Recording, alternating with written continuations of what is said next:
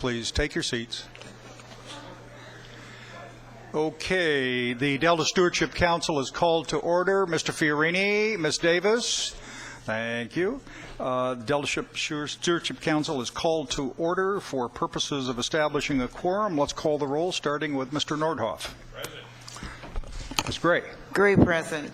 Fiorini here. Eisenberg here. Quorum is present. Okay, let's talk about the rest of today. We're going to start off with the the lead scientist report. Mr. Dom's here. We're then going to go to the Independent Science Board. I think I saw Dr. Mount somewhere. There he is, who's going to be subbing for the chair today. Once that is done, we're going to move into the other chapters. And I'm going to recommend members that what we do is concentrate on Chapter 4, which is water resources, then Chapter 5, which is ecosystem, and then in order, the next giant one is the risk section. And I think we take it in that order, and that's because given the pace yesterday, it seems to me we owe to the staff and ourselves a duty to go through the biggest chapters to the extent we can today.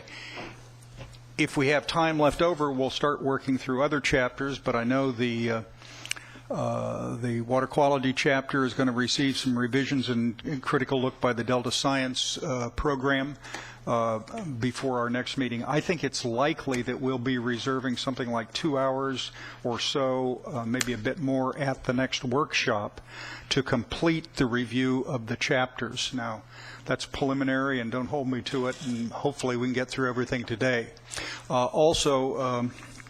Mr. Moran from Delta Wetlands was not able to be here yesterday. He wanted to say things about Chapter 1 and 3, or 1 through 3. I said, that's fine, but you gotta let us get through the rest of the stuff. And so he looked at me oddly, but said, okay, the end of making a statement about things already covered at the end of the meeting is okay. I suspect there will be other people who would like to sneak in comments about the earlier chapters that they either didn't make yesterday or want to revise, and I will ruthlessly call you out of order on those, because we've got to go through this stuff in some systematic fashion. Mr. Grindstaff, does that sound okay to you? That sounds very good. Okay. Let's go now, members, if you would go to tab 11, the lead scientist report. Dr. Dom. Thank you, Chair. I'm going to make this reasonably straightforward and succinct and short. I know where time is of the essence, so let me just go through the 3 items here very briefly, and also I have a fourth informational item that I wanted to finish with that I think you'll find of interest. The first one has to do with the 2011 Delta Science Fellowships. This is a program that we've been running for about 8 years, I believe now, and about every 2 years we try to get a class of fellows. Fellows are either doctoral students or postdoctoral students. We support them for 2 years to do research in the Delta or the Bay, and we have done this now for a period of time, and we actually have done some recent studies, and more than half the people that we've supported have continued to do research in the Bay or the Delta. The latest competition basically identified 8 Meritus proposals. Total value of those 8 proposals is about $1.1 million to support these 8 students. 6 of them are postdocs and 2 of them are predoctoral fellows. The kinds of topics that they'll be working on is the effect of pesticides on the copepod community, effects of pyrethroids on salmon at different stages of their life history, nutrients and their effects on the phytoplankton and the bacteria within the system, hatcheries and their role in sustaining native fish populations in the Delta. Those are the kinds of things that will be supported relative to this. The details are on the link that's on the on your short report. So these 8 fellows will then begin a 2-year period of research, and one of the things that we require of the fellows is that they link up with a community mentor that's an active person working in the Delta from one of the local agencies or NGOs or consulting companies, and then provide that kind of link back to providing the information on their research beyond their academic community, but to the researchers that are working in the Bay and the Delta from some of the agencies. So that's the first agenda item. The second one is the latest issue of San Francisco Francisco Estuary and Watershed Science. Our electronic journal just came out. There's 3 research articles. The research articles have to do with a native fish, the Sacramento perch, kind of summary of what we know about that organism. There's a second paper that looks at the issue of hatchery sustenance of native fishes in the Delta and some of the challenges and issues related to that.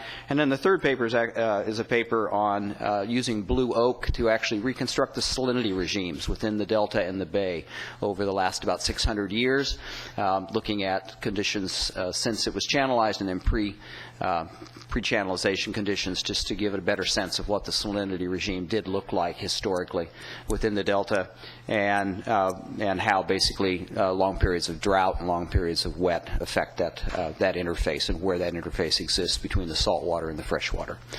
And there's also then there's an ongoing debate about some of the assumptions behind the estimates of entrainment by the pumps of Delta smelt, and there's an exchange of 2 scientists who have differing views on that, B.J. Miller and Wim Kimmer, and so there's a point-counterpoint discussion of that topic. I actually read both of those reports, and although I concede my ability to understand all the implications is not great, I thought it was interesting that we would use the forum of the Watershed Science electronic journal to have folks who yell at each other, their expert witnesses in court trials and all of that kind of stuff, to actually put down in writing what their theories are next to each other on an issue that drives both litigation and policy, so you can look at it in advance, as opposed to what Dr. Mount usually refers to as combat science, which is showing up at a meeting, finding a new scientist who lobs another grenade in the direction of the policy, and off you go. So, I mean, that was really very interesting to me. I think this is a goal of the editors, to increase this component of the journal moving forward. I think this is a healthier way to have some of these debates. So this is something that I think you'll see more of in the future. Yeah. By the way, the woman who is the organizer of the journal had, I'd signed up to get the notice on its publication, and when it came out, I noticed that she acknowledged my receipt, but I didn't know whether she had sent it to the rest of the council members, and I'd ask... have the other council members. We'll make sure that you are on the notification each list when a new issue. Yeah, it only comes out, I think, it'll come out 6 times this year, is what you're anticipating. They're having additional issues this time. Usually it's quarterly, but yeah. Yeah, and I just thought, particularly the 2 articles, was something you might want to take a look at. Okay. And if you could do that on the member's email address, that'd be good. Okay, will do. The third item has to do with a workshop that we held on April 13th, my 60th birthday. This is the way I spent my day. Happy birthday. I don't know much about fish, and I guess I know a little bit more now that we've had the workshop, but the workshop was really on looking at life cycle models for salmon, and this was a request from the National Marine Fisheries Service to pull together people working around the western United States who work on these kinds of issues, because understanding all the various stages of the life history and where the bottlenecks might be to the salmon populations that are here in the Sacramento and San Joaquin Basin is something that has been recommended by a lot of the outside experts, that we incorporate that whole life history understanding through a modeling perspective into some of the work on these organisms. And so we had about 6 of these different models were presented and discussed, and we had an expert panel who basically queried the presenters, and we'll be writing up a report that will summarize sort of the state of where we are with the models, and basically some suggestions on how to use the models, and possibly maybe how to make do some intercalibration between the models. So that report is due the middle of June. Okay. All right. Questions?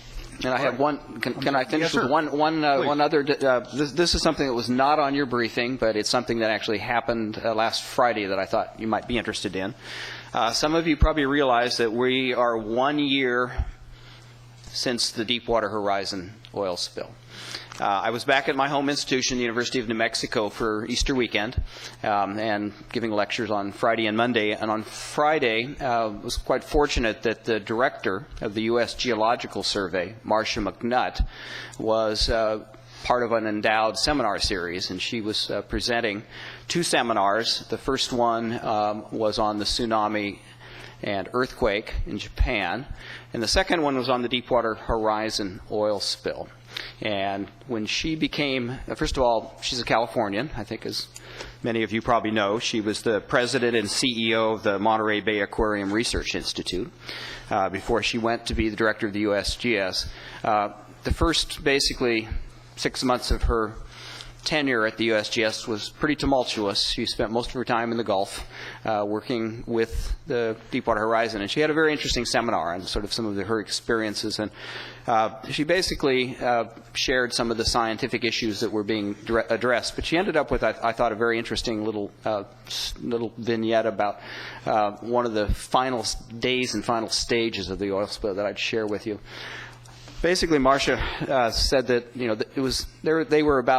they were 3 months into this discharge, and one of the early actions that the scientists were doing was trying to estimate the volume, how much material was coming in. Well, it turns out about 4.9 million barrels of oil and gas spilled into the Gulf during this 3-month period that the well was basically spilling into the Gulf. But one of the things that when they finally got around to having the capability of capping the well, which was one of the possible pathways to stop the flow of oil into the Gulf, there's a very real concern as to whether or not the cap would be viable, or whether the cap would actually cause more damage by pushing the oil out through possibly damaged lower portions of the well, so that instead of having a single source discharging into the Gulf, you would end up with multiple sources passing through the aquifer. And so when they put the cap on,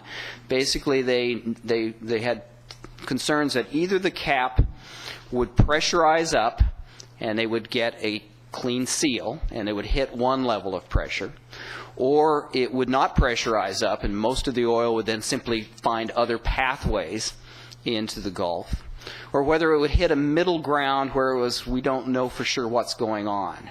And when they put the cap on and they sealed up the cap, of course the level went to the middle ground. If it had not pressurized, they would immediately have pulled the cap. If it would have pressurized up to a level that they had their expectations, they would have they would have seen the success and they would have kept the cap on. But what happened was it hit the middle ground. So they basically got the data, they sent it out to some of the USGS scientists, one scientist in particular who is a groundwater hydrologist, works on deep groundwater aquifers. He analyzed the data, spent basically 24 hours looking and analyzing and modeling the data. The way the pressure built up in the well convinced him that basically the well was intact, that the reason it wasn't pressurizing to the level that they expected is it was a largely depleted well, kind of like a depleted aquifer. And he said, keep the cap on. And he was right, and there has been no additional leakage into the Gulf.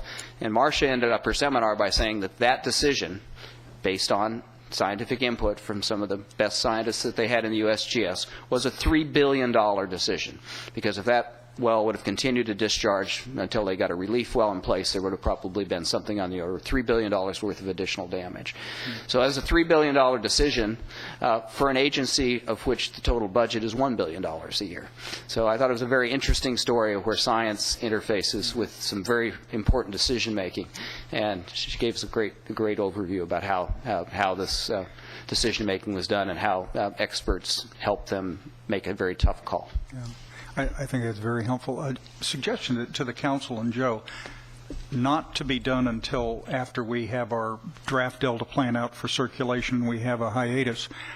The co-chair of the Presidential Commission on the Spill is a guy named Bill Riley, former EPA secretary under first President Bush, based in San Francisco, doing all kinds of consulting and so on and so forth. And he was on Delta Vision, appointed by Governor Schwarzenegger, so I served with him for a long time. He was the co-chair. I've heard him talk, and he's also on Delta Vision Foundation. Randy and I were at one of their meetings.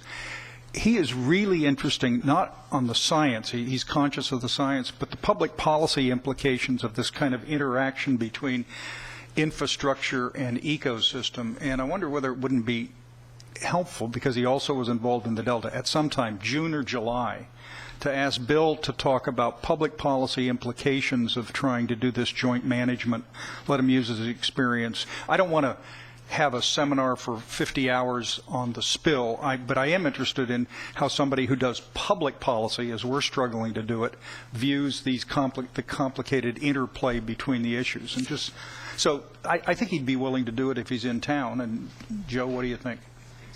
Yeah. Okay. Let's plan. We'll send an invitation to him for June or July when we have we're back hopefully to one meeting a month for a possible talk about that. Okay. Okay, that concludes my report. If any questions, be happy to address them. Yes. Mr. Cliff, Norhoff. during your birthday workshop, talking about salmons, did they talk at all about the biggest threats and prioritize them to the propagation of the salmon?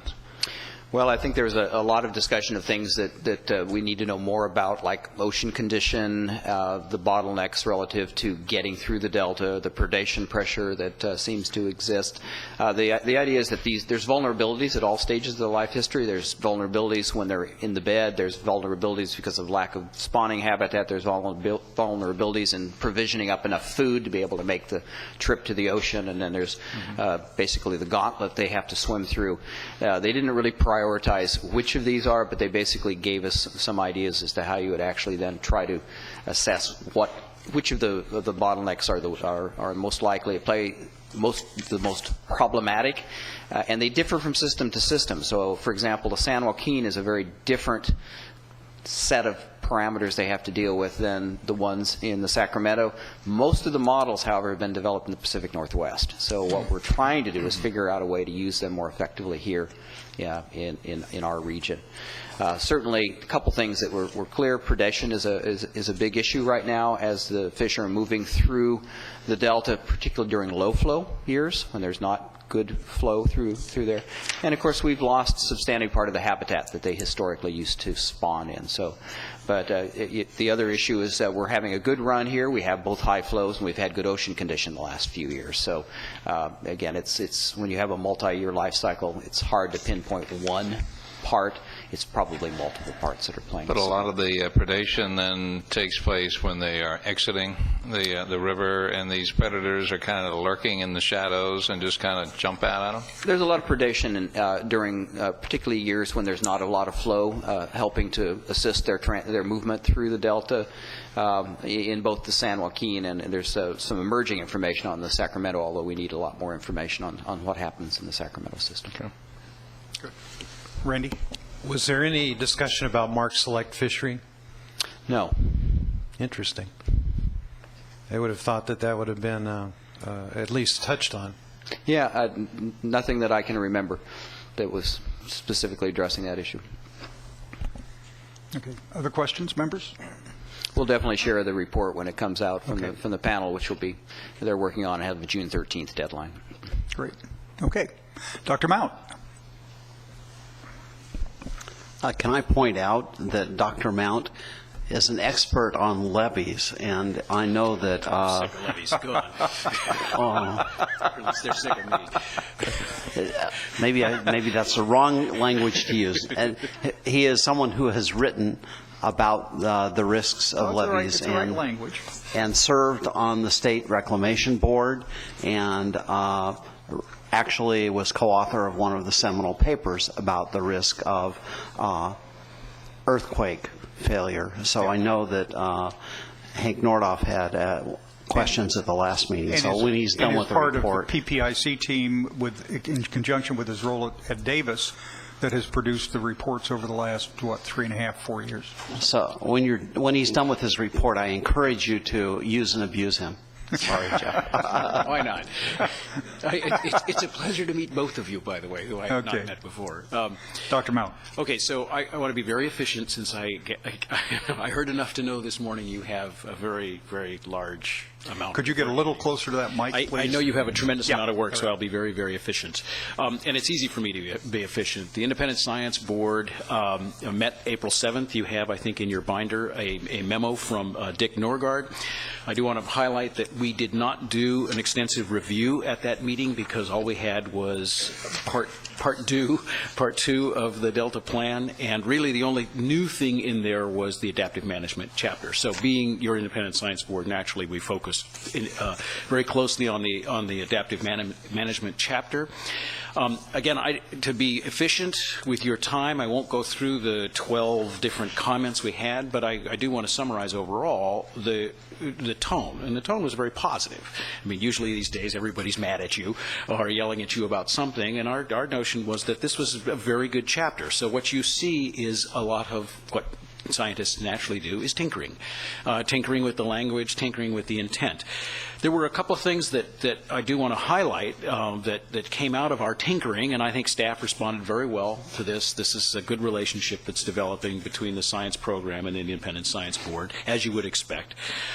We did note, and this is, and you're aware of this, in that good science is obviously the basis of an adaptive management program, and the chapter on adaptive management is very general, and we all came to the same conclusion. It's nice in its generalities, but we would like to see how it fleshes out as it translates through the entire document. In particular, we note you don't have a science plan. And this is something all of your independent science boards for the last decade have complained about, that we still don't really have a science plan. We have a science program, and creates the illusion that you have a science plan, but in fact you don't really have a well-coordinated science plan. I admit, and Phil is there, I described it once as a scientific adhocracy. I stick by that designation. It is still a scientific adhocracy, and really there's a great opportunity in the development of the Delta Plan to begin to coordinate and create some efficiencies. I do not personally think that we have insufficient science, that is, investments in science. I think we do not do a good job of integrating it. Forget coordination, integration of that science. And that came out in our discussions. Again, we had some differing on details of this. We were very supportive of the effort to clearly define best available science, and we recommended taking a look at the DRERIP models and how they define best available science in there as a generally a good guide.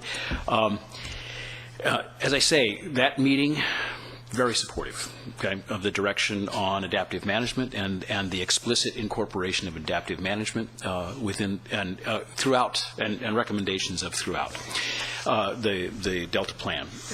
I do want to say that we also, again, I'm trying to be very efficient in this, we also met by conference call on April 25th to plan for our May 5th and 6th Independent Science Board meeting, and we decided not to meet on the 5th and 6th, after all, because at the time of our teleconference, we didn't even have the third draft in hand. These are busy people. They have to travel from around the country to come to these meetings, and we worry greatly about an inefficient use of the Independent Science Board's time, and not to mention the cost that's involved. And we felt that after discussions with Joe Grindstaff that we'd be better served waiting for the fourth draft before we re-engaged on review. And so we have a very tight timeline on that.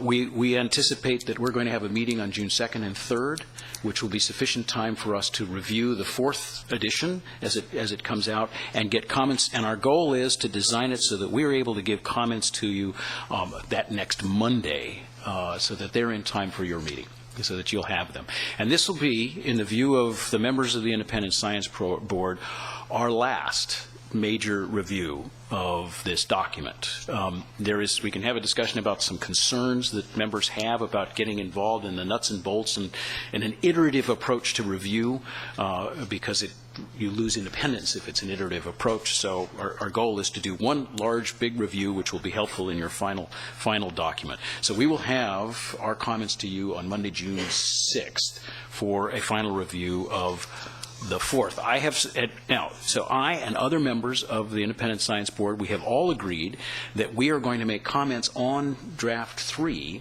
and submit them individually to Dick Norgard, which will then be forwarded to you, and we're going to do that by what was to be our original meeting date of the 5th and 6th. So we're just going to do that individually. We're not going to coordinate it at this point, recognizing time is of the essence, but we will do a full-blown review with a formal presentation voted on by the board in our June meeting, June 2nd and 3rd meeting. That's helpful. Just a couple questions. I noted the Delta Science Plan reference in there. You know me, I just say, well, what's your plan? And I am particularly interested in how to integrate science and coordinate it between agencies the concept is there. I don't know what the implications are financially. I don't know what laws ought to be changed. I don't know what regulations have to be changed. But I'm interested and intrigued with the idea. We've talked about this both at the Independent Science Board and here a number of times before. If there are any ideas we ought to consider on that, the sooner we can chew over general thoughts. And maybe the best opportunity would come if any of the individuals on the Science Board would be prepared to make some suggestions of broad parameters. We'd obviously ask Cliff and the science program to take a look at it. But those we'd need sooner than later if it's possible, because we need some time to digest it. Because if there's any, if the staff find any of the ideas compelling and they want to put it in their fourth draft, I'd rather have it in the fourth draft than try to muddle through and develop something during that final meeting. And we happen to agree with you, and we feel, I mean, and I can tell you from discussions with individual members that a lot of that leadership for that should come out of the Delta Science program, in particular, under Cliff's guidance. So, but again, these are suggestions we are already making to the staff, and I will pass that along today to the members of the Independent Science Board, that you're looking for some guidance on what a plan might look like. And again, you have historic reviews of this from earlier versions of the Independent Science Board, which have all consistently said the same general message. We need a science plan for this system instead of each individual agency and then the IEP and then the Delta Science program pretty much pursuing their own interests. It's inefficient. And it doesn't do as good a job as it could in terms of delivering the science for decision making. So I will send that out to the members today and let them know. As you know, Dick Norgard is in China, so he may not answer right away, and Mike's in Canada, where they don't. Okay. Mr. Nordhoff, you got a question? Are you going to talk about levies? No, I hadn't planned on it. It wins me such friends everywhere I go. Well, just a quick one. We've heard differing opinions on the condition of the levees, and from 30,000 feet. Some people say in the absence of any seismic event, they're going to fall down, a flood. What is the overall condition, from your view, Jeff, of the levees? Okay, so I have overseen, I was actually the liaison to the Delta Risk Management Strategy review. We reviewed it twice, actually. The second review was not quite as thorough as the first review. So I've been part of that. I was on the State Reclamation Board until I was fired by the Governor Schwarzenegger on my birthday. And I have been actively involved in this issue as a researcher at UC Davis, so all of these. There are large unknowns. So we're dealing with large uncertainties. That's the most important thing. And when you have large unknowns, people can stake out a position within the envelope of unknowns and really marry that position. But I will tell you this, and this is my professional view of this. In that array of unknowns, we are really arguing about the magnitude of risk in all of this within that array of unknowns, which are all high. It is not as if anyone can make a credible case that of the 1,100 miles of levees that are within the Delta, that they are in good shape. That's not credible. And I say that because every organization, every group that has come from the outside, whether it's the Dutch, who are here in the hopes that we'll give them vast sums of money to help us with our levees, or whether it's independent scientists who are of extraordinary national stature, outside reviews have consistently said, it's on the very high side of that range of vulnerability. In Delta interests have a legitimate gripe, a very legitimate gripe about the broad brush approach. Like all the levees are bad in the Delta. That's not true. And you have tremendous amounts of local knowledge which can show you that in fact some of them are in pretty good shape. And the farmers in the Delta in particular have done a heroic job with a very minimal amount of money from the state of doing the best job they can in keeping those levees together. They are in far better shape than they were, say, just even a decade ago because of investments that have been made. That said, we are arguing about a position on the x-axis, is the way I call it, that it could be really bad or just bad. But what it is one cannot argue that those levees are of a high quality, high standard in the Delta. That would be disingenuous. Is there any relatively easy, quick, and inexpensive way to make the unknown known, to do some diagnostic tests on the condition of the levees? There's from a scientific standpoint. No, there's this great misperception out there that there is no information. There's actually quite a lot of information that's available. What it is not is coordinated information. That is the systematic collection of boreholes throughout the Delta. And that's going on, by the way, the collection of that information. But there has been no systematic gathering of that data. So you're dealing with a combination of anecdotal data from individuals who know these levees very well to some high level. In fact, there's some really outstanding consulting firms that have been working in the Delta for a great deal of time, and that information comes from there. As well as what was assembled, they put together as best they could into the Delta risk management strategy. To really get at the geotechnical condition of the Delta is a major investment taking many years. It is not something that can be done overnight.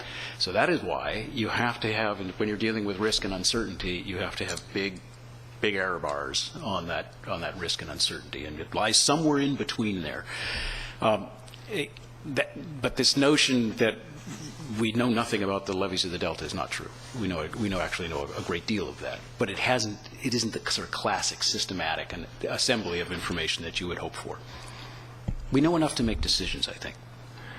There seems to be some data that's not yet turned into knowledge.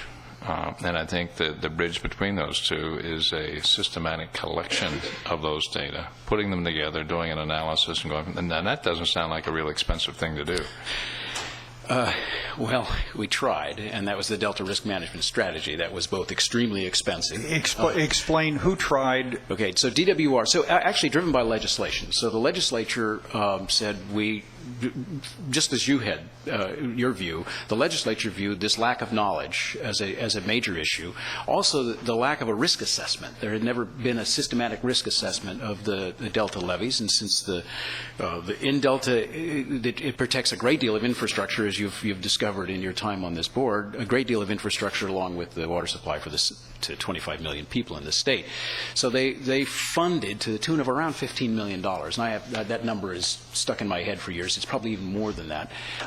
The Delta risk management strategy, which was really built into two phases. The first phase was to essentially establish what the risks are, mostly establish what the uncertainties were, but establish what the risks are, and that is the risk, that is the likelihood of levee failure and the economic costs associated with that. Then the second phase of that was to be risk mitigation. What were our options for mitigation? The second phase of that has never really been completed to any level that anyone would deem satisfactory. The first one was completed. It was reviewed by an outside team, which was highly critical of it. I sat on that review. They revised it, and it was basically accepted with sufficient information to make decisions at the level at which you're going forward now. The details are we need more information on the details. That is, but it is of sufficient information at this point to make policy decisions. But in terms of details, like where you're going to, which segment of levee you're going to fix, we don't have that information. Yeah, I mean that's really what we need. I mean, right. Well, one of our tasks is to prioritize the levees. Which right. ones do you fix first? Right. You have to know something, not just about the size of the island and the people and all the rest of that, right. but the condition of the levee themselves. Okay, so I know you guys have to move on to other things. I don't want to get bogged down in this. My argument, and I've done this in writing and made lots of friends over this, is that we do have to do just that. We have to make prioritizations because the costs are so high involved in this. And the difficult political and technical process of making priority calls is what you have to do. I mean, I think that's what people are looking to you to do. And I would argue you have sufficient information now to set a policy and at least a preliminary prioritization, but you lack the sufficient geotechnical information to begin to physically move dirt. And that's I guess the thing that troubles me, Jeff, is that there seems to be some data out there that's being collected and it's not being used. People are drilling boreholes and all the rest of that, and some place this data is being collected, but it's just sitting there. Welcome no one to- is mining those data, so to speak. Welcome to the Delta. This is an issue, the science plan issue. We know that information is being collected in myriad ways, in myriad organizations. This is the adhocracy problem that we have. I happen to agree with you that the systematic collection and analysis of that data is one of the key features. Now, DWR... Is that going to be a key part of your science plan? Of my science plan? You mean your science plan? The one that you're going to put together for us. No, we just review it. We're reviewers, remember? That's what we do. Sounds like it should be. Yeah, yes, it should be. It absolutely should be. Okay. I mean, we tend to focus on collecting bugs and bunnies information and not enough on this geotechnical side, yet this is the big issue in the Delta. So I happen to agree with you. The policy questions that tend not to be made that would drive this very rapidly, the basic one is, should the state declare it as their sole financial duty to provide the highest level of flood protection for all existing levees in the Delta? That's a political determination. If the answer were yes, there would be a frenzy of activity that in relatively short order would have hard, clear, specific information, details, and an agenda for action. But because all this scientific information has personal and financial implications for cost-sharing ratios and who has a responsibility and legal liability, my view is that everybody would rather have the answers on details come after the policy declaration of fundamental state and federal responsibility for payment. Yeah. And the problem with that is obvious. The costs are in the billions under any scenario. Yeah, it's easy to make policy based on political considerations. It's more difficult to get a solid foundation for that policy based on information. Yeah, and when we get to the risk there's chapter, frequently a disconnect between the two. yeah, and the risk chapter highlights some of the questions. I mean, is it government's responsibility to ensure at the highest level the full protection of any human activity in a flood-prone area? That's one way to express it. Well, some people say yes, some people say no. And I think Dr. Mount usually says some of those questions are scientifically answerable and others of them are not really science questions. Yeah, and it's nice to have a better handle on the amount of risk there. Oh, sure. Randy? Dr. Mount, this is a worthwhile use of our time. The question I have for you applies to every chapter that we're going to review in the remainder of the day. It has to do with dredging in the Delta. We've received numerous public comments from informed individuals in the Delta that would suggest that if we commenced dredging in the north-south channels and used the tailings to add to the height and width of the levees, that would be sufficient to ensure water supply reliability and reduce the risk on the existing levees as it stands today. Your thoughts about dredging and tailings? Well, okay, so let's ignore all the permitting problems that come with dredging. So if a miracle occurred and the permit ferry came down and said, okay, you guys can start dredging in the Delta, which I doubt is going to happen, which I mean, really is probably your biggest stumbling block, we should focus on a sediment balance in this system to answer that question. And right now we've seen a long-term, so today we know with the work of the U.S. Geological Survey in particular, we've seen a steady decline in this amount of sediment that's moving into the Delta. And this is a function of recovery from the hydraulic mining era, the establishment of very large dams upstream, which have reduced the amount of sediment flowing into this system. So the first answer to that is that's not sustainable at this point. The amount of sediment that's moving into the Delta, to give you a round number today, to give you an idea of the amount of sediment that's moving in, if you could spread it all out everywhere, is about equal to the rate of sea level rise. So that gives you 2 millimeters per year if you spread it out everywhere. This notion of dredging is a one-shot deal. If you empty the channels of sediment in this system, you have insufficient sediment coming into this system to replace it. Now, there will be locals who will tell you that statement is crazy because they have real problems in some places with the accumulation of too much sediment in portions of the channel, which is reducing their conveyance, their ability to move water. Those are isolated. That's not ubiquitous. That's not everywhere. In fact, your scientific community is very worried about the decline in sediment that's coming into the delta, because the delta was historically a very turbid system and there was abundant sediment moving through it. So I would challenge the notion. Indeed, I would like to see the numbers on this. Challenge the notion that this could be done. I doubt it. That you could do this. Remember, you have 1,100 miles of levees. A simple mass balance calculation of raising those levees 6 inches, you haven't got enough sediment in that system to make it work. To my mind, to make actually, as part of upgrading, I mean, right in the back of my head as I'm making that calculation, there's a mass balance problem here. It's particularly with the decline in sediment that's coming into the delta. So that's an interesting idea and has merit, by the way. The dredging may have merit in some locations. So don't again, part of the problem is we tend to, everybody behind me will say the biggest problem we have is we think of the delta as this homogeneous feature and it's all the same everywhere. It's not. I mean, it's hugely different whether it's the north, south, east, or west, or central. But I can see some parts of the delta where dredging might be very helpful, and that having that material for levee improvement might be very helpful. Very helpful. Again, if you can get the permit ferry to make such a thing happen, I have doubts about the ability to do that. Past as an indicator and all that. But again, fixing all the levees in the delta, I'd like to see the mass balance calculations on that. Mr. Natoli. Yeah. Just to follow on, though, I think to your point about the permitting challenges, but if it would be very helpful, and from a scientific standpoint, and from a standpoint of folks who would like to see it done either for water conveyance, for improvement to levees, if a more precise approach was taken. Again, there are many regulatory entities that have to say so over whether you can do it, and lots of different considerations. But just to your comment, Jeff, about being very helpful, it would seem to me then if you could, with some precision, again, it may not go far enough for some folks and go too far for others, but trying to find a spot where you could at least get some of the benefits, and then it may be not just accrue to the levees, but to the fisheries and to a whole host of things. What's your sense about ability to do that then? I mean, if that was the approach to look for those areas, and so I'd just be curious about it, because again, you've obviously steeped yourself in this for many years. Okay, so I have followed this in the up and down the system, whether it's the accumulation of a great deal of sediment at the confluence of the Feather River and the Sacramento River, where Dykert would like to mine that sediment for us. I mean, the sediment in this system is a major management issue that people rarely ever talk about.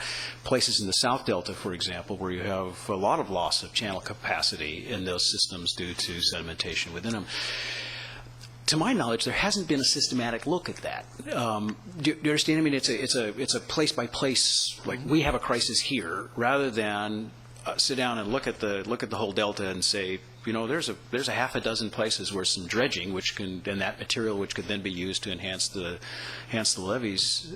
To my knowledge, that's never been done. I certainly haven't ever sat down and gave it organized thought. And who do you think would be responsible? I mean, there's the usual suspects that you would call into it, and maybe they're the ones who do it. But I mean, again, as we're in this effort of developing Delta Plan, and kind of back to Randy's question, that there are certain benefits, and there may be certain offsets to that. But if there's to take a more systematic look at this beyond, coring levees, even to Hank's point about what they're doing on kind of the land side or inward side or the facing side, what about the approach of looking at channels and get a more comprehensive approach and do something about it? Sure. Okay. So the Army Corps is involved in a planning effort right now in the Delta, and that's the logical group because they are the permit ferry.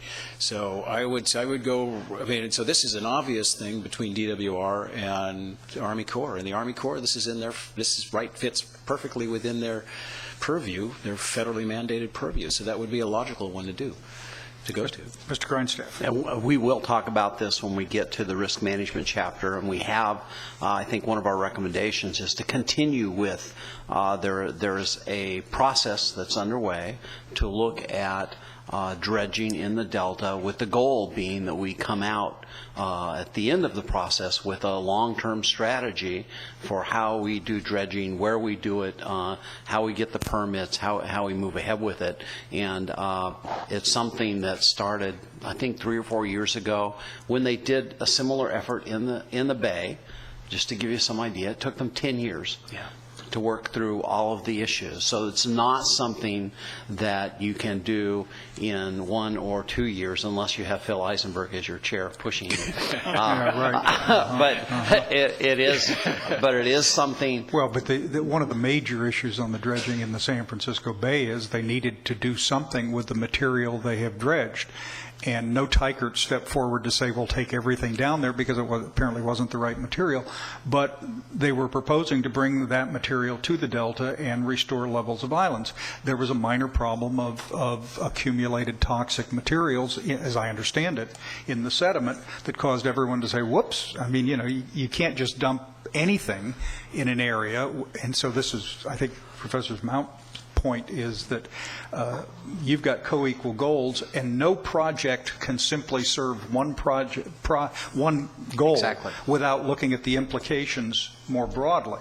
Exactly. We have mercury in sediments in the Delta in some places more than others, so it's not a simple problem just to say, okay, we're going to go do this everywhere. The subsidiary fight on the surface gold miners up in the foothills, for example, who float on rafts and have these suction machines run by gas-driven engines and so on. And these are, this is not hydraulic mining like the 1890s, but the Department of Fish and Game is in major disputes now on developing plans. One of the arguments is when you suction out the debris in the river, you're essentially taking spawning areas for fish. Now, that's also the area where you're going to pick up some of the gold that comes in. So what are the values? This is the values in conflicts, the issues. And it's human nature. If you identify a problem, you want to solve that problem first, and often people have a solution, but the unanticipated consequences are the ones that drive you nuts. That's why BDCP is so complicated. It's why any of these issues are so complicated. But if there is a Mount plan, No. if there could be, That would be dead on arrival. by the way, for those of you who don't know, Dr. Mount once was Cliff Daum in an earlier life, or a version. He was lead scientist for, well, a version like that. But he held a comparable position. The Schwarzenegger administration appointed him as one of the 2 Delta scientists to advise Delta Vision during the 20 months we operated, and he's been worn down by the battle, but it hasn't suppressed his sense of humor and skill of expression. Thank God. God. Bed in the morning, yeah. Okay, I know you guys have a lot to do. I do want to ask a question before you leave. I almost got out of here, didn't I? I saw you trying to leave. You talked about that there's a lot of data being collected out there, and there's no real coordination. And that's very important, because how can folks make really good decisions unless you look at all the information? Do you have any idea how to collect, how to coordinate all of that information? So, not to plug a book, but I will. So we have some descriptions in the book that you probably have already received. The last PPIC. Yeah, Managing California's Water from Conflict to Reconciliation. In fact, we look very, very closely at that. And we make some suggestions for reform in how we structure both data collection, information collection, and the governance of it itself. I mean, right now we have a system where we do not collect water, even water data, in a standardized form. We don't have a centralized database. We rely on DWR to do that, but DWR has to deal with all the different counties and all the different agencies that are collecting information. So we're recommending a little top-down approach to this, to standardization of collection of information and centralization of that information. But just collecting information isn't enough. I mean, this comes back to what Mr. Nordoff is worried about. Just assembly of information doesn't solve the problem, and this is a warning to you from the Independent Science Board. And when we look at this, we'll see monitoring. People will talk about monitoring and collecting it. Well, that's all fine, but unless you do analysis and you have a way to feed it into your decision making, it's really of limited value. This is a real concern, and whether it's water data, whether it's just general water data or ecosystem data or economic data, all of that. So in your thinking about how you're going to structure the Delta Plan and the various organizations themselves, you've got to think about the acquisition and analysis of information is going to be key. It's the seventh largest economy in the world, and 30 some odd million people here, and you would expect there to be a lot of diversity in that and the accumulation of that information. But again, a little effort will probably go a long way. And again, so I'm plugging a book, but we have some recommendations for how to reorganize there, which people really don't like, which was no surprise, by the way. Dr. Mount, thank you very much.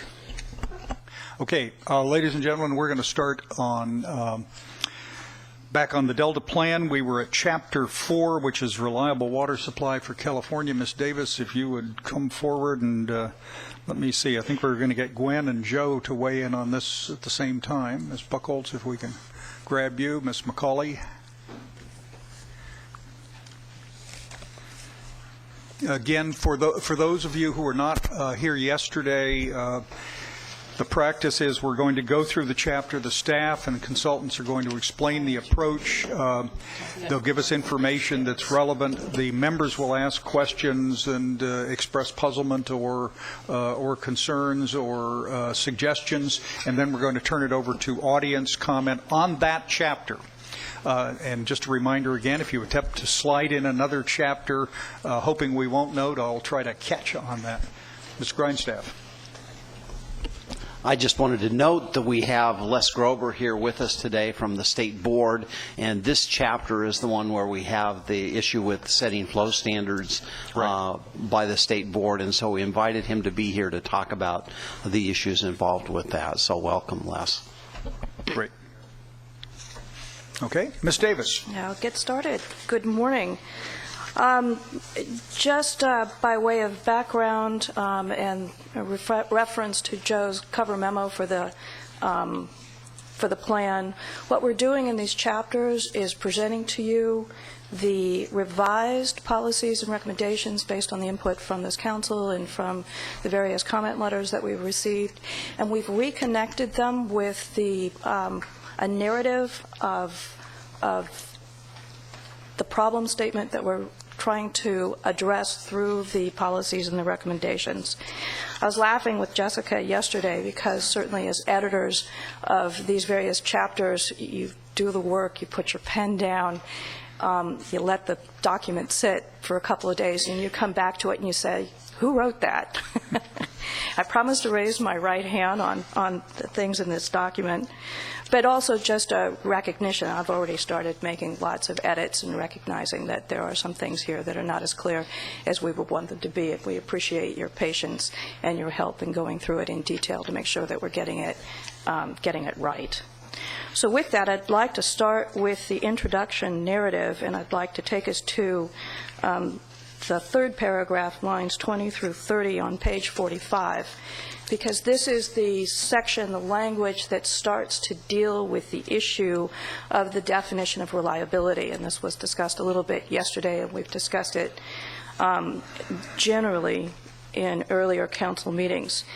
Definition of reliability is not as easy as one would hope. And we did do a lot of research in the last month going through the literature. We've received actually some excellent comment letters. But the bottom line is, the consensus is there's no consensus on one easy definition of water supply reliability. The closest that we were able to pull out of both the comments and the literature, it's that it's the percentage or the probability that a supply available will meet or fulfill demand. And when you go back to the State Water Project and you look at the State Water the reliability report that's put out by the Department of Water Resources, here you're looking at the contract amounts and you're looking at the probability over time that a certain amount is being delivered. Nice match between a very tight definition of the supply that you're looking at and what you're measuring it against in terms of a form of demand. When you actually get into, and Joe mentioned this yesterday, our obligation is to look at statewide water reliability. Now you're talking about all the different forms of supply that are available in the state, the different levels at which that water supply is being used. One of the comment letters talked about that it was really very difficult to come up with a statewide definition of water supply reliability. Is this best defined at the local or the regional level, where the water providers or the water suppliers are actually responsible for making sure that the supplies are there to reliably meet the demand? But even within that, what we in the water provider world are calling our portfolio of water supplies, most of us have such a different mix of conditions and different types of supply. And then you get into the question about how do we define demand? Is it demand during normal years? Is it demand during dry years? Is it demand during emergencies? What is the relationship between demand and water conservation? How do we manage the demand side of the equation? Is it the appropriate water supply of the appropriate quality to meet the demand? So we've struggled with this, and we would really appreciate your input and how we can make it better. In the language that we've presented to you today, we stepped back, and instead of coming up with a definition of reliability, we ended up saying it's a trend in addressing different components of supply reliability: control of water demand and improved conservation, dealing with the infrastructure limitations in storage and conveyance, ensuring that the water flow standards to protect and restore the Delta ecosystem are updated and enforced, because reliability is not only water supply reliability in the context of traditional water demands for our urban and our agricultural needs, it's also water supply reliability for the environment. And then, of course, looking at the different sources of supplies that we can bring on in terms of water reuse, groundwater treatment, stormwater capture and recharge, and desalination. In thinking about the conversation from yesterday, the one thing I would add to this is the question of, in looking at it statewide, it's water supply reliability in comparison with what? And there is a line in here later in the document that we talk about how, as we look at ways in which we can improve water supplies, how that should be reported and captured in the B-160, the state water plan that is updated every 5 years. And the thing that I took away from yesterday's brief conversation, and I think we should be part of this conversation, is part of trying to set a reference point for the state of California on water supply reliability, tied back to a better use of the state water plan to better define for us in the regions, and then aggregating up to the statewide level using best available data. So this ties back to the conversation we just had with Mr. Mount about what does it mean to begin to identify with this data, what are the levels of supply from various sources that are available in the state, and then what are we doing at regional level, and how does that aggregate up to a statewide level to show us trend lines of improving our ability to meet our demands through these various sources. And as part of that, meeting the demands includes, and this gets complicated, doing water conservation and improved water efficiency and water management. Now, question from Mr. Chairman, would you like me to walk through everything, or do you want to break things up here? I think the right way to do it, I mean, let's chat about it first before deciding it. Probably the right way to do it is, before we immediately jump to the policies, which I want to do pretty rapidly, let's see if there are general comments from the council on the textual narrative, the introduction, and so on, because I don't want to miss that opportunity as well. And then what I was going to suggest, if it's okay with you, is then break this apart into each of the sections. So I present a section, the subject area, the subject sections. areas, and Yeah. then have a conversation based on that. Okay, so let's talk. Well, then maybe what we ought to do is just starting on page 25, which is the introduction. Folks' comments. Randy? 45, yeah. 45. I'm sorry. Excuse me. 45. Let me make a comment to you. This, and I think you were here yesterday when I was talking on Chapter 3. I think the substantive policy chapters in the Delta Plan ought to reference back to the broad outline of what was in Chapter 1, which is this expectation of what we hope to achieve by the year 2100. Okay. Only because you want to be able to link the narrative in the introduction about the Delta Plan to the discrete chapters on different subject areas. I mean, for example, if you look at Chapter 1, pages 11 and 12, the first 3 diamonds are ones that arguably are water reliability. And yes, you've talked about it, but this is a summary. I like this, the overall summary. Co-equal goals, foundation for statewide management, no water right decisions or contracts are made without considering the co-equal goals, public trust doctrine, California Constitution. The second diamond is water conveyance and storage, and the third is the miscellaneous array of efficiencies and conservation. I tend to think you want to start each substantive chapter with the declarations that echo something like that in the first chapter, so that you can make the connection and also leave behind a broad understanding. Couple of things. I think you're going to be stuck being more definitive on a definition of reliability in writing, either to adopt one or to point out the options and the pitfalls. And I agree with you, it's a messy, sticky subject. Number 2, I think you are going to have to be more specific on the water reliability stuff in the 4th chapter. And I reference you back to page 10 of the first chapter, lines 15 through 21, where they actually had a paragraph discussing the 4 water reliability reports from the Department of Water Resources.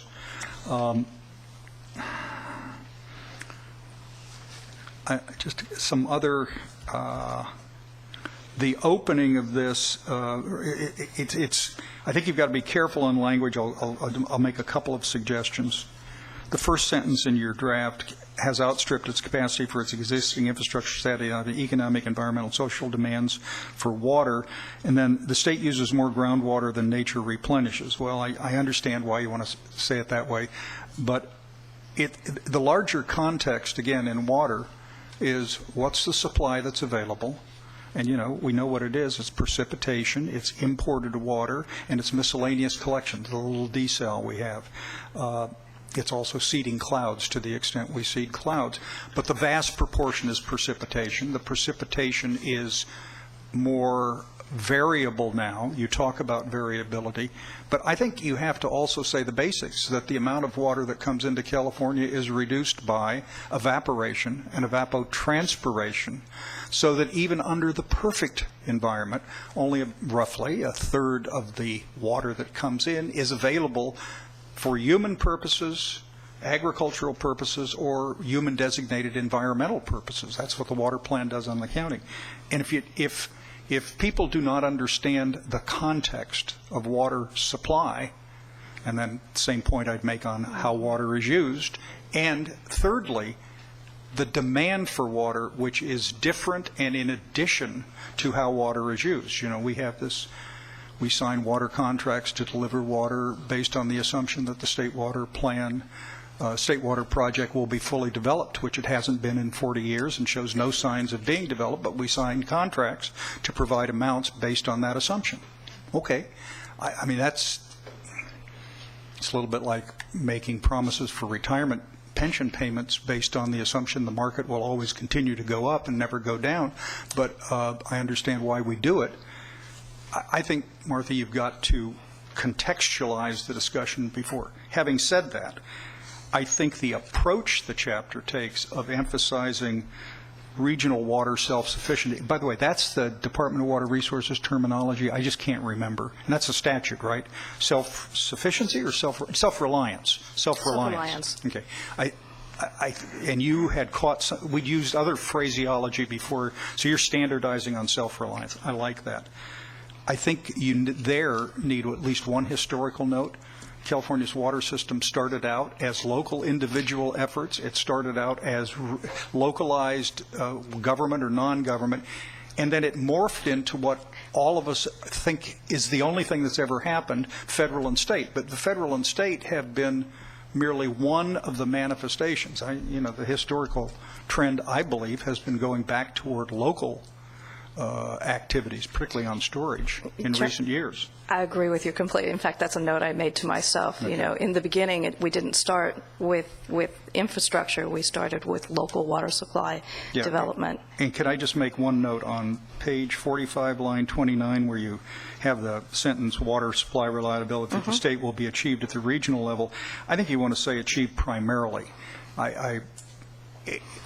Only because it's inconceivable to me the state or the federal government will not have a role, but your point here, and I think through the rest of the text is, guys, the future for the next 20 or 30 or 40 years is primarily regional stuff, and I think that is a fair policy statement and goal. And that's so think of whether that qualifier jeopardizes your meaning. I don't think it does, although obviously I'd be interested in the other council members' opinions on this. I think one of the balancing acts in this text is to recognize the extraordinary diversity of water supply conditions around the state. So you do have many areas that have a wealth of local water supplies or have the ability to make choices about how those water supplies are managed. And by making those decisions and those investments, they will be able to improve overall their local ability to have reliability. But we also have integrated into the state system the imported water supplies, and those for many regions are a really critical part of also maintaining the reliability of their local supplies. So it's the marriage between the two, and it's recognizing that that marriage, by putting the two appropriately together, is what creates and enhances supply reliability across the state. And so I think there's some nuancing to the language to make sure that we have that appropriate balance in it. Mr. Fiorini and Mr. Fiorini. I want to put an exclamation point behind what the chairman just stated about the difference between the regional water supply developments that have occurred for over a century and the recent addition of essentially two statewide water projects, the Central Valley Project, the State Water Project.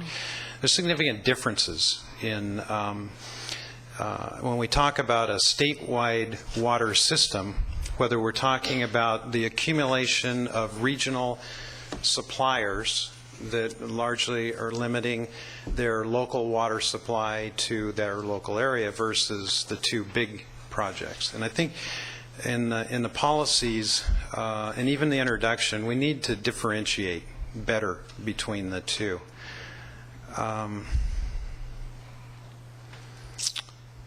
I had another thought, and it just transfers. You're absolutely right that there are many areas in the state that cannot exist and be self-reliant without a dependence upon imported water. And so therefore, that needs to be a part of the introduction, that transfers will continue to be, for some areas of the state, an important part of their water portfolio. And then tie that into the infrastructure comments about how the system was designed, the state system was designed at a time when the engineers were in charge and were simply finding the most efficient way to move water from north to south without a lot of consideration for environmental issues. Now we have a new set of societal values that are putting restrictions on the current conveyance system, which put constrictions on some local areas' ability to deal with their regional self-reliance and providing reliable supplies for their customers. So the connection between fixing conveyance and adding storage for flexibility to enhance the ability to move water from a willing seller to a willing buyer is, I think, at the very core of what we're trying to accomplish here. Many of the things that we're going to do in the Delta Plan are nibbling around the edges, and this infrastructure problem that we've encountered and the crash that we have between an engineered system and environmental need is at the heart of what we're trying to fix. It needs to be right up front. I agree. Thank you. Hank? I don't know if we want to get involved in specifics. I thought the introduction was terrific, and I think the chapter has all the right information. It's just the way it's presented. As an example, on page 47, on line 10, we have a problem statement. And the statement is really not presented as a problem. I mean, it's almost presented as a goal. If you were to change a couple words, instead of saying additional, just say current local and regional conservation and water supply development is inadequate. You know, and that's a problem, to improve regional self-reliance and to reduce reliance on the Delta and achieve the co-equal goals. Excellent. So, yeah. And then to follow that up with some of the remedies to that a little more directly would be better. Excellent. Thank you. Okay, other comments just on the introduction. Martha, do you want to start just theory of regional water self-reliance? We've started to talk about it already, but that follows the order you wanted to follow anyway. Exactly. And I think what, in moving this, in placing this section first, I think the Delta Reform Act is unambiguous about the importance of the development of the local and the regional supplies as part of this bigger picture of enhancing supply reliability for the state of California. In the narrative, the only comment I wanted to pull out here is the commitment to the putting in the examples that's in the box. You had some great presentations at the earlier workshop this month, where you have water agencies, Northern California, Southern California, who are really already far down the path of demonstrating, I think, what the Reform Act is asking for, where they're very thoughtful about the management of their water supplies. They've put a lot of consideration into development of their local. It's really an asset. It's a portfolio management strategy of the water resources that they have available, tying it back to economic considerations of what are important or appropriate investments that these water agencies, these water suppliers should be making. And they've already taken the step of doing the evaluative piece where they're looking at when they operate their systems in this way, not only how do their customers directly benefit, but they are making that relationship, tying it back to the Delta, and by having more flexibility and control over the local water supplies, how does this then help the state address the bigger problem in the Delta? And I think it's really important to pull out those examples, because I think it helps to frame this section and what we're trying to achieve through the policies that we're recommending in terms of something that people are already doing. It's an assignment that will take some work and some effort to do, but it's doable, and that in the long run, this kind of planning is an investment in their own communities and better delivering value for the investment in the water supplies. Well, I like that a lot, and I'm anxious to see the draft you get. Just a couple of observations.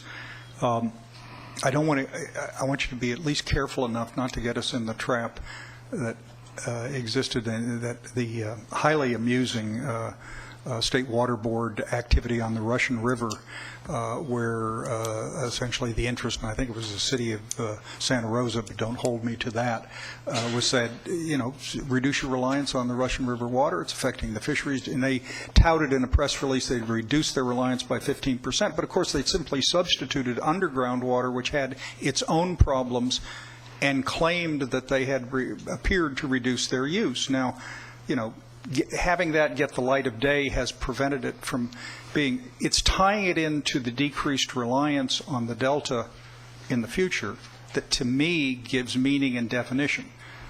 This is just my personal opinion. But if you compound the Delta's future problems, that's why I'm so concerned about groundwater use in depleted basins. It's just like you can just see that train coming down the track headed straight at the Delta, because where else do people these days think a vast amount of water is going to come from? So when you do the examples, I want to make sure that you've vetted them enough to know that it is not a press release unsupported by facts. It's actually attributable to real achievable results, which I think are out there. I'm with Randy. I think they're out there. Mr. Chair. Chair. Don, and then Gloria. Yeah, just on the point, I think in your examples, it'll be important to utilize an in-delta example. Great. Because as we heard testimony from folks, up and down state, both north, south, but certainly within the area we're focused on, and how important, talk about reliability, but in reliance. Folks in the Delta obviously rely on the water that's in that pool, and for all of our variety uses, and certainly in looking at the co-equal goals, and they're included in that broader umbrella. But I think it would be important, Martha, to, because there are some things that are unique about, not only the water passes through, the water is used, it's then returned, and again, there may be similarities up and down the system, but I think that would be an important example to call out, in particular, because of some of the things that are similar, but also I think things that are unique to the Delta. I particularly appreciate that point, not just from obviously paying attention to the regional diversity, but it goes back to, I think, something this council has said, is we want to set a high mark of what our expectations are in terms of what we're all supposed to be doing to help address this really serious problem in the Delta. And it's not a one-size-fits-all discussion. Every community has such a different mix of resources and challenges that they're facing. And so the question is, how are they working within that particular set of conditions to do their part? And that's where I think we will begin to see, as this plan plays out over the decades, what it means to step up to that plate and do what you can with the resources that we are given to manage. Thanks. I have a different view. I think it's our job to call out the goals that achievable goals that will help to achieve water supply reliability and ecosystem health in the Delta. In terms of regional water supplies, we talked about this earlier. It's a lot different situation if you're living in San Andreas than if you live in Santa Ana. And the great things that Orange County Water Agency has done on water reuse, water recycling, are very commendable and very appropriate for that area, but may not necessarily apply in San Andreas. Their issues are considerably different. So rather than spell out a menu of expected activities that should occur around the state, I think our highest and best use would be to set goals and let the regions determine how best to achieve those. It may be that leaky flumes in Calaveras County are the highest priority, and that water recycling is well down the road. I agree with that. Okay. I think what's going to happen is, and this is the wonderful part of this kind of an approach, is every region is going to have to tailor it to their opportunities. Yeah. Within the Martha, I have I'm sorry. Forgive me. Yeah, I wanted to comment on the area that you have suggested highlighting certain agencies that are addressing the water reliability issue, and I think that's a good one.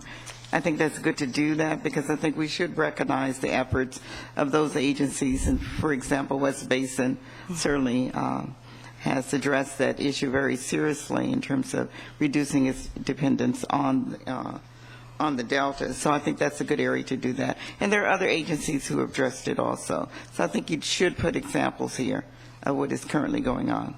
Excellent. Thank you. If I may, I'll turn to the policies, and here on lines 14 through 21 is language that has been recommended by our legal team to try and tease out, as we're looking at covered actions, at what point do these policies apply as regulations. And here we're dealing with a covered action involving either the export of water out of the Delta or through the Delta, or B is dealing with the use of water in part or in whole in the Delta. I'll be the first one to say this language is in progress, and I think the way in which it's currently drafted, I can see that we're going to have problems with how would you even begin to implement it. You wanted to avoid my speech about not letting lawyers write policy documents in legal language designed solely for litigation purposes. I got it. So I just want to point out that this is still being worked upon, and we will try to come back to you with something that is in English, right? In Yeah. English, yeah. Martha's comments to the lawyers was something to the effect of, can you explain this in English? So we figure we'll start with Spanish, and then that comment, we won't take as much offense. I think that, Good. if I could just weigh in here, and I think this is a good point, Martha, that putting that issue aside for now is probably the most productive use of time, so you can focus on the reasonableness and the rationale of the actual policies, because I think your initial statement was right on. This is, at least in the legal team's view, this is fundamental to the Delta Reform Act and the success of this body's implementation of the Delta Reform Act. And it's great that you have all the citations up front to the statute that we all agree are applicable here. But ultimately, you got to determine whether or not these policies make sense, and then we can worry about the heavy hand of government and all this other stuff that we've been hearing about, which I completely disagree with. I live to be guided by my attorneys. Talk to me. We've got a structure on the regional self-reliance that has highlighted elements. And of course, somewhere in here, you've got language saying it's either not limited to, it's not intended to be an exhaustive list of options and alternatives, but it is at least a focus list. Talk about that approach in general, and then get into the details on page 47 and 48, I think might be a wise way to proceed. All right. Well, if I understand you correctly, I'll just start with P1. Line 21? Yes, or Okay. line 23. Yeah, sure. Before you go I'm sorry, that's what I meant. Gloria. I do have some questions. Before you go to WRP 1, go back to line 15 under policies A, and you talk about actions and covered action involving the export of water out of the Delta or involving water transfer. There's no, these three policies only address those areas. What about water uses upstream? Chris? Was that purposely left out, or? No, it wasn't purposely left out, and I think, again, if I could beg your indulgence, we can get back to those lines and the whole issue of how this plays out with regard to regulatory effect in other regions. But I think if we can focus for now, and again, I ask... You're going to explain it. Yeah, if we can focus in on what the policies are, I think that it will help to lay the foundation for the reasonableness of what we're trying to get at here, and then we can talk about different regions. Yeah, by the way, I'm with Ms. Gray, as you well know, on the notion that we are all part of the problem, we are all part of the solution, and nobody's entitled to be protected from the consequences dictated by facts. Okay. So let's start with line 23, which is the first cut in detail of this suggestion. We saw an earlier version in the second draft, but this is substantially modified from that This is version. substantially modified. It has attempted to be responsive to the comments that we've received both from the council and we've received some, again, really nice detailed comments from a number of the public. Basically, the gist of WRP 1 is to require the development of a water sustainability element. And in existing urban water management plans and agricultural management plans, when we originally presented this to you, we were suggesting that it be a water sustainability plan. And a number of people commented that, particularly I think 2 weeks ago in the workshop, that because we don't need to do additional planning, we're already doing the planning. What we need to do is build upon the existing plans that we have in place and include something that addresses the water sustainability analysis. And so we have modified this WRP1 to reflect that all of our agencies are required under the Urban Water Management Plan or the Agricultural Water Management Plan. There is a little there is a requirement for 3,000 suppliers or more, or excuse me, I'm blanking on the terminology.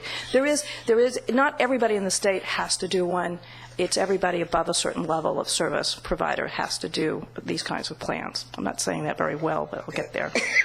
So what we've done is we've shifted this from being a new plan to being an element within an existing planning requirement. And within that, then you will see the same topics that we discussed at the last meeting, a plan for the possible interruption of the Delta water supply. And the primary questions that have been raised here have been questions about what's an appropriate length of time. Is 6 months adequate? Should it be 12 months? Should it be 24 months in terms of planning for some emergency set of conditions within the Delta that would interrupt the provision of exported water?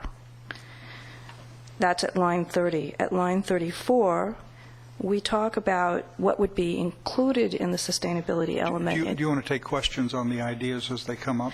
Actually, if I might, if I could go all the way through Okay, all right. just this Then piece we're gonna of it, circle back and then circle for back, each because I'd like to discrete get the element. concept through. Randy, Because you're- in doing the water supply element, you know, who's doing it? It's water suppliers that deliver water diverted or exported from the Delta or the Delta watershed. It's building upon an existing set of planning requirements, and then the elements that would be included in the sustainability element. So what are we asking them to do? One is planning for the interruption, possible interruption of the Delta water supply, with the question about what's an appropriate length of time that you should assume that you would not be able to receive imported water supplies. The second is an evaluation of what you are planning to do, the investments an agency would be planning to make in water conservation and water supply development. This is where you tie back into, in our water agency world, we do planning typically through 10-year capital improvement programs, projects, where we're looking at and planning for what are the investments we're going to be making over a next increment of time. 10 years is usually the window in which we're working within. So this is getting at, in your urban water management plan, just to keep this simple and looking at it from the standpoint of the urban suppliers, whether you're a retailer or a wholesaler, what are you planning to do? What are your investments that you're going to be making? And how do they, so this is the evaluative piece, how do they contribute to improvement of the regional self-reliance and reduced dependence on the Delta? And this is where, responding to Councilman Fiorini, you have a list of different things that would be considered, but obviously each water supplier has a different set of circumstances and a different way of using this array of water supply assets. Another element that we would like to see in the conservation, in the sustainability element, is the evaluation of regional water balance. Now, this one gets a little tricky, because most of our agencies, as they're doing their... Explain what a water balance is, please. What we mean by a regional water balance is looking at, for your region, whether or not the amount of water, the water supplies that you have, are in balance with the plans for its use. If you're out of balance, perhaps one of the ways in which this is expressed is by overdraft of groundwater supplies, unsustainable water uses that are going forward. And so the question becomes, how do you bring your region back into balance? This was something that the council discussed at the last council meeting. Here, when you're doing the urban water management plans, that's by agency. And so an agency is part of a region, but it's not the region. And so one of the things we were trying to reach for here is, at least in this first cut, an evaluation of your relationship to whether or not knowledge, whether your region's in balance or not, and your relationship to whether or not you're helping that region come into balance by the investments that you're making. The final point is an evaluation of whether or not the agency has a sustainable water rate structure. So this is the degree to which the rate structure that they have in place sustainably encourages and supports water conservation. And this gets at the issue that as we implement, for example, and comply with the 20% by 2020 water conservation requirement, a number of agencies have expressed concern that does this mean that they're not selling as much water and therefore there's reduced revenues into the agency, and how do they deal with this? The answer is they've got to take a look at their rate structures and whether their rate structures are set up to deal with that long-term compliance with the state's requirement for the 20% by 2020. So there are rate structures that work very well in supporting conservation. A number of agencies have already gone through the process of doing this evaluation. The point with the sustainability element is to encourage the agencies to do that first cut of evaluating whether or not their rates are sustainable. And clearly, if there's something that needs to be done, what would they do? So that would be... Martha, are you saying in a really nice way that the water balance is the balance between supply and demand, and that you should use price as a way to engender that balance? Yes. Is it that simple? Yeah, that's part of it. I don't know if it's that simple, but certainly there's such a complicated relationship here that we're trying to create a set of incentives and be thoughtful about how do you do planning, looking ahead at what is the price of your water, what is the relationship between that price and how we're achieving the state's requirements for water efficiency, urban water conservation, and then combining that with the development of the local water supplies in combination with the imported that are going to achieve long-term balance and making sure that we have adequate water supplies to meet our needs. And would the local region have full autonomy on setting prices? Yes. Absolutely. And the question that's probably in the back of everybody's mind, if people don't follow these policies, regulations, what happens?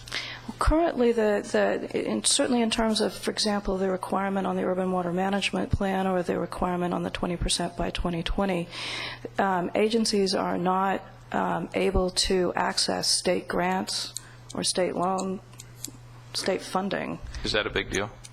Yes, I think for many agencies it's been a core driver in making sure that they are implementing these requirements. That is, I can't think of any other example in recent legislation which conditions eligibility for grant funding upon a clear conservation performance. Now, there may have been, but I sure don't remember any of them.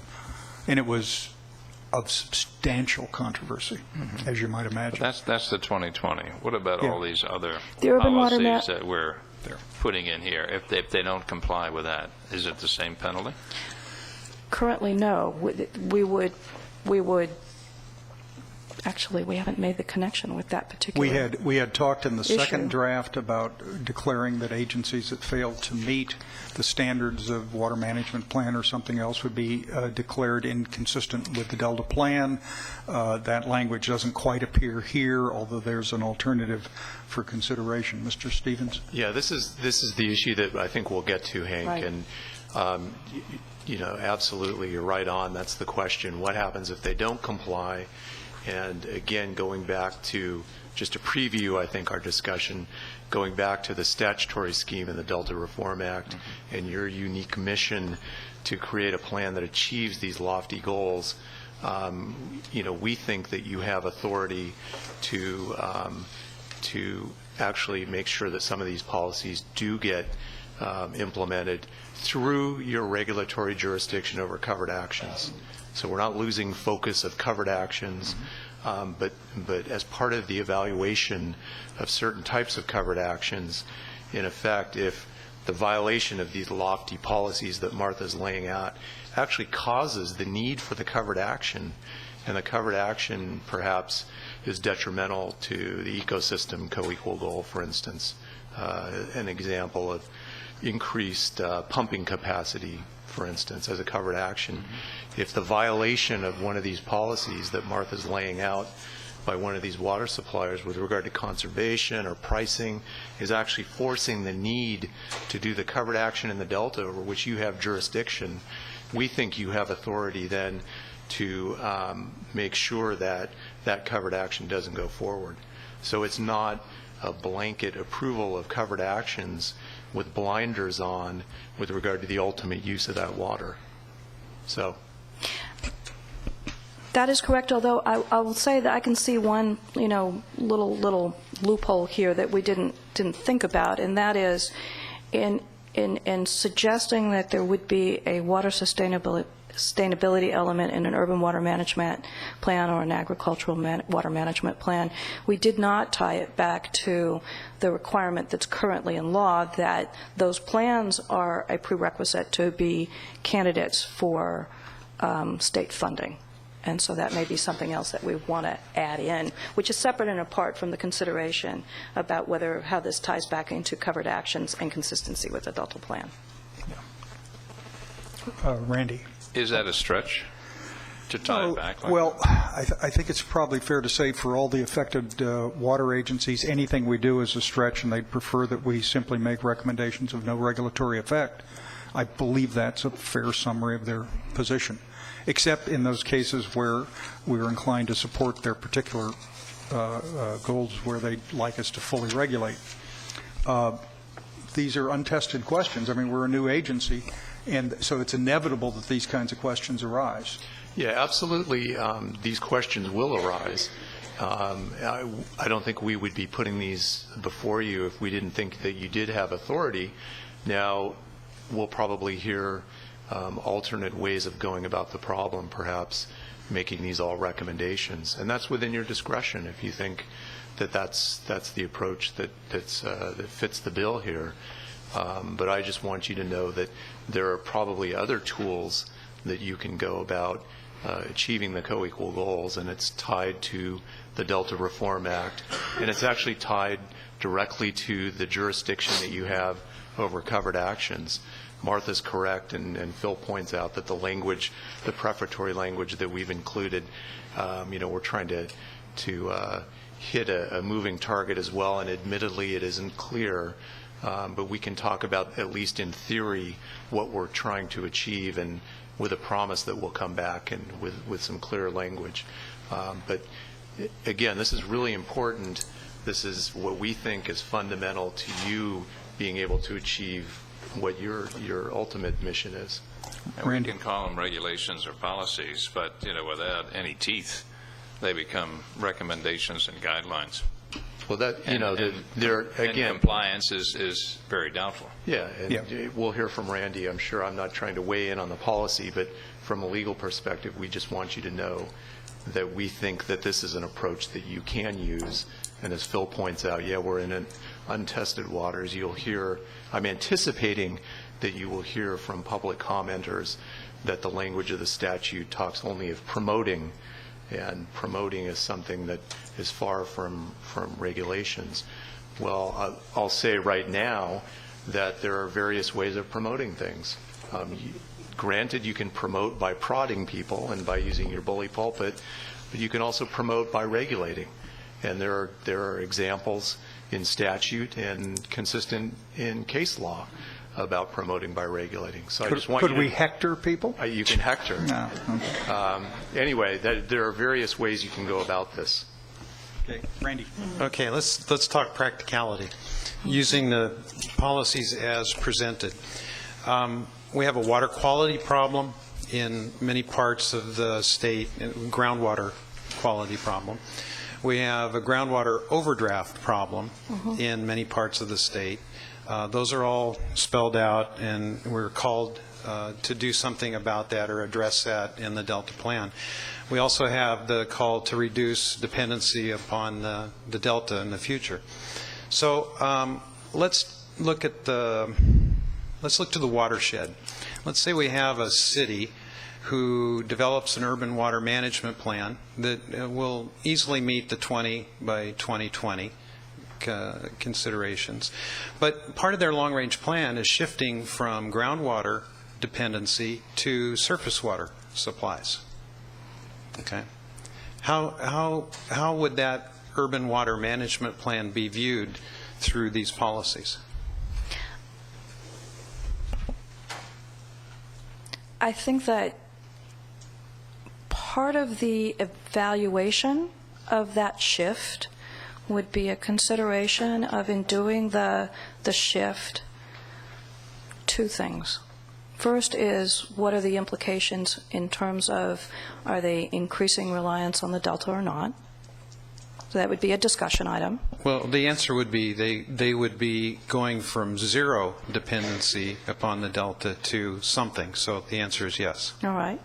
And the second is showing how in the development of the portfolio of water supplies, are they developing all of the other options that they have available to them in understanding why that shift is being made.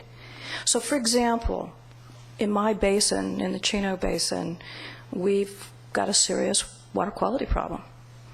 And our ability to manage that groundwater basin was constrained by that water quality problem. It's legacy agriculture, it's legacy human occupation of the area.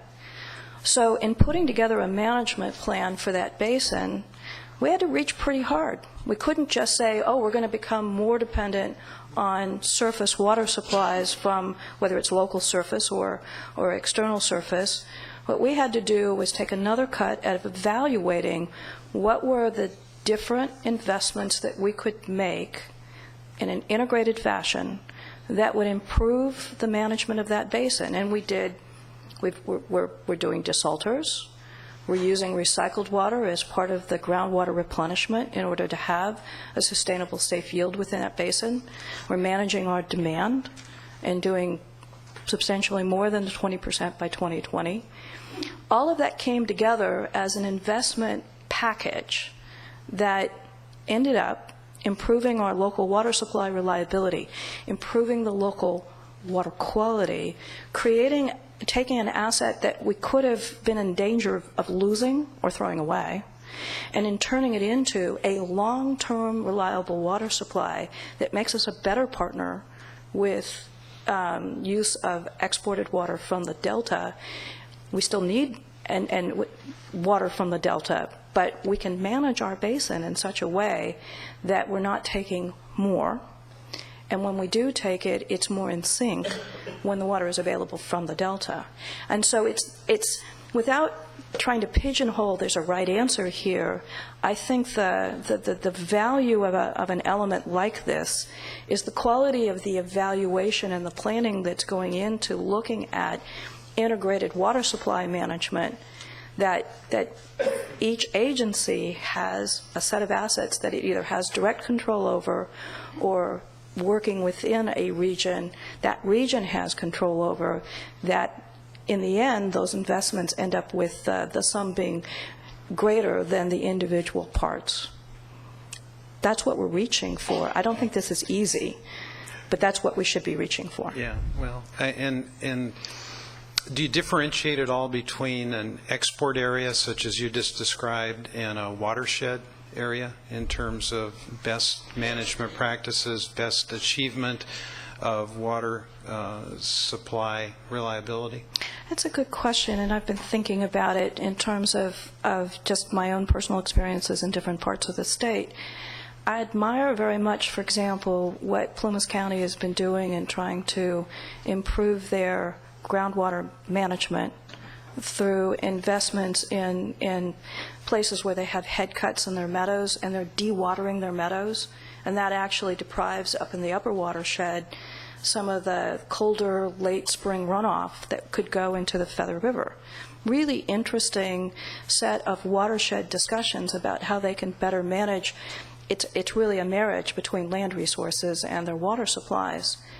I think that there are these kinds of opportunities up and down the state of California, and part of the richness of trying to get at this next level of planning is where can we all do something that contributes a little bit or a lot to a bigger solution for the Delta. But I think every region has something to offer that's very positive, and that it's an investment in their own future when they do it. Okay. Well, I guess I bring this up. This is a real-life situation that I bring up. Cities like Fresno and Modesto have already begun converting from groundwater to surface water supplies, and it's part of their long-range plan.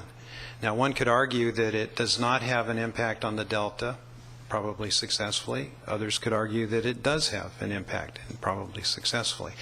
But as we prepare these policies, that's why I beg for lots of examples, whether they make it to the ultimately make it to the Delta Plan or not. They're useful for evaluating the possibility of unintended consequences as we develop these policies. And I'll be happy to work with you directly on some of these things. But I think just simply reducing dependency upon the Delta singly without concern for addressing groundwater overdraft and finding a balance is the balance is where we need to end up.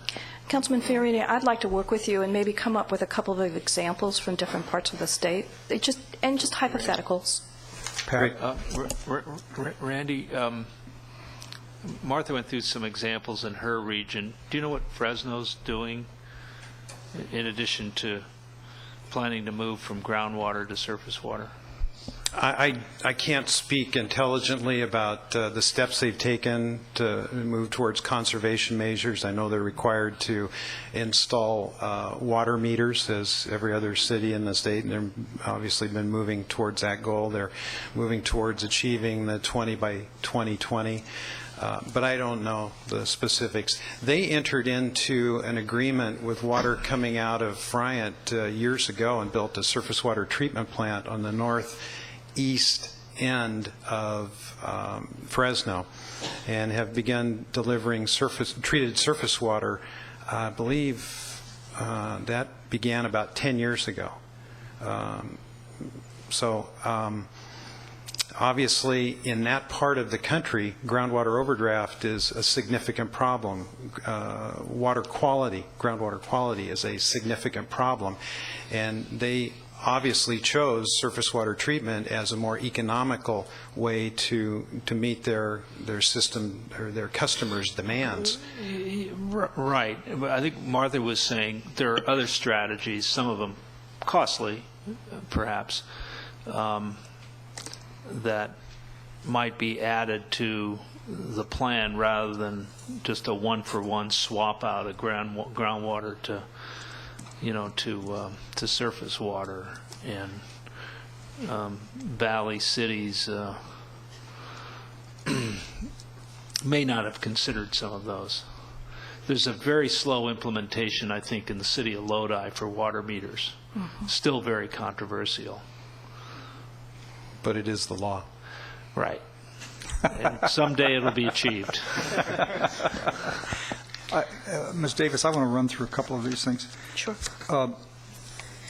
I agree that any water agency in the world that relies in whole or in part on water exported from the Delta ought to have a clear, specific plan for what to do if there's a catastrophic failure. Okay. I got that. And failure to address that seems to me to be not only unconscionable at the local level, it compounds state problems because implicitly it leaves the assumption, well, there's an interruption up there, fix it right away. So the notion, have a plan for interruption is reasonable to me. 6 months, I just say to myself, 6 months. Where did that come from? Oh, there's supposed to be some study around that says the Delta will flush itself in 4 months. But there's something. I go back to the old days when I was mayor in Sacramento. We used to hear Met say, we have 3 years of water supply, and then the world came to an end in the 80s until they built Diamond Valley, and they now say, 18 months we can get by. I mean, there is something ironic about the notion of 6 months sounds to me to be not a catastrophic failure planning. 6 months sounds to me to be, what would happen if they got to close the state water system to repair the elevations from groundwater subsidence in the valley? It'll take at least that long to construct it, even with an emergency. I mean, it's a much more ordinary. 6 months. That's a rational goal? I mean, I understand it is, but for a big problem or just kind of an ordinary old little problem? I think 6 months is, I believe, what's being used. I'm turning to Gwen within the... No, the 6 months was selected, just as you indicated. There was an evaluation done on a sensitivity analysis that showed that under current conditions, notwithstanding sea level rise in the future, that if there was a multiple island levee breaks in the delta, and there was adequate water supply in the upstream storage reservoirs, that the delta could be flushed and the water quality at the Central Valley Project and State Water Project export pumps would be of adequate quality within approximately 4 months. Under current conditions, without sea level rise, and with the assumption that there was adequate water in the upstream storage that could be released to help flush the salts out of the delta that might occur when the levees had a multiple island levee failure. This would change in the future as sea level rise comes. There would be an extended period of time to provide that flushing, or if it occurred on in a period of time, whether it was during the winter or during the summertime, and there was not adequate, after a period of critical dry years and you did not have adequate water in the upstream reservoirs to do some of the flushing flows. So 6 months is, I don't know. It's better than nothing. Yes. Yeah. Well, this is, I go back to something Randy said, setting goals, and I'm going to use an analogy which I will not defend, but at least it's in my mind. Pat and I went through the experience of voting, I believe, for various modifications of the hospital seismic retrofit program in the state of California, something equally complicated, equally expensive. I mean, a big deal. And yes, there have been 8 million extensions and modifications and adjustments and bond issues. But one of the conclusions from watching that on, let's say that was put in the 70s and then modified somewhat later, is that certainly the larger agencies of healthcare, the hospital systems, the larger ones, have actually started to build in and achieve the higher earthquake standards. The problems have always been with the financially troubled hospitals, largely rural and urban, that are relatively small or in disadvantaged communities, a classic problem in a society. But there is something about the fact that giving the big organizations with resources a target out there to achieve, wasn't it to be achieved in 20 years, the first? I don't remember the details of it. And that's why I look at 6 months and I say, I like that idea, but if I were to do it, if I were sitting as a state planner, acting as if the state actually had responsibility for all this, I'd want to say, don't you really want to have local agencies build up to something like an ability to survive a 3-year period over time, even if you do it in stages leading up there? Isn't that the kind of, that may not be the right measure, but that kind of goal setting in this planning aspect seems to me to be a preferred way to approach it. Now, I think that analysis is comparable to these units of savings that come in the next section. But really, it's what occurs to me is what we don't do in any of this is declare, is there a % reduction that should be achieved in the next X years on reliance in the Delta? I do understand how controversial that is. If just the notion the statute was passed saying you should decrease reliance is controversial, saying, well, over the next 20 years we ought to reduce reliance on the Delta by X % will be quadruply controversial. But that at least fits in the notion of goal setting. Just you've thought about this, you've talked about it. What do you think? Bluntly, I think it's tough. I think when you get to the diversity... Governmentally tough or politically tough? Or both? Practically tough. The only thing that I guess I would raise as an issue is when you look across the state and the different circumstances that individual agencies are in, there are different degrees of flexibility currently in terms of what we're calling if we equate reducing dependence on the delta as simply just taking less water from the delta, then you do have a lot of individual circumstances where you want to think through what the implications are of that policy and setting a percentage requirement. What I think is more intriguing in terms of trying to interpret what does it mean to have a reduced dependence on the delta fits into some of the operations of the way in which delta water is being used, and that there are different time frames where the way in which you're operating your local systems create more flexibility for the way in which we want to sustainably manage the delta. There may be times when it's okay to take more water from the delta, and there are times when it may not be okay to take it. Well, but that still gets back to the question what a reliable water system is and what the demand is. And you hear a lot of testimony. Of course, the people that have water contracts, signed agreements with the state or the federal government, they say that's the universe. But of course, that doesn't cover everybody in California. It doesn't cover the situation of what to do with a city like Fresno that's shifting from groundwater to surface water. The latter is a state problem. There is no doubt in my mind you can have a more reliable export system from the Delta if you either A, don't promise to deliver as much water as you're currently delivering, or B, the number of people eligible to receive this water shrinks. I mean, that's just common sense. But nobody wants to do that.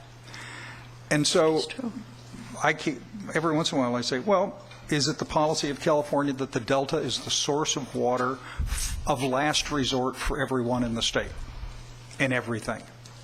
Can't be. Isn't enough there.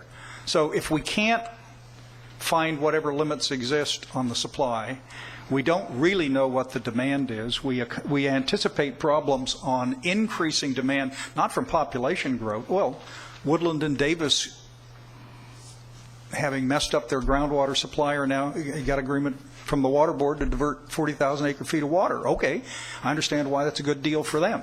That's less water that's going to go in some portion into the Delta. How do you address these problems? And I'm in favor of regional focus, but I'd like to have measurable goals set out. When Gloria said that West Basin said we want to reduce our reliance from 60x%, I forget to 37. What was the figure? Right now it's about 70%, and we're reducing it to 50%. I mean, the notion of a district setting a goal to reduce imported water from Delta sources by X% is clear, painful, but doable. It's this kind of loosey-goosey array and collections of endless water contracts that have antecedents that go back 40 years, plus water rights that we can't even quantify in regard to certain things, plus everything else that's happening that gets us in this mess. Yeah. And so 6 months is just an illustration. But if I were to do a crisis preparation in the event of a catastrophic failure, I'd want to see evidence that 6 months is at least practical. Not that in one scenario somebody says, gee, no matter which catastrophic failure occurs, the Delta can. Maybe it's true. Maybe the scientists tell us, no matter what the catastrophic failure is, in 4 months you flush the Delta under all circumstances. But I think that's unlikely they'd say that. So the notion of agencies that use Delta water planning for interruptions is practical, sensible, common sense. How to do it, Hank's question. If they don't do it voluntarily, what are the implications? Hank and Pat.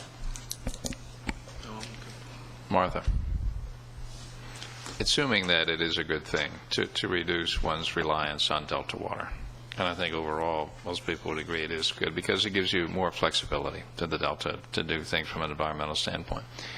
And you were to say any region that reduces its offtake of Delta water by 1% receives X as an incentive. What would that X be, based on your experience?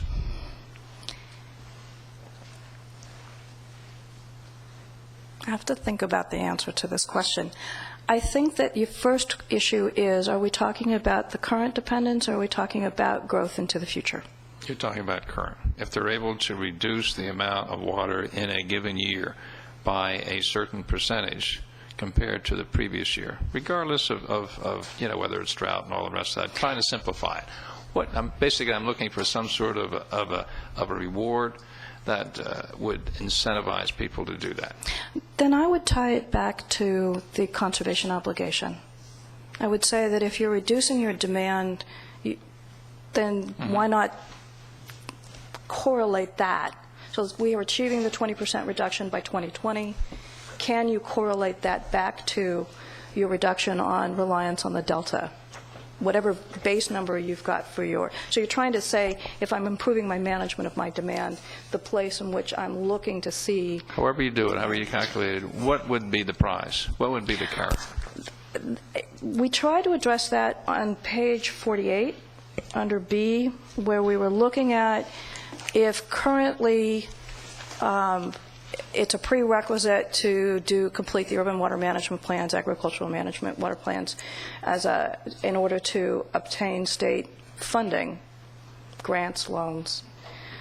Could you flip an entity that was able to demonstrate that it was reducing its dependence on the delta, could you flip that into some sort of reward structure, a priority, that when you're a candidate and you're competing against others for those sources of funding, would you receive, in effect, bonus points within the evaluation process for having achieved that very important state objective? That's a little vague. You know, I mean, would you jump up 15 places, 5 places in the queue? It would depend on how each of the different grant and loan programs have their own scoring mechanisms. So you would have to work with each of the individual agencies to come up with a metric that was meaningful to the way they're managing that particular application. No region I know is going to bust their backside to do something for such an ill-defined incentive or goal. It would need to be defined. I agree with you. I'm just saying that rather than trying to come up with something that was generic, you'd have to go back into each of the grants and loan programs to come up with something that would be meaningful with the way in which those agencies are ranking the applications. That's all. But within that, I agree with you completely. It'd have to be very clear that if you go to the effort and you're able to demonstrate this reduction on the reliance on the delta by some percentage, then tying that back into going to in effect, the head of the line for being considered for state grants and loans could be a very strong incentive. I mean, if you were making an investment in someone who was using his resources or her resources very wisely, you would be more prone to give them more money because they're doing a good job. They're exactly. being responsible. It's a recognition that they're putting in that extra effort. Well, I want to interrupt and add in there's the natural consequence that when you conserve, and if you have water rights for a certain amount of water, you can sell that water on the market. At a profit. At a profit, or at least for something. It's it's got to be a profit. You got to have the profit incentive in there someplace. Yeah, well, public agencies don't call it a profit when they sell that. Still a dirty word. They're not allowed to make a profit, so but they can sell it and cover their costs, and they can sell it effectively, and that is probably the most natural consequence of managing your resources right, is that you actually have the ability then to say, well, I made these plans and I have more water here, and I'm able to transfer that, sell it to somebody else who can make use of it appropriately, and that's something I think we want to encourage. Yeah, it's got to be enough of an incentive to really push someone to do something. I think it can be a major incentive. The State Allocation Board for School Construction Funding developed the legislature passed a law and developed an incentive that some years ago that school districts that went to year-round education, so greater utilization of facilities, moved to the head of the line for school bond funding. And it worked, so a lot of schools took that lead. But it was dependent on the school bonds being available. So I think Hank's point is if you have an indefinite reward, it doesn't drive behavior. If you do, people will move. I agree. Martha, I think it's fair to say that the council would like to see more incentive-based policies to achieve the water supply reliability and all the facets that will feed into that: conservation, reuse, recycling, water use efficiency. Mm-hmm.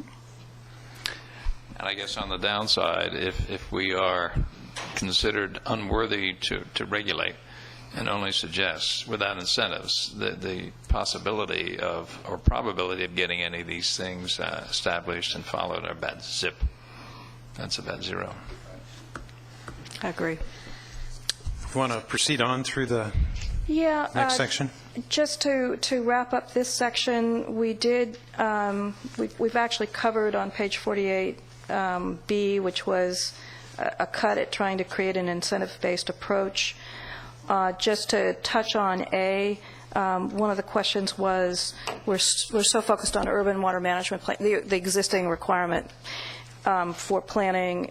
Certainly there, around the state, there's voluntarily development of the integrated regional water management plans.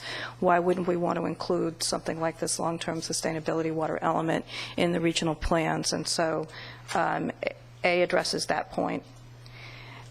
And then to wrap up on just the final two policies, WRP2 just is mandatory compliance with SB 7X, just to tie that back into being a tied to the covered actions, and so you'd be inconsistent with the Delta Plan if you weren't doing it. Similarly, on the WP3, this is relating to the sustainable water rates, and we've set a timeline to give agencies that would have a covered action a period of time to develop sustainable water rates, but here is where you'd want to, in order to be consistent with the Delta Plan, demonstrate that you have a water rate structure that will sustainably support and promote conservation.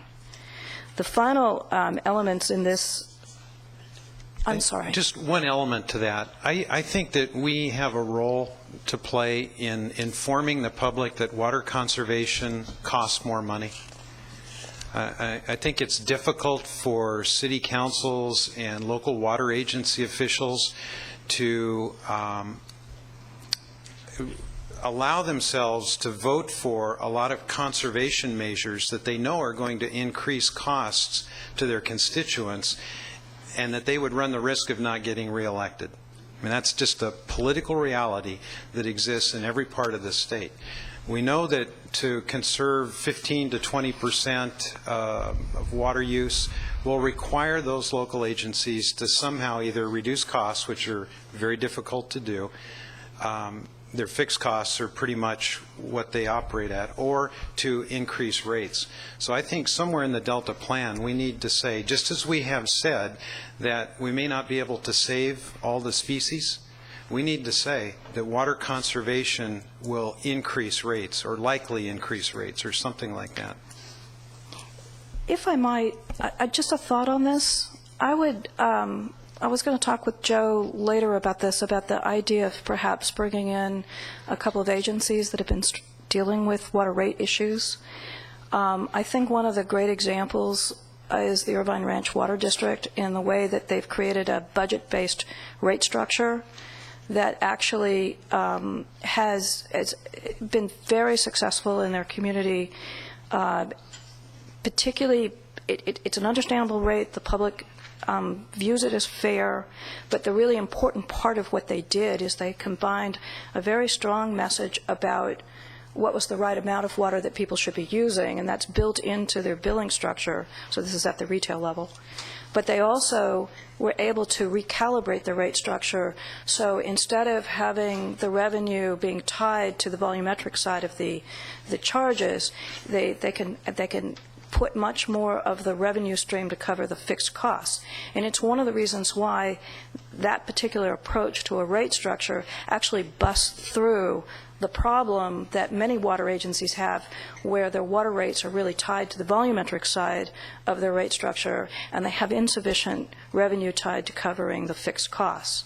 So it's a very, I think, important part of the discussion of this next generation of water conservation and the way in which rate structures and the pricing signal can be structured so that we don't have agencies getting caught in we're doing the right thing by more efficiently managing our water supplies, but on the other hand, we're being penalized, and that's going to force us to cause us to raise our rates.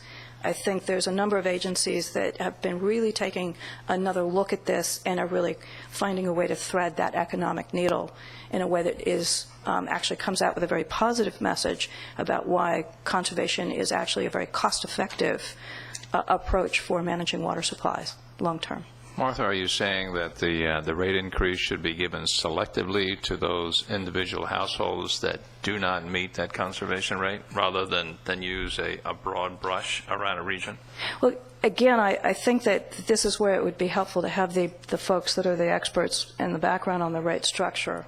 But essentially, just in the broad brush, what Irvine Ranch has done, and there's a number of agencies that I know of in Southern California, but I think it's also happening in other parts of the state, where they're really basically pulling apart and restructuring the rate so that they figure out what are the amount of money that's needed to cover their fixed costs, and then they structure the blocks of rates. So it's still an increasing block rate structure, but they can drive people into the lowest block rate without destabilizing the revenue that's necessary to cover their long-term investments in water supply reliability.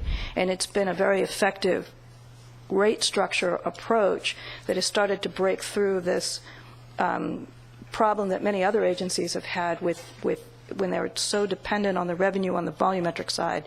If you get a very strong conservation response, public doing the right thing, then agencies are forced to raise their rates, and the public experiences that as being punitive. Yeah, I don't want that to serve as a disincentive, but I think it's going to take some time to get that rate structure right. But if there is, and it sounds like, the fixed costs are a very, very, very high percentage, and that those costs will remain as the water delivered is less, the amount of revenue is less as a result, they're going to have to make it up some way.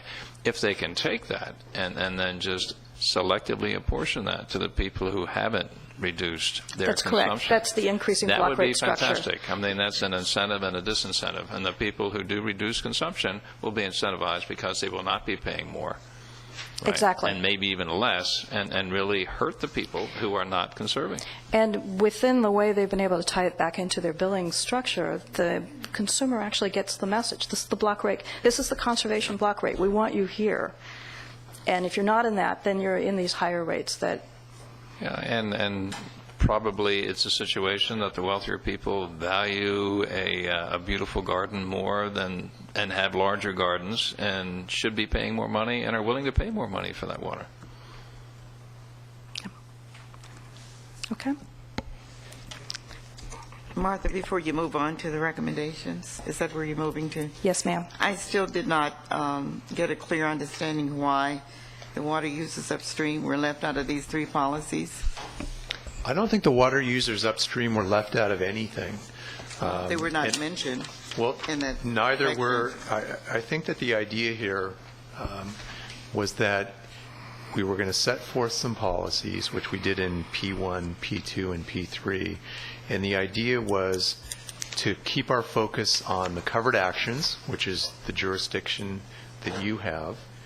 And in certain cases, when the covered actions, and we tried to focus in on the kind of real-world examples rather than being, this is perhaps even too broad, but focus in on export of water and transfer of water. And this was all dealing with water management and the statutory scheme that's set out in the Delta Reform Act. So you start there, you look at one of the co-equal goals, foundational, is increased water supply reliability for the state. Then there are other provisions, and I think that they're on page 44 if you want to look at them, but I'm not going to refer to them in detail other than saying that we think that the way that the statute is laid out, there are certain elements that are required to be in your plan, as well as similar types of elements that are requirements on regions that rely upon Delta water. We've talked about that before. So with these policies, what we're saying is that in certain cases, and again, focusing in on covered actions involving the export of water or involving the transfer of water over which you have jurisdiction. If there is a policy like P1, P2, or P3 involving conservation, water use efficiency, pricing, and there are suppliers that aren't complying with those policies, and in doing that, they're causing the need for the covered action involving the export of water or involving a water transfer. I want to add, the policies actually are written, so it says water suppliers that deliver water diverted or exported from the Delta or the Delta watershed. So that includes everybody in the watershed as well as in the Delta. So the policies themselves are everybody. But what Chris is talking about is what is the regulatory part, and there the council has limited jurisdiction to things that go through, that occur partly in the Delta or wholly within the Delta, and I think that's what he's trying to That's point out. exactly So right. I P1, P2, understand a little bit P3 better are that based way. on what you're I saying. apologize, yeah. And we can talk a little bit more about it away from here.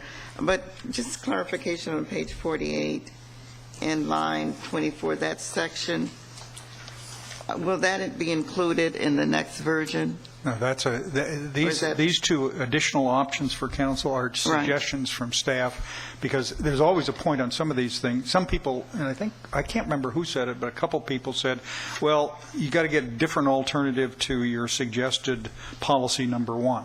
Right. Well, this was the staff's first cut at alternatives. I mean, I have my opinions of these alternatives, but, we asked them to present us alternatives.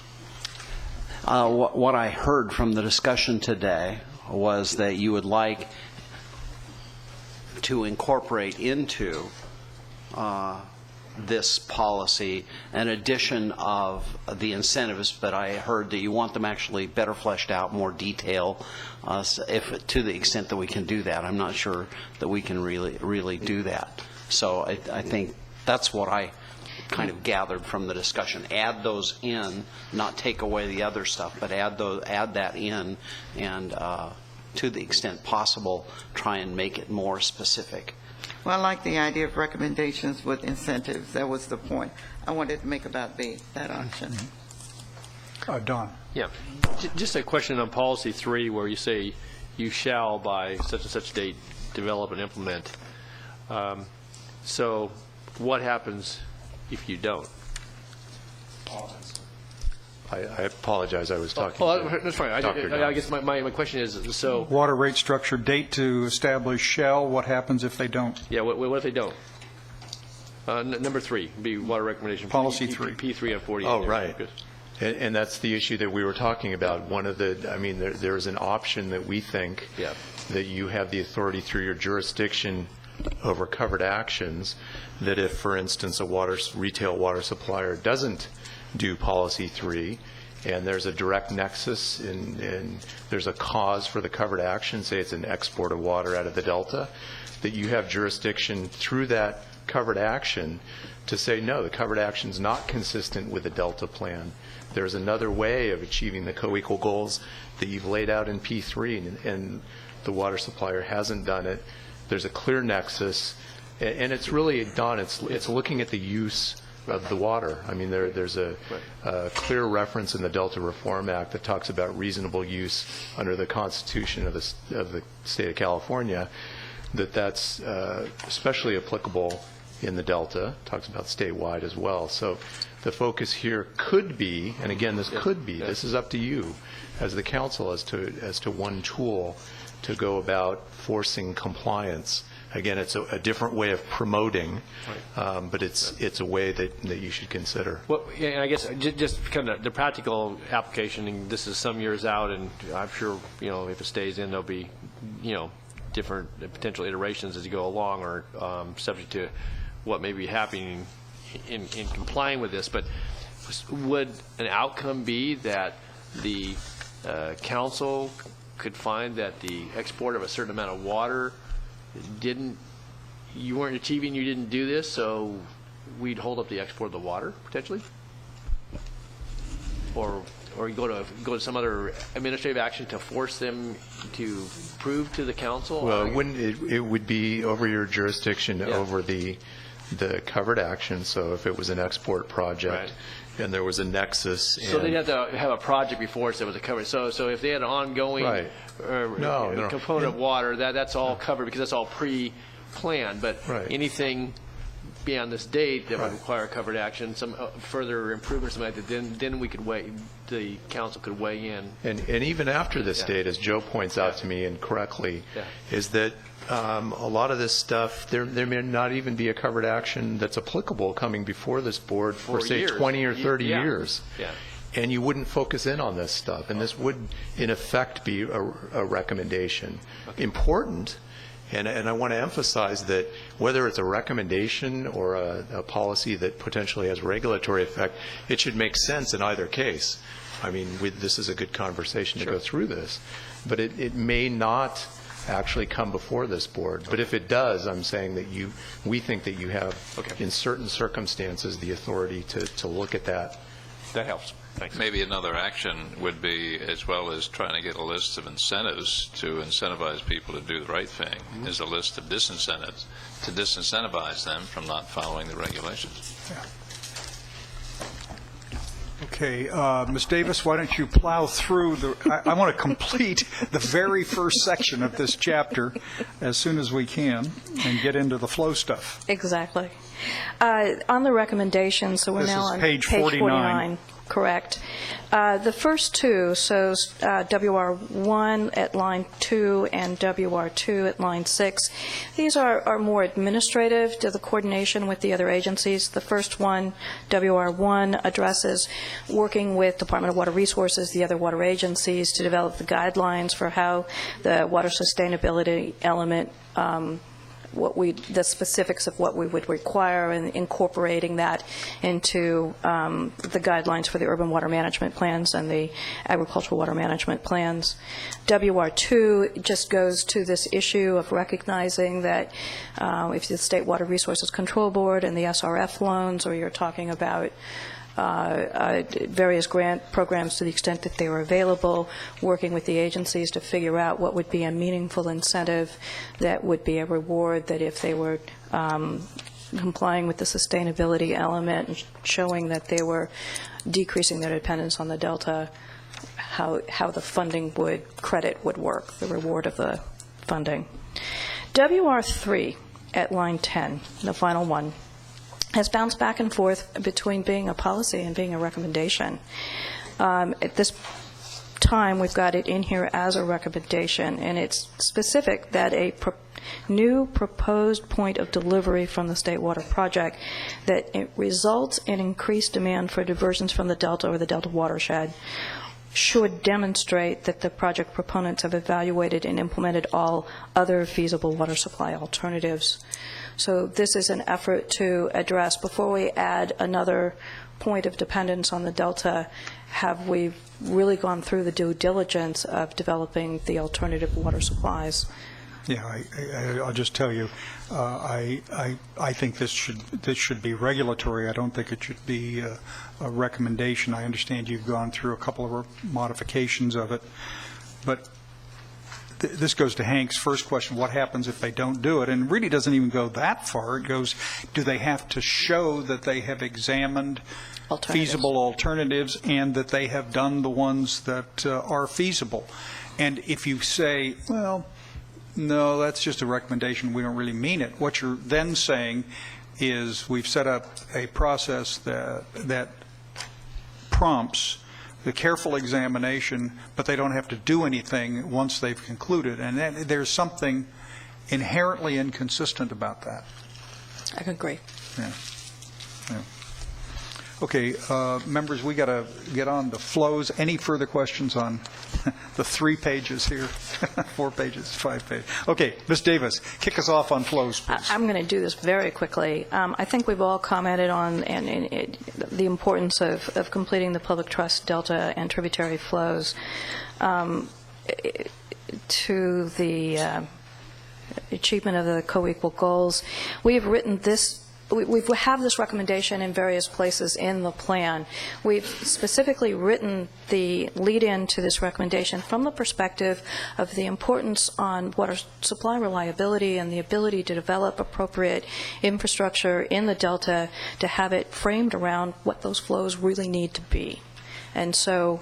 By the way, the flow criteria are mentioned in Water Resources chapter, the Ecosystem chapter, the Water Quality chapter. Correct. Are those, those are the mentions? Those are the three. So it's in three different places, and so it's recognizing from the perspective of those three different focus points, there are good reasons why this needs to be done. But I'm going to defer now to Les, because in setting up this recommendation for, which is on page 50, WRP 4, that the State Water Resources Control Board should develop and actually implement the public trust flow criteria for the Delta, first one by 2014, and for the major tributary, high-priority tributary streams by 2018.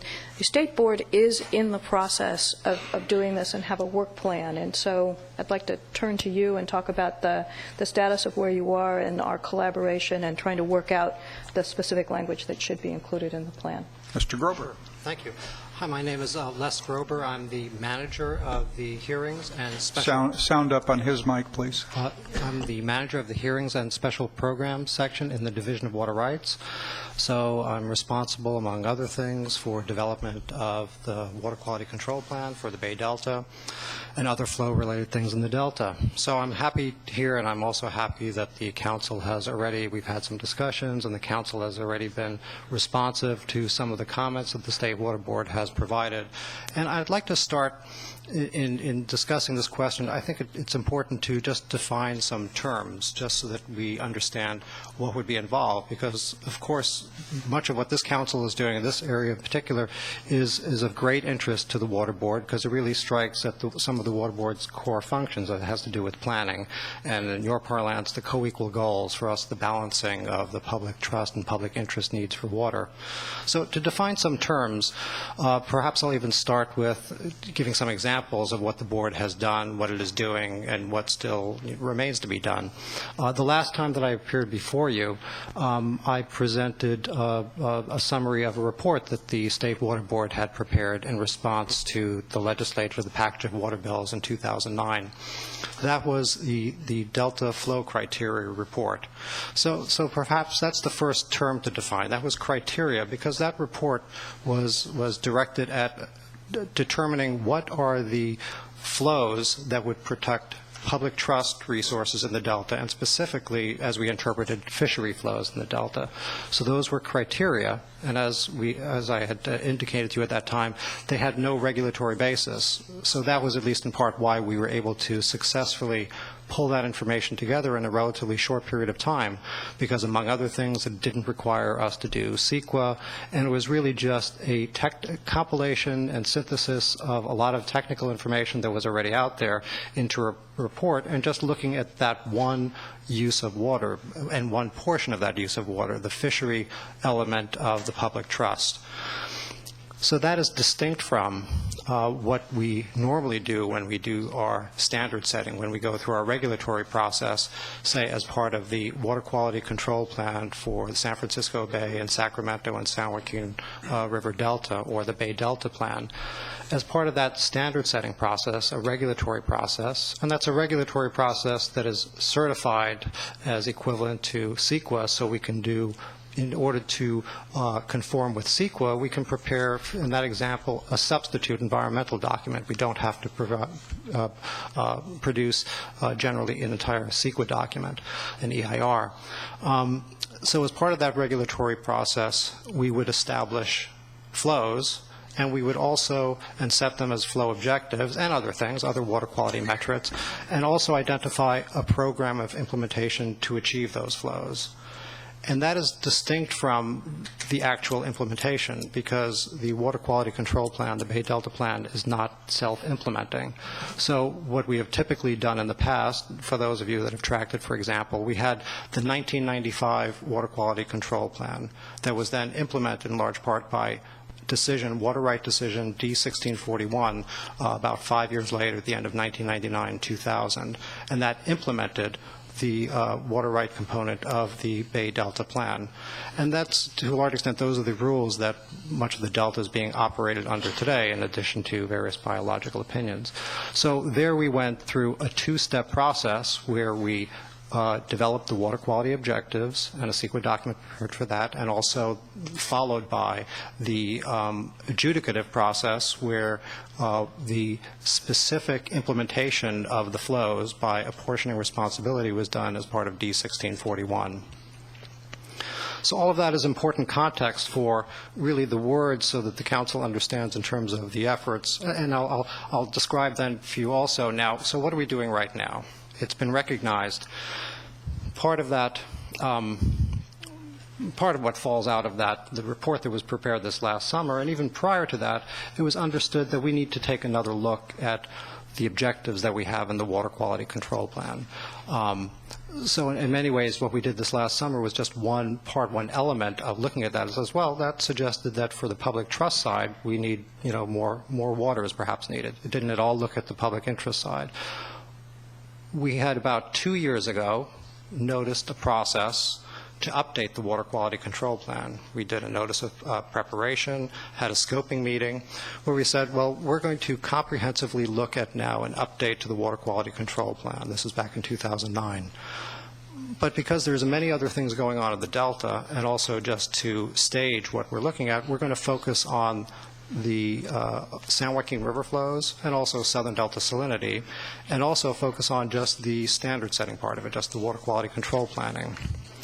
And in part that was because BDCP is currently going on, and we said at that, well, we're also intend to observe, provide information to that process because we would like to, as much as we can, rely upon the environmental and technical information that was prepared as part of BDCP for our comprehensive update to the Water Quality Control Plan for the other non-San Joaquin River flow metrics. So we're on a path now to complete the update to the Water Quality Control Plan for the San Joaquin River portion of it by June of next year, taking to our board a decision point for adoption for an update to that portion of the plan.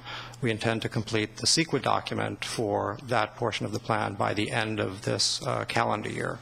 And then following that, we intended to continue and then again, relying upon that information that had been developed as part of the BDCP to update the rest of the plan. So this is all very important in terms of the words that are used here and what the council's intent and interest is. And the board agrees that flows in the Delta are a very critical portion of the puzzle here. And I say that when I say flows, also mindful of, and it's been interesting to listen to your discussion over the last couple of days. Flow is not the only thing, but as has fallen out of many of our processes, it is one element, and it's the one element that we're addressing in addition to the ocean conditions, predator conditions, other things. There are other problems in the Delta as well and beyond that are affecting the beneficial uses, including the fishery uses. But with that in mind, to give you a flavor for the level of effort to do this, we have our Bay Delta unit staff that is working on not just the planning, but all Delta functions is about 6 or 7 people doing this effort.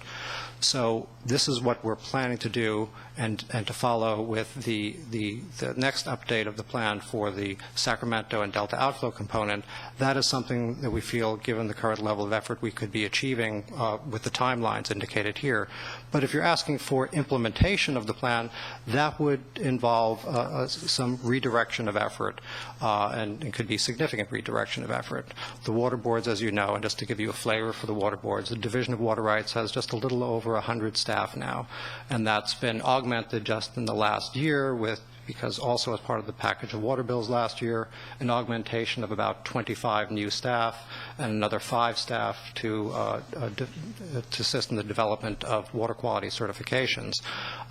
So there's been an augmentation, but that's still a limited staff that performs a number of functions, administrative functions and processing of water rights. It's a fee-based program. Water right fee payers are supporting most of the Division of Water Rights. So the message that I'm sending you, if we were to try to do more in a shorter period of time, it would take a diversion of resources from some of the other things that the Water Board is currently doing within the Division of Water Rights. So I've spoken now in large part, that's to that first bullet that you have in your policies for Policy 4, which is to adopt and implement flow objectives for the delta that are necessary to achieve the two equal goals. For the second portion, the board is also interested in, and also That's the tributaries. That's the tributaries. That's the part for the tributaries to the delta. And you make mention of it in the report and something else that was part of that package of water bills in 2009. By the end of this last year, and we have it now on our website, the board prepared a report. It was a prioritized list and schedule of costs to complete in-stream flow studies. And again, that was, and as the report indicated, it came up with the prioritized list, both in delta, a tributary of the delta, and for various metrics, streams that have salmon-bearing streams, non-salmon-bearing streams. And it provided the prioritized list and also the estimate of cost for doing that scientific element, the in-stream flow studies, the part that informs the criteria, if you will, but that again would not have any regulatory basis. And we also made estimates of, well, if you wanted to take that information and you were to establish them and then as flow objectives, that would then involve, in general, CEQA again, some kind of water quality control planning to establish them as water quality objectives. That would take additional time and resources. So the primary reason for me giving that introduction is just to make clear, and I can answer some questions in terms of the flavor for, what would be required in terms of level of effort and what one would be achieving by doing various different things. And perhaps finally I'll conclude for that second point for tributaries to the delta. Again, this is, the Water Board feels that this is another important thing to do because, as you've been discussing here, that kind of provides the framework or the floor of like, well, what are the flows that are needed on which you could layer other things? So starting with that is first, what's the technical information, if you will, of what do the fisheries need to protect the beneficial uses? If you want to go that next step and do that balancing, kind of, how do you evaluate that in the context of the co-equal goals, then you're talking about doing a standard setting in terms of how do you balance that against the public interest needs for water. And then finally, if you actually want to achieve success, you need to do something, say, through water rights or other measures to implement those flow objectives. We suggested language with which I would have to concede is a more generic term of establishing flows, recognizing that we really want to get at the goal of achieving measurable change and improvement in protection of public trust resources. So rather than being specific about establishing them as flow objectives and implementing, there might be some other ways to achieve this through collaborative processes, if you will, that might not necessarily involve the standard setting, might not necessarily involve a full-blown water rights proceeding that, again, these are proceedings that can span many years and many dollars to, especially as you get into larger watersheds and you involve larger number of water rights holders. So the thought was, well, there could be instances where some sort of collaborative or other approaches could be used to achieve the ultimate goals. I think, okay, Hank, then Pat. Is there anything tangible that's been done in terms of setting flows? Anything tangible? Like in flow rates and well, we have numbers? Currently, there are numbers in the Bay Delta Plan and in D1641. That's currently, those are standards to which Delta operations are, that is how it is operated in conformance with those standards. And are we conforming? Yes, though there is, yes. I mean, yes. In general, yes, there are. I mean, there are instances where there's problems in meeting those numbers, but in general, yes. And I guess, Mr. Chairman, how does that relate to us? If the flow rates have already been set, do we just parrot those here? Well, the attempt here is to, and the third diamond under water under policy 4 is prior to the dates indicated, the delta flow objective shall be used to determine the consistency with the delta plan. But there is an updating, I guess I'm trying to find a neutral word that doesn't tie us to whatever it is the Water Board is reserved about, but they are in the process of updating delta flows and flow standards, criteria, whatever the framework is on tributaries. And the purpose of this, as I understand it, Mr. Grindstaff, was to prod them to do what they know they want to do. Mr. Grober, you've been very polite, but has there ever been a Water Board hearing on flow standards without substantial controversy?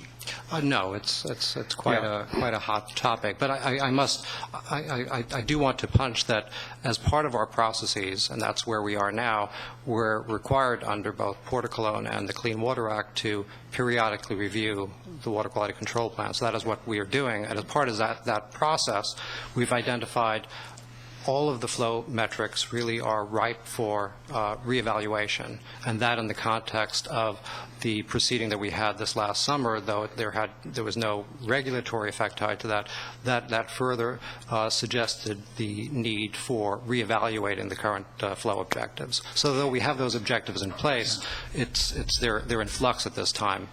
And trying to step back and take a look at the Delta plan as proposed and drafted, essentially what you've got is, given the constraints of the Act, we are both urging the Water Board to proceed with their statutory mandate to periodically update and suggest that the dates here might be appropriate. And that the backdrop of that is, under our statute, is the need to have co-equal goals served. And that, I reference back, Cliff, I'm going to summarize what you said one time, but you can correct me if I'm wrong. It's that there are many factors that impact the Delta ecosystem negatively, and certainly flow standards and habitat are among them. And I think, Cliff, the description was the Independent Science Board, in your view, is there are many things out there, but there's no short list that doesn't include flows and habitat, although there are other elements as well. And I don't know if that's a correct way to say it.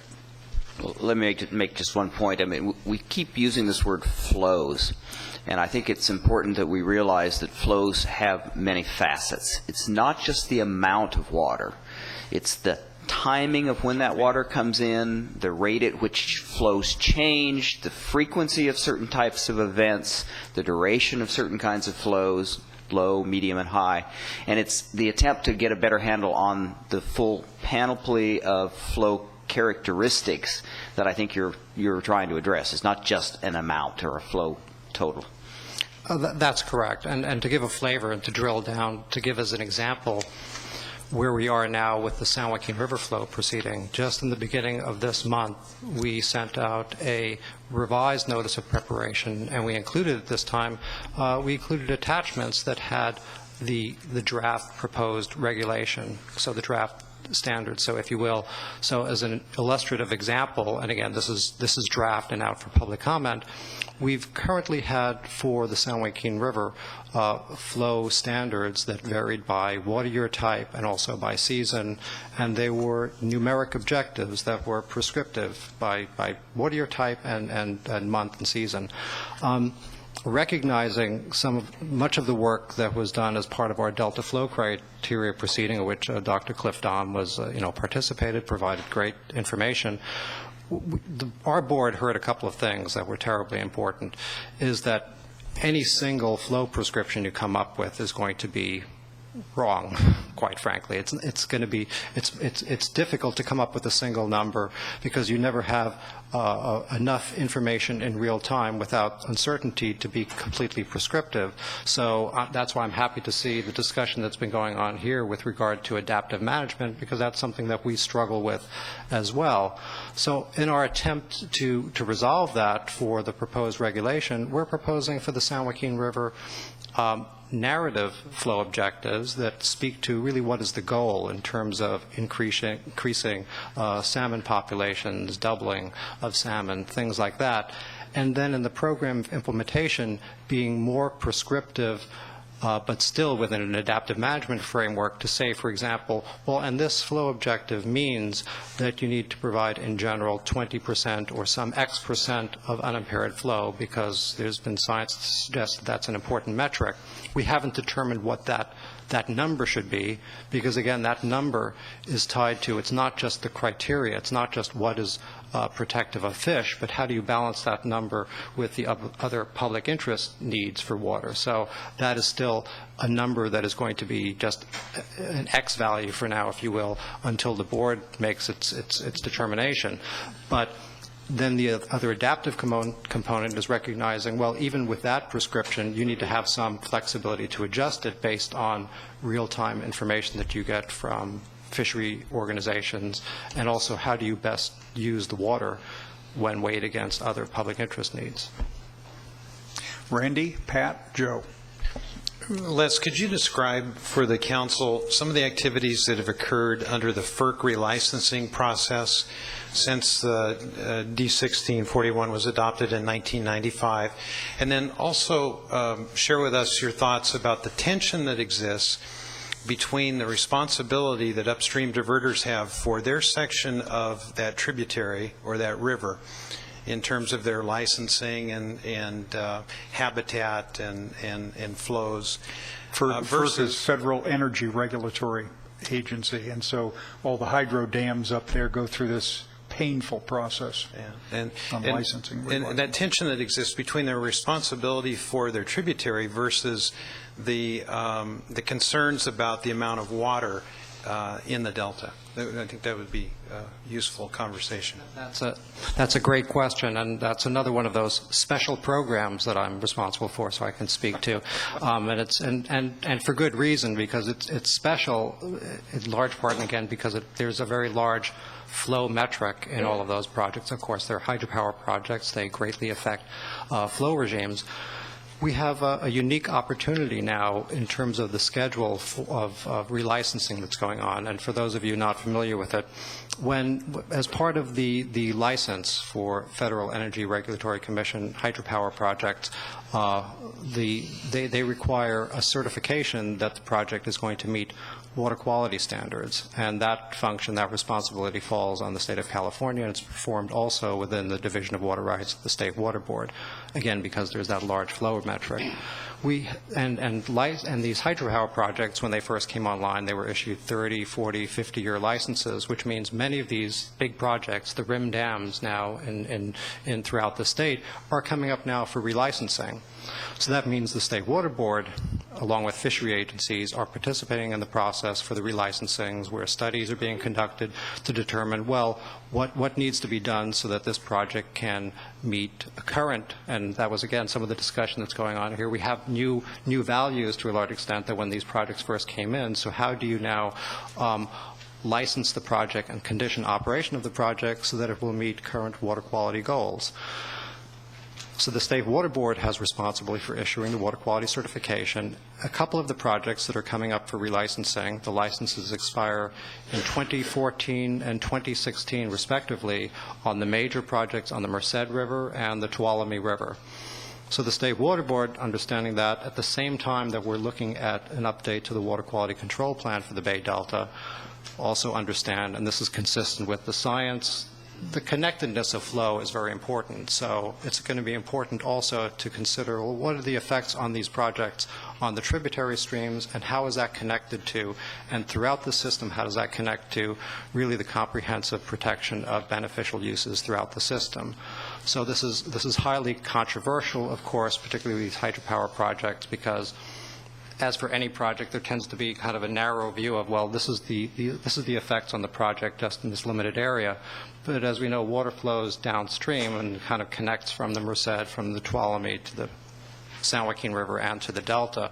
So we're going to be active in that area and appreciate that we will be both looking for the proper studies to be conducted to inform our water quality certification for these projects, but also we intend to, understanding the connectedness of this, at least part of our implementation of the Bay Delta plan, the flow components looking in the San Joaquin River now, we anticipate that we would be implementing through the conditioning of the water quality certifications, in addition to our more standard approaches, which is used water rights proceedings. Have you reached an agreement on the Feather River? When you say the Feather, this is for The Oroville relicense? Yeah, the Oroville project has been relicensed, yes. Can you describe what changes in flow regime have occurred through that process? There were not major changes in the flow regime as part of that process. That was looking mostly at the local temperature conditions there. It did not involve revisiting the more comprehensive flow regimes as it affects the delta. Okay. Pat, and then Joe. On page 49, the beginning on line 15, does the first paragraph successfully summarize the standard by which you determine flow?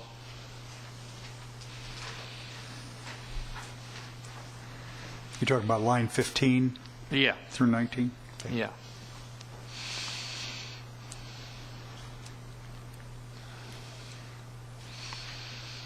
I would say that is correct. So could you not necessarily this moment, but I think the point made, as Cliff made, is defining flows might be instructive so that we don't think of it too narrowly or incompletely. Not that that's your job, but I think you might want to look at how we better do that.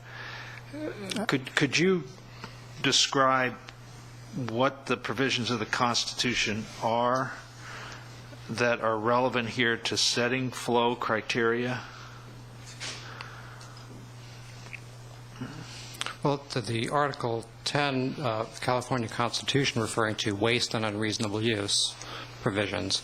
And I just wanted to punch, when just in the first sentence, when you say in setting of in-stream water flow criteria, again, I'm interpreting that broadly to mean saying setting of flow objectives. Though that is something we have routinely done in the Delta, that is not something that we have routinely done in other tributary water bodies, though it is reviewed as part of the review for water rights in terms of, well, what are bypass flows or things like that that would need to be maintained in order to condition a specific water rights.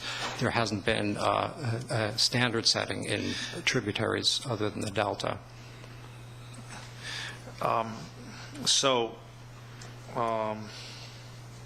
The Water Board has the authority which you're exercising to determine what inflow or in-stream water flow would be in the Delta, and also the major tributaries. In order to satisfy, you principally on the San Joaquin, your example referred to fisheries, right, within the public trust doctrine? To make distinct, and it always becomes a matter of what is the limiting factor. So the review or the elevation for the review for the San Joaquin River, for example, is that information suggests that we need to take another look at what would be required to protect the fishery beneficial use, so that public trust use of water. In terms of the establishment of objectives, then you step back and it's distinct from, well, you don't just look at that, then you have to look at that and weigh that against the public interest needs for water. So there is the balancing that would occur. So in large measure, that's... So is that what we would call the co-equal goals? Yes, yes. So there's no conflict between, I mean... No, sorry. No, there most certainly is. No, I didn't mean there isn't a practical conflict. What I meant was the statute that we're governed by and the constitutional provisions and statutes that you're governed by, are there conflicts? I don't see it as very, I don't see it as a conflict. I see it as very similar, because really that is the struggle in terms of our standard setting. Okay, that's fine. Mm-hmm. Yes. Okay. So you chose the example of San Joaquin River, so just sticking with that, my objective here is to kind of learn how it works. So I don't have like an objection that I'm leading towards, but I'd like to understand it. So you have some information at the board that indicates that the San Joaquin River flows are inadequate to the health of fish in the river. Is that your basic starting position? Yeah, and even framing as a position, there is information that suggests that we need to take another look to see, well, what is the flow regime that would be effective? And to put more context in that, and this might, and again, I don't want not to give too many details, but to put some context in it, in the San Joaquin River in particular, for the last 10 years, a little more than 10 years, we've been conducting, or it has been conducted now, what's known as the VAMP experiment, the Vernalis Adaptive Management Program experiment. And what that means, that in lieu of meeting some higher water quality control plan flows, the State Water Board has allowed for conducting of the VAMP experiment. The intent was to see, well, what mix of flows in conjunction with operation of the state and federal projects and barrier manipulations at the head of Old River as part of the system, what mix of those things would be beneficial in protecting fish? We haven't, for a variety of reasons, gotten as much good information out of that as we had hoped, but many would agree, along with other factors, because again, there's predation issues, there's ocean harvest issues, ocean condition issues, habitat issues, temperature issues, but still within all of those issues, flow is a metric that warranted further consideration and another look. Is your authority over flow only, and how do you account for those other stressors? Our authority is over flow. And we can make recommendations, and in particular, you can make connections, for example, between temperature and predation and flow, but our authority is with regard to flow and water quality. Would it be possible for you for the board to conclude that other stresses are not likely to be alleviated, or at the very least, the board has no control over those, and so you would seek to compensate for the inability to control those factors by, for instance, increasing flow requirements? That is something that could be done. It's not necessarily something that would, and if it were to be done in any fashion, it would be with the understanding disclosure that is what is being achieved. So, for example, we would not in general want to cure a water quality problem by simply diluting flow. But to the extent that there is a very strong nexus between quality and flow, and some minimum flow at which a water quality condition becomes critical, perhaps it would be advisable. But again, there's going to be always a certain quantity of what is done as part of this process, and I have to punch again, is that there's going to be the science part, which informs what a proper flow metric might be, with all of these other conditions and recognizing what the other problems are, balanced against the economic, societal costs, other environmental costs of doing so. So in focusing on the San Joaquin,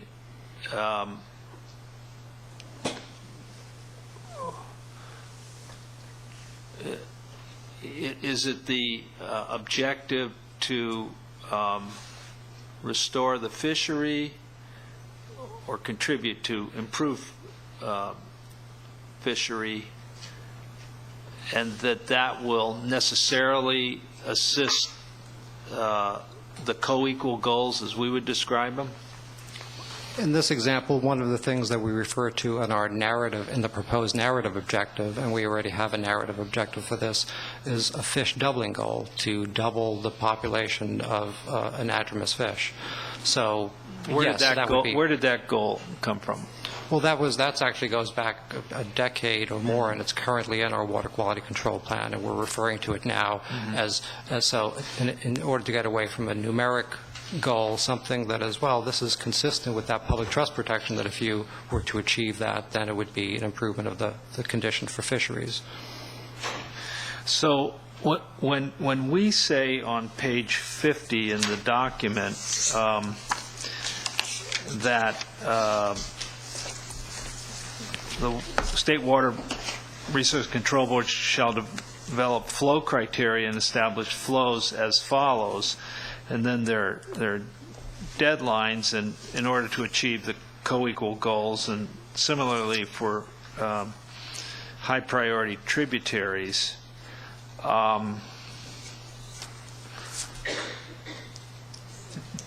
Do we know what they're going to do? No. And Mr. Grindstaff wants Do we know what we want them to do? We want them to comply with the co-equal goals. That is at least, if you ask what this recommendation is all about, the closest thing to that is our use of the phrase co-equal goal, which for us is the kind of definition of what we're supposed to do, and for them is, according to Mr. Grober, is close. May not be identical, but it's pretty close. Can I give another example, just to clarify this? In the San Joaquin, which the board is doing now, I believe you guys said the other day that the current unimpaired flow sometimes is as low as 8%. Is that right? That's correct. That's correct. 8% of the historic levels. The unimpaired flows, that means some definition of historic. So 92% of the water is diverted. Yes. Or held up in the stream. In the new document that they are doing, they have said they are going to set standards, and they estimate now that it's somewhere between 20% and 60%. And the 60% number, I think, came from the report, the criteria report that was developed last year. And it's going to be this flexible, hopefully adaptively managed tool that's going to say, if we do these things, this is part of a program that will hopefully lead to salmon doubling. Now, the same kind of information has come forward on the Sacramento side. So the delta flows are not just the San Joaquin, but they're this whole system. And the legislation actually called for them to establish criteria by 2018, I think, for the Delta watershed, all of the tributaries, all of the streams.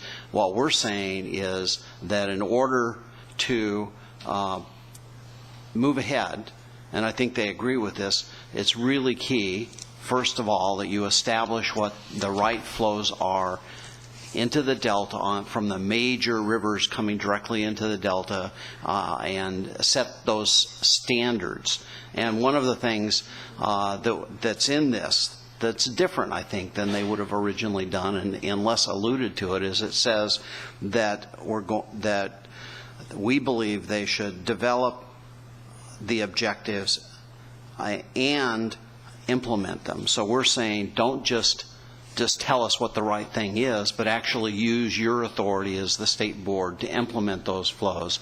And for us, one of the reasons for doing it is because we want the fish benefits, but it's also important, the reason it appears in 3 different sections is because it's important for water supply. You can't make decisions over the long term about what you can export from the Delta if the board hasn't gone through this process, since they've identified that it's really critical to the Delta. You need to have that done and implemented. You can't really do the restoration if you don't do that. And the flows are critical for water quality, so that's why we put it in the 3 sections. Okay. Go ahead. And the other thing that we did that's different is we said, okay, for now, in order to be consistent with the Delta Plan, you must meet the current objectives that are in law. But consistent with the theme that's in Chapter 1, quit digging, we said if they haven't established the flows by 2014, then we should stop. We should stop doing projects that take more water out of the system. We should stop issuing water rights permits. We have different options there, but that's what we said last time, and we're giving you thoughts about how we could go about saying. Well, yeah. So, right. So, this. Those options on line 20 to 29, right, on page 50, those would constitute a regulation if we chose one of those. Well, the first 2 would constitute a regulation. The third one would constitute a recommendation. A recommendation. Okay. Thank you. Okay. So that's so. And we're saying decide flow criteria. They're constrained by the Constitution, some statutes. We're constrained by our statute and how we stated it. But we consulted with them on the language. I think we believe that it's consistent. Right. Okay. But like option A, sort of the I don't recommend option A, but I wanted to show it as the extreme end. What do you recommend, Joe? What I personally recommend is option C, and I know that the chair differs with me on that. Because option B is attractive because it says that you're going to stop doing covered actions that divert or move or export water from the Delta or Delta watershed.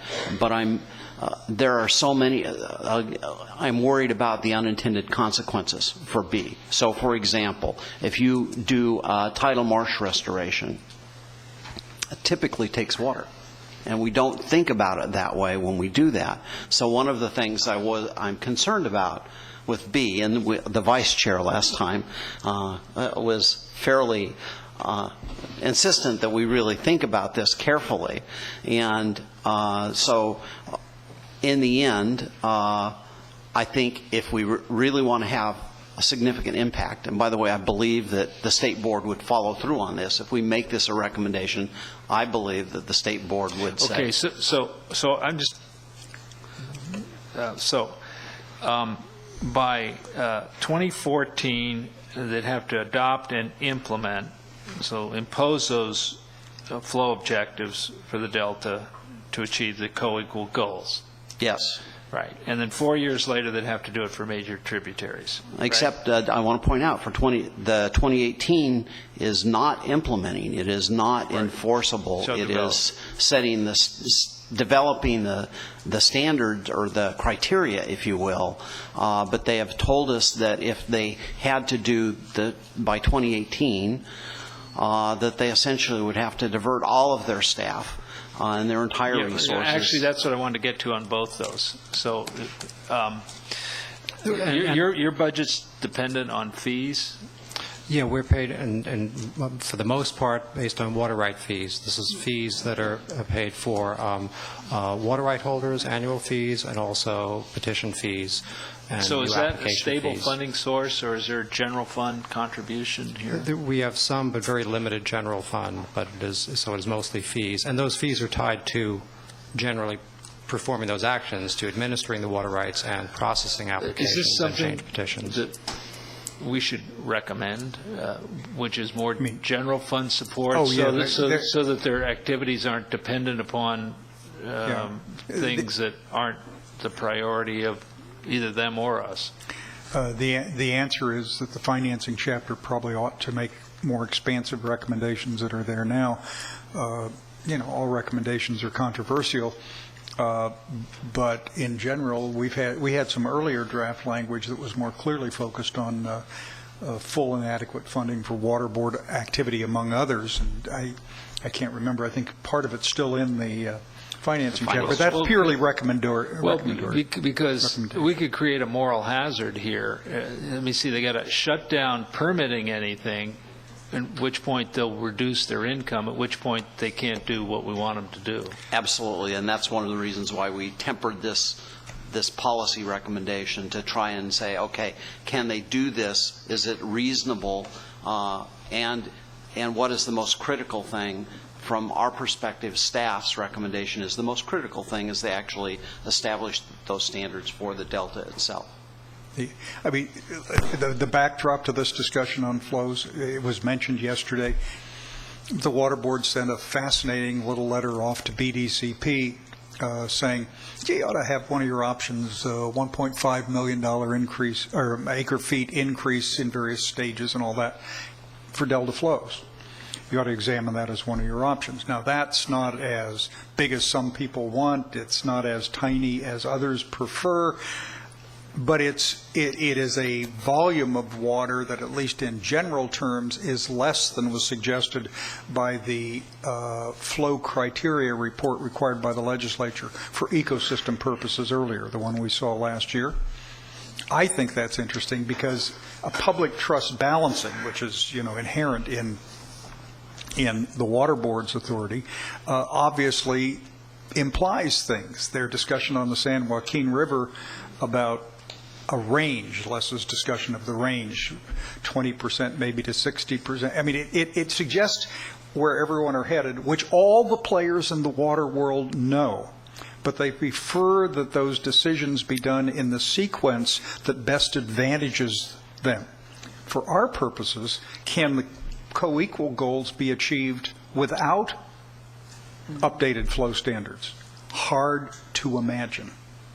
But that does not mean that the flow standards automatically are set at the highest level that anybody can think of for their own purposes, whether it's in delta use or ecosystem use or any. It's got, all of these co-equal goals involves balancing. The constitutional provisions involve balancing. And at least my judgment is the Water Board's trying to do it. Actually, they've been trying to do it. I mean, this process is a never-ending process as the disputes over the delta increase in intensity. So can it be done by 2014? Well, I'd like to speak first, even just to embellish what Chair Eisenberger just said. The reason we asked for that for BDCP, because that's consistent with what we're doing in our own environmental documentation for the San Joaquin River component, because we already have that fishery part of it. That's one side of the co-equal goals, if you will. But as part of our analysis, we're looking at, well, what are the hydropower costs? It's going to affect generation, which means it's going to affect greenhouse gas, which means it's going to affect agricultural water supply, municipal water supply, how much you draw on groundwater. So there's all of that we have to look at, on the other hand, from the fishery benefit and effects. So yes, these are all things that we're intending to do as part of our planning. But to punch and make clear that it's two-step, this first bullet under the policy 4, our current plan, and just to let you know our plan, and it's in some ways scary, it's like a plan for a plan. We've been operating in large part under this thing called the strategic work plan for the Bay and Delta, where we've identified that's your work plan. That's our work plan. That's a whole suite of activities dealing with water quality issues, dealing with flow issues, and it includes among them the Bay Delta planning, the San Joaquin River portion and this other portion. We identified in that plan the staged process for doing the San Joaquin River flow objectives first, then the Sacramento Delta outflow objectives next, and then afterwards doing the water rights implementation. Though it can be problematic, there's nothing that precludes us from doing those things simultaneously to wrap up and do together the planning and the implementation component and to develop the environmental documentation to do that. Though there's been court cases that have suggested, you have to take care in doing so, but it can be done. But it is not something that had been intended as part of that work plan in terms of the current level of effort and the resources that we've directed towards it. So combining those things to do the San Joaquin, the Sacramento, and the delta outflow. And delta outflow. So all of the delta metrics. And then water rights. Yeah, to do all of that, to do both the standard setting and also the implementation, which is, it would be hard not to argue that it's the actual implementation, achieving those flows, which is what would be achieving the co-equal goals. It's not a plan to do so. That would be what would be achieving the two equal goals is implementation. So we have to achieve it by June 2nd, 2014? Yeah, well, the way that this is written now, that would require a diversion of some additional resources into the effort, because that is not the level of effort that is currently being directed to do so. Right now, it is anticipated as a two-step to achieve by that time the standard setting portion. So though this could be done, that would take additional resources and diversion from other water rights activities. So your report on flows from last year is one piece of evidence that you're using currently, or will use for a later stage of this? I wouldn't call it evidence so much, because we made very clear that that wasn't a rulemaking. There was no evidentiary record for that.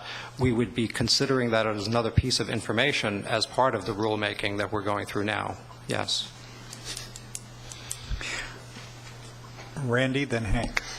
I think we're to the point where we need a recommendation, so I'd like to offer one. I think we need to encourage the State Water Resources Control Board to do their work as quickly as possible, and whatever help we can provide in terms of offering thoughts about different funding sources and so on, so that you can get through the evidentiary hearing process that leads to a thoughtful and scientific outcome. I think we want to encourage that as much as we can. I don't like any of the options that are offered. I think rather, if you flip back to page 49, WRR3, I think is a better policy approach as we wait for the evidentiary hearing process to yield to an implementation of new water standards. If you just strike State Water Project and insert water projects or whatever the appropriate language is, I think that will take care of this interim period while we're waiting for new flow standards. So I think that would be my recommendation for our recommendations, policy, et cetera. But I do think that Les is absolutely correct. To utilize the 2010 report would be not a good thing to do, since it's an unbalanced and incomplete report. I think the 1995 outcome was based on the usual process, and we need to update that. And there are other things that are going on that are going to continually take a look at flows, such as the Federal Energy Regulatory Commission relicensing and so on. That's my recommendation. Let me just say, based on what Joe or Chris or somebody had said before, the three options are non-regulatory in nature. The ones that appear under ABC on page 50. They were not intended to, did I state that correct? No? No, I think, in fact, A and B would be regulatory in nature. Well, but then how can it be phrased as saying could use? I mean, it seems to me, Well, I mean, the point, you've got could use, and, determined just says that, I mean, I read both of those as saying we might do this. Now, if you want to say we're going to do it, then you got to say we're going to do it. If you, I mean, it doesn't, the council will determine that an action will increase the capacity of any water system to store, would not be consistent. I believe that we can declare in advance things that we might do. I believe that. But I don't understand it. Let me just run down. My personal opinion is all three of these are options we should consider, but that's neither here nor there. They really, hopefully, never come up, because the Water Board would, by June 2nd. I believe you guys had suggested the June 2nd date. The staff had originally suggested January 1st of 2014, and there was something about June that was attractive to you. They have it. If we do not insist in some fashion on flow objectives for the Delta early, then how do we achieve the co-equal goals? And I understand how politically difficult it is, but that's because everybody's playing the tactics about when they have. By the way, does the water board has something to do with BDCP, right? Well, we've been working, and just recently, in response to the letter that we sent them, we were meeting with DWR staff and BDCP because we would like for them to develop information that will inform our processes. Do you have to issue a permit? We'll have to issue a permit for any change point of diversion, but of most interest to us, really, is really what do we do in these intervening years? Because any new project is not going to happen for 10, 15 years. That's so right. What do we need to do over the next 5 years? So we have not been, and this isn't just an efficiency measure, but it's also not to get complicated in that we would have competing environmental documentation analyses. We would like to rely upon the modeling and the work and analyses they're already doing to inform an update to our plan. Yeah. Okay. I think what we're going to wind up doing is have developing of the alternatives to come back to us next month with more clarity. That's what I predict is we're going to wind up doing, but we're going to have to hear from the public before we even get to that point. My suggestion is we wrap up this discussion no later than 12:30, take a 30-minute break for lunch, come back and start plowing through the rest of the stuff if that's agreeable. I do have a question. Okay, just Don, Hank, Gloria. Actually, I think Hank had the first. Oh, I'm sorry. Okay. Yeah. Hank? I think Gloria's first. Gloria's first. There you go. I think I'm going to have to start jumping in. I have a question. Isn't setting flow standards considered a regulatory action by state agency? And if so, how is it a covered action? Really, Chris? To Chris. I would say yes, it is a regulatory action of a state agency. I think that, are you referring to suggestion A? My point is, wouldn't this be recommendations rather than regulatory? We're looking at various options, but I think the issue that you're pinpointing is the one that kind of is an overriding issue with regard to your jurisdiction, and it's clear that you weren't set up to be a super regulatory agency, which I think we all concede, and that exemptions, as you rightfully point out, from the definition of covered actions include regulatory actions of state agencies, which the setting of flow objectives would presumably be. So that's right, that would not be a covered action, the setting of flow objectives. Okay. Should a covered action before us raise issues of flows as it relates to water quality, the ecosystem, or water reliability? And if there are no updated flow standards, Mr. Stevens, what would we be doing? What would we be doing? Well, but back to flows, though.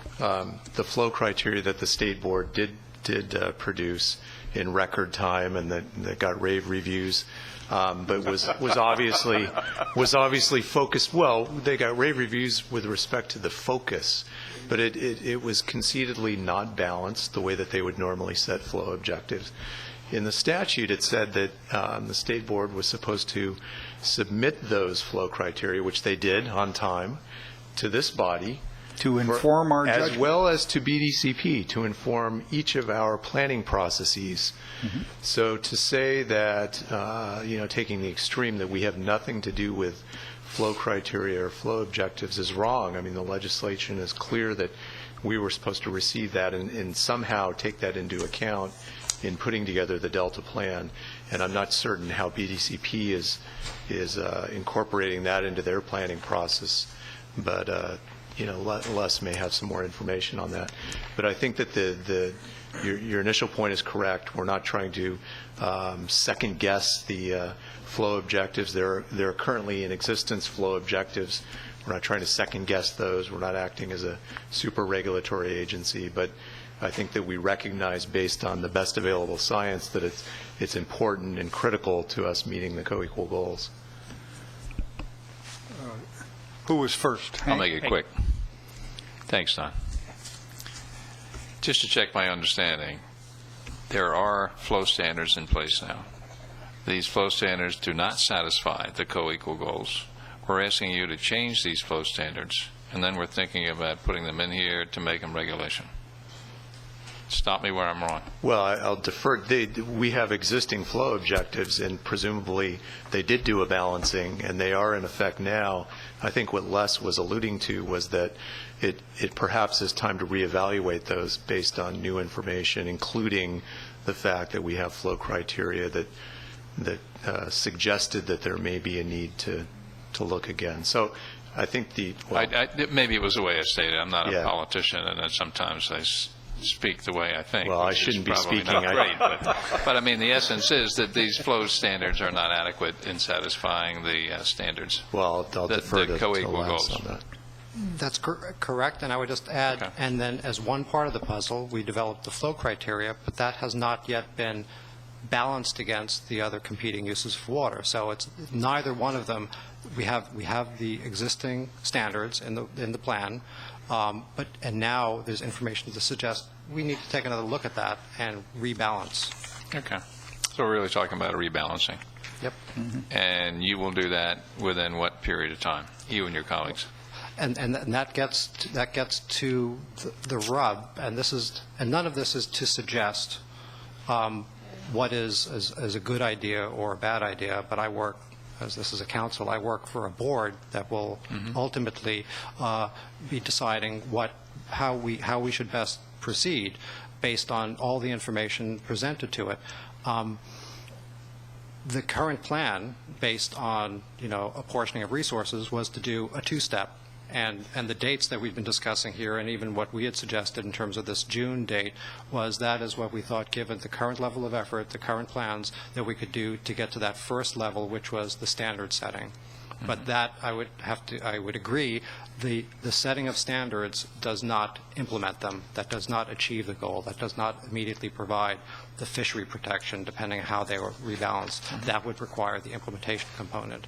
That would require an augmentation of resources. It would mean immediately starting on a larger process for both the Sacramento, San Joaquin, the Delta combined, and not just for the standard setting, but for the implementation. So it means a very large water right proceeding. These are proceedings that when will you last. say implementation, Les, what does that mean? So the implementation, then to make that distinct, the plan, before describing implementation, the plan may say, well, this is going to be implemented through an apportioning of responsibility to water rights. And various decisions have been made in the past in terms of the specific responsibilities.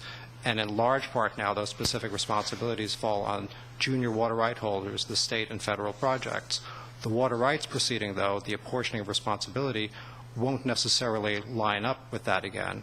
And again, as an illustrative example, just to look at just the San Joaquin for what we're doing now, just the proposal of standards even that we've recommended, that we have as a draft regulation out there now, that moves upstream into the San Joaquin River, which suggests a different apportioning of responsibilities that would touch other water right holders. So the implementation is actually to incorporate as a condition of existing water rights permittees and licensees as a part of their water rights, their responsibilities to meet those objectives. And the board would do that? The board would go to water user one and say you've got to reduce your intake from the Delta by 10% in order to get the flow? And this gets at the core of, and there's many ways that this could be doing it, but in terms of the appropriated water rights system and first in time, first in right, there's in large part an orderly process in terms of how the shortage is taken up in terms of junior water right holders.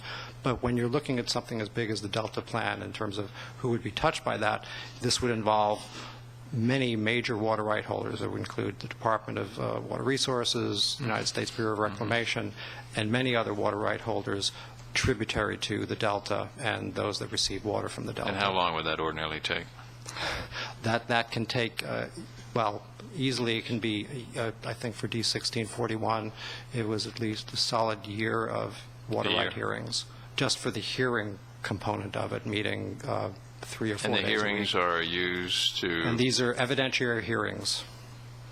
So you got to convince the people that what you're doing is the right thing?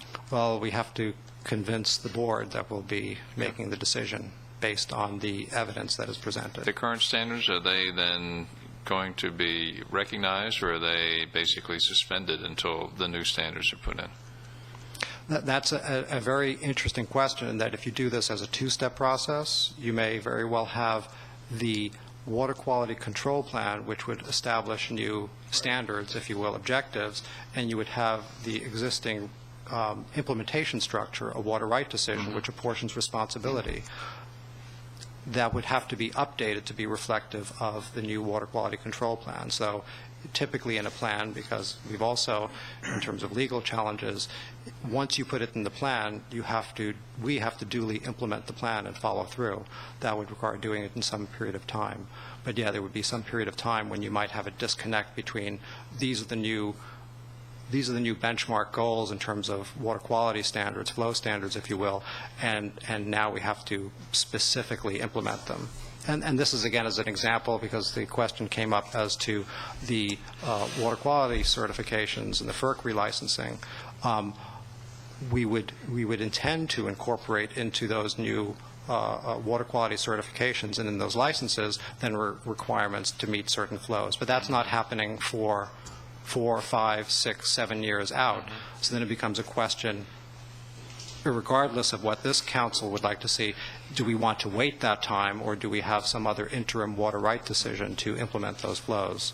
So there's any of a number of things that could be done, but there's certainly the resource implications, and there's also the process implications. Is it good to wrap it all, do it all at once, or is it beneficial to have it as a two-step where here's the standards and now let's figure out precisely how they're implemented? I understand. Thank you. Don. Yeah, I'll be brief as well. I think that as it relates to this, I think that certainly the importance of the water flow standards, of setting them, of updating them. I think in this case, advancing that work sooner rather than later is better, at least in my take of hearing the conversation this morning, and again, recognizing that it has many moving parts to it, and I appreciate Les being here this morning and certainly responding, I think, very frankly, candidly to the questioning. And in light of that, to the point both the chair and the vice chair have made, it seemed to me for our consideration in the fourth draft, then, if we're looking at if we get general agreement around on the policy as to the dates and the inclusion of adopt and implement and develop and establish in Diamond 1 and 2 under P4, then how do we then encourage, facilitate, or maybe recommend or demand, I guess, in a later consequence then. And I guess I would suggest, kind of go back to my comments at the meeting a couple of weeks ago, is that maybe an approach would be, at least my view on this, would A, B, or C, or some iterative thereof, is to, if we get concurrence on the policy, is to look at a suggestion that might have this council have a date well in advance enough of the 2014 date and 18 date, if that's what are ultimately selected, that say that the council comes back in January 2013, a year after the adoption of the plan, and assuming we've set those as the goals we'd like to see the Water Resources Control Board to develop those particular aspects by, is that to say that this council would revisit on that date then and see, and then have for consideration if in fact work isn't advancing at a certain pace, or look like there's other delays, whatever it might be. It seemed to me that might give this ability for the staff adjustments that have to be made and certain work program to be made. But it also would then allow, I think, this council in a very short order, basically in 12 months' time, to come back and say, how are you doing? And whether it's Les or somebody else from the board come forward and then say, okay, we think you're making good progress. We think, everybody thinks you can get there by this date, or you can't. And if not, then how do we further prod and/or potentially insert the council's role into encouraging, determining, recommending, and/or whatever it might be under the various headings under A, B, and C. So I'd like to have us, for consideration when this comes back in the fourth draft, maybe a trigger date for consideration of something that would go beyond what the vice chair said, but certainly get to the point, I think, of the importance and continue that emphasis, even if we didn't assert it as a part of the recommendations or a policy consideration for this go-round. That's good. Okay, Joe, you've got that, right? Martha's got that. Yeah, all right. Okay, here's what we're going to do. We're going to take the 30-minute break for lunch. Folks in the audience, if you haven't discovered, there's something across the street where you see Pat Johnston getting coffee 4 times a day. Are there also sandwiches right across? Sandwiches, that's a good place for location. We'll start at 5 minutes after 1 o'clock. 5 minutes after 1 o'clock, we're going to complete the rest of this chapter. Lunch break. Don. Bless you.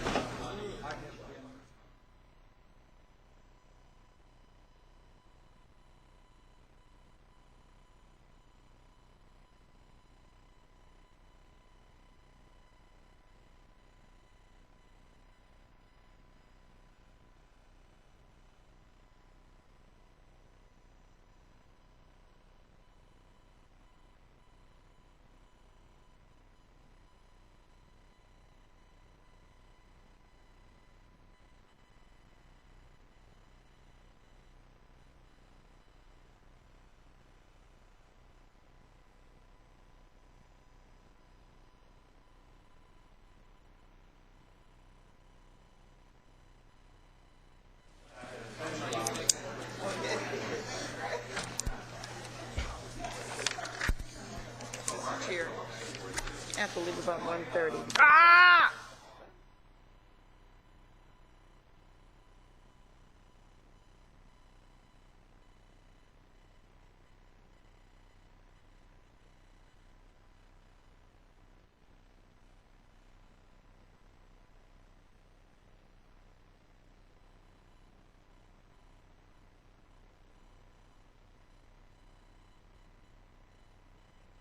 Please take your seats, please.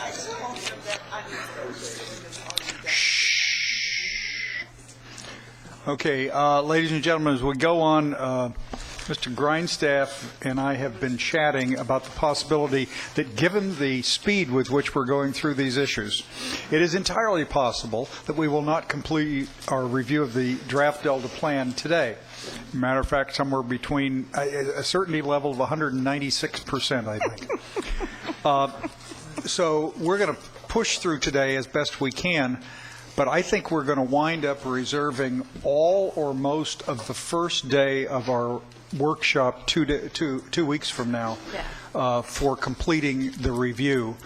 And in fact, the staff might even like that because they have their own cleanups to engage in, and it might be useful. But keep that in mind. We'll just see how far we get, and we'll just go from there. Hank? I only had one word that I would suggest be re-examined on page 49. Page 49, line 26. 26. Could I do what? Speak your microphone directly. Okay. You're welcome. Thank you. The sentence starts, the resulting downward spiral in which the state now finds itself with native fish populations crashing and reduced reliability of water exports from the Delta is, I mean, the spiral is not unsustainable. Yeah. The spiral is untenable, perhaps. It is barely a sentence. No.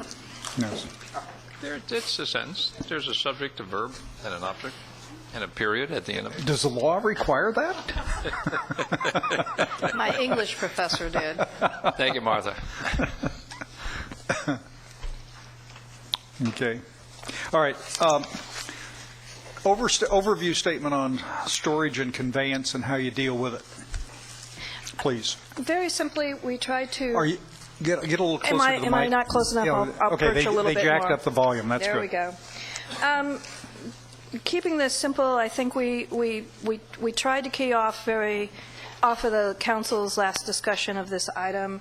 in recognizing the importance of the storage and conveyance, but also recognizing that there are studies that are being done right now that need to be completed by Department of Water Resources and other agencies. And so we were trying to get our arms wrapped around a recommendation that would kind of go beyond. We recognize the need for additional storage. We recognize the large projects that are under consideration and will likely be recommended in the end.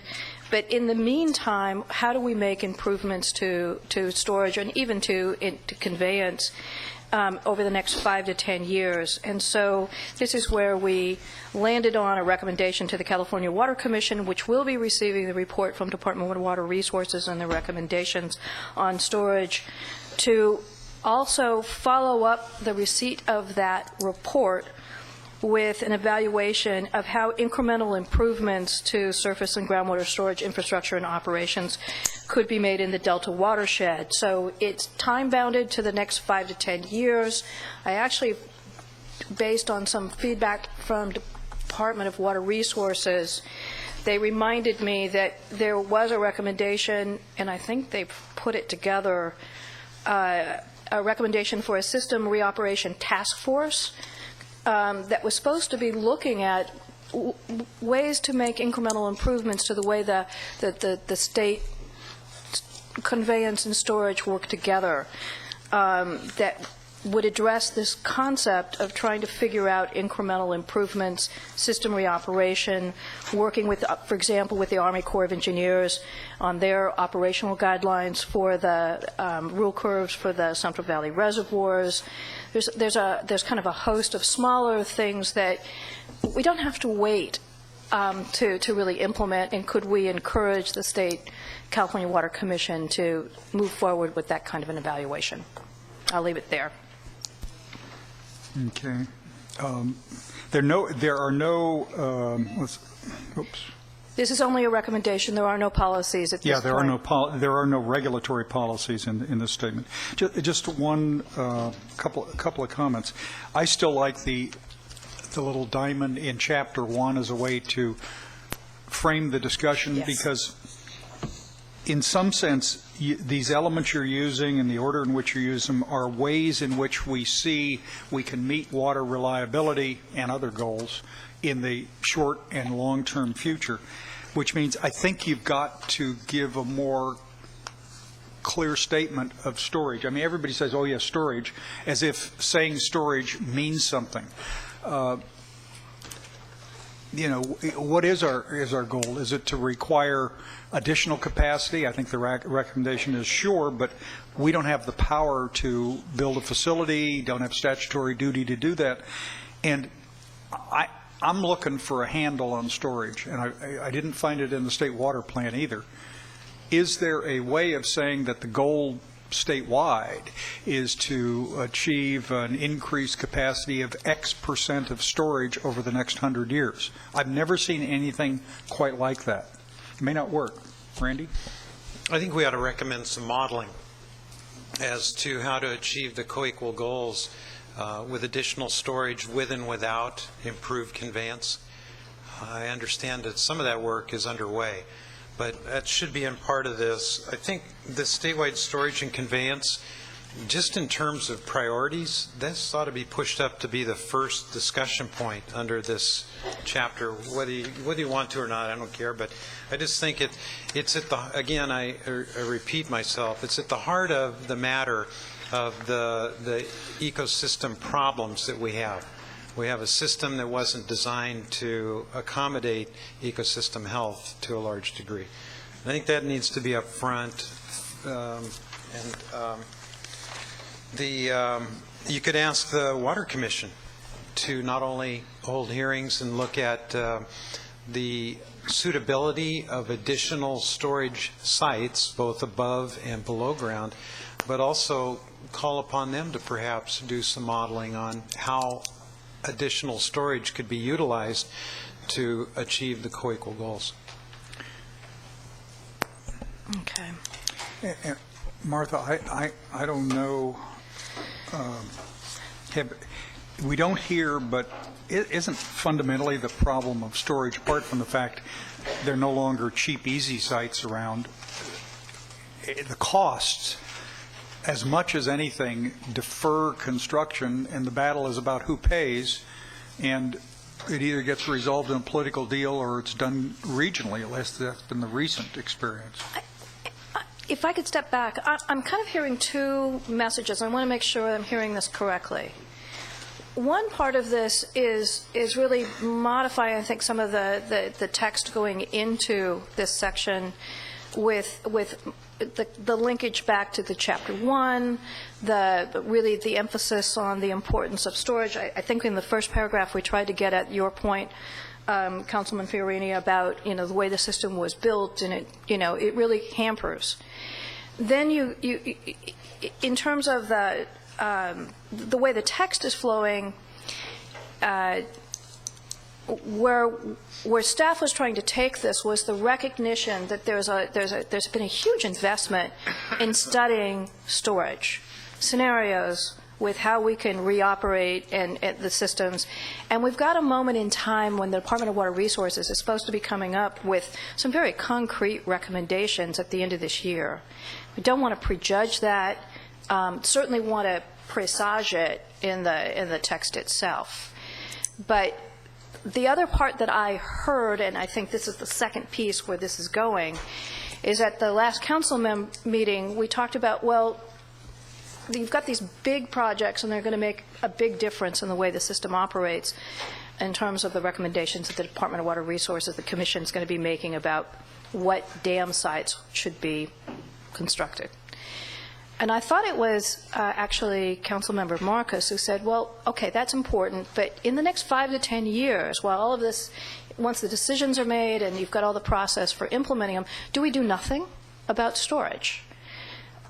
And do we do nothing about making improvements in conveyance? And that's where, at least what got me thinking, was some of the discussion about, what's happening on the system right now in terms of the inability to take water that might be available. We don't have places to put it.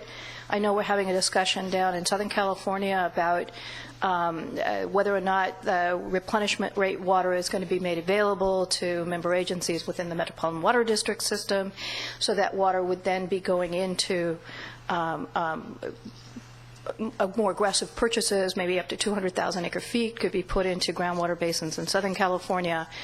So it's a recognition that there's actually a lot of, kind of micro choices that we could make, that if we took a closer look at evaluating dry year yield programs, conjunctive use, where does recycled water as a groundwater replenishment fit in? What about stormwater? I think that the State Water Plan report that identifies some of the reoperation considerations, that when you get agencies together with the Army Corps, can there be tweaks to the system that would give us more out of the existing way the system is operating while these bigger storage questions are being answered and developed. Well, so what I'm hearing, I'm sorry. You allude to that on page 51. Exactly. In that closing paragraph. So then what I'm hearing in terms of the recommendations, certainly from Councilman Fiorini, is, okay, yes, we should probably do some more modeling of what some of these kinds of tweaks could do. They're more than tweaks, but you know what I mean. Am I hearing this correctly in terms of feedback? I think you are. I think you've heard my request pretty clearly. I would just point out that in the last 5 years we've had 3 years of drought and now 2 years of average or above average rainfall. And given those variabilities in rainfall and water supply, the local agencies responsible for meeting their customers' demands have exercised about all the flexibility they can, given the constraints placed on the existing system. So it's reasonable to surmise that there's probably not a lot that can be eked out of the system without either regulatory changes or infrastructure improvements. So while it's good to take a look at the 5 to 10 years and hopefully find some, it's going to be pretty minimal, I would think. And that our emphasis ought to be, because this is a 90-year plan, our emphasis ought to be on addressing how are we going to get out of this mess. And that should be, I think, as important or more so than identifying what interim steps could be taken in the next 5 to 10 years. Don, then Hank.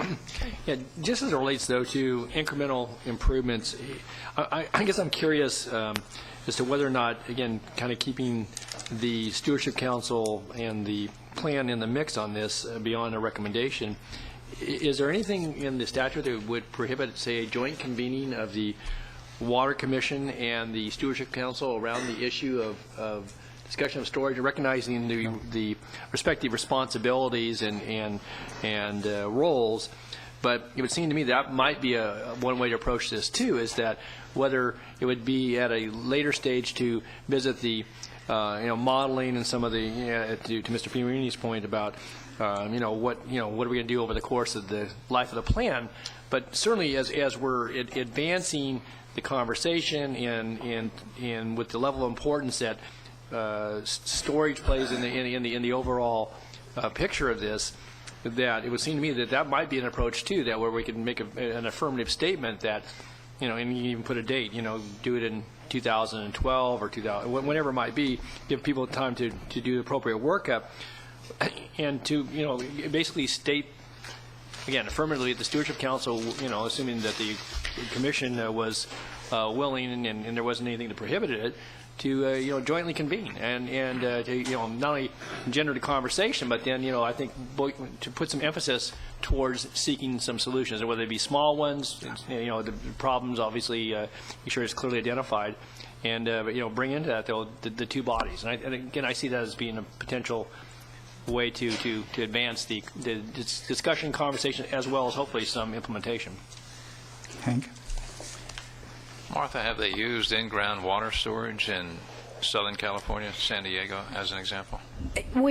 Yes, there are a number of agencies that are taking their highly treated wastewater and using it for groundwater recharge. There's a discussion about San Diego has actually a very interesting proposal for using their, again, highly treated water for the purpose of blending with their surface reservoir and putting that into usage.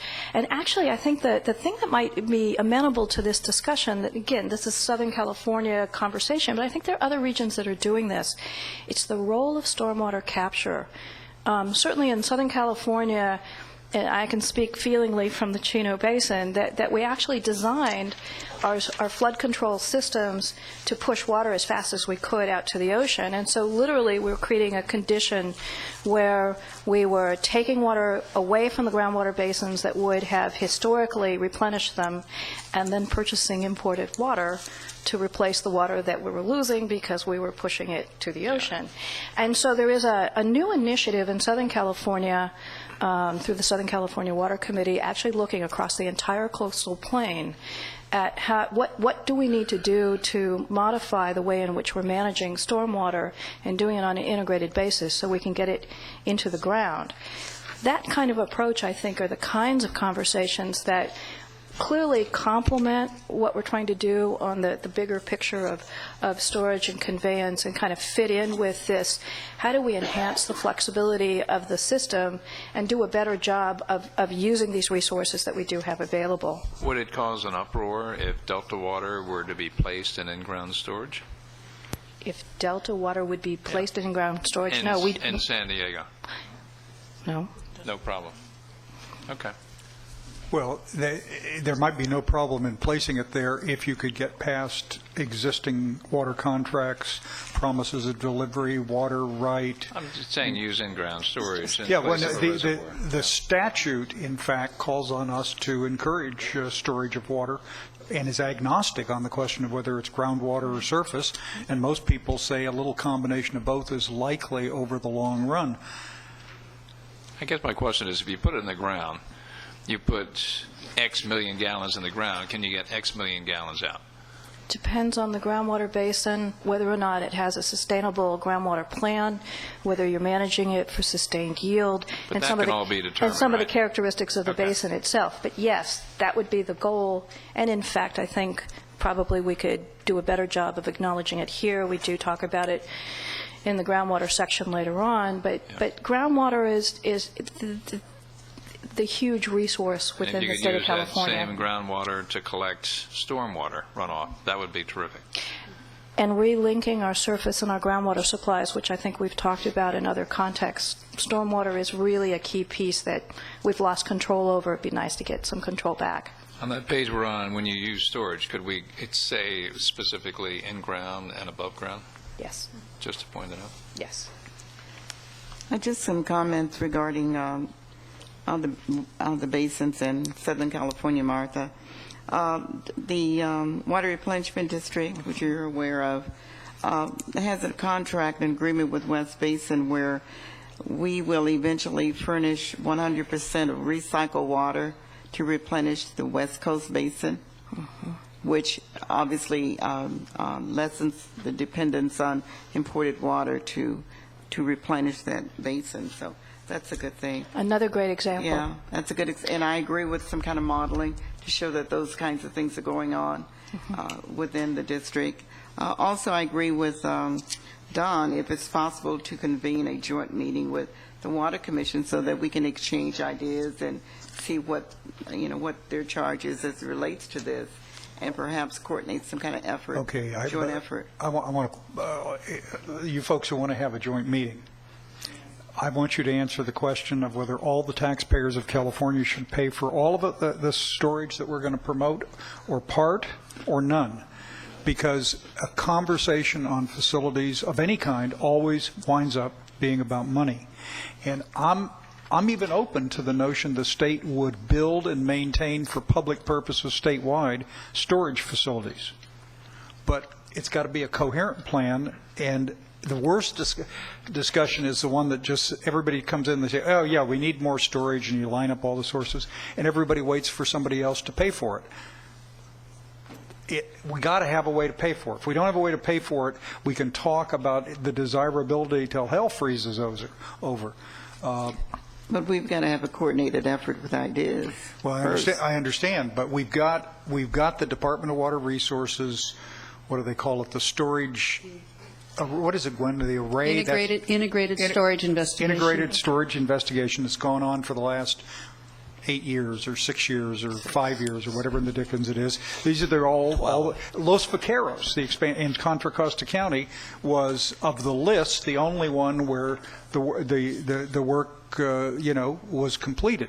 The rest of them, the big controversial dam proposals, from raising Shasta to the 2 north and south, and the water bond package has $3 billion for unspecified surface or groundwater storage, and the presumption is one of those dams might be paid for by that. And then as soon as it was passed, the folks who like the one down south said it's not enough money, there has to be more. I mean, this is maybe I'm not being realistic, but I will schedule whatever meeting you guys want to do, but I want to nail down the money so I can talk about something real, or the financial responsibility. If we believe it is a legitimate purpose for the taxpayers of California to do this, I'm open to that argument. I'm not sure I agree with it, but I'm open to the argument, because I think that's a way to jump past this notion of beneficiary pays. Now, what we do with that principle, which we all seem to support, is a different thing. Mr. Chair, I think you raised some very pertinent issues, and obviously your years of experience certainly, come into play, because you've been tracking them and working this for many, many years. I guess my thought was. Did you say I'm old? No, you're very experienced. But my point was going to be that beyond you being experienced, that we have the conversation, and maybe be something that you would do on a regular basis and call that out in a plan, assuming that it was productive. But I think to what I saw in the staff recommendation was that looking at maybe beyond the big projects, looking at something more incremental and having those conversations, and whether it's the banking of water, or smaller capture, or maybe a stormwater initiative. I mean, there are a lot of things, and I don't begin to certainly know all the detail.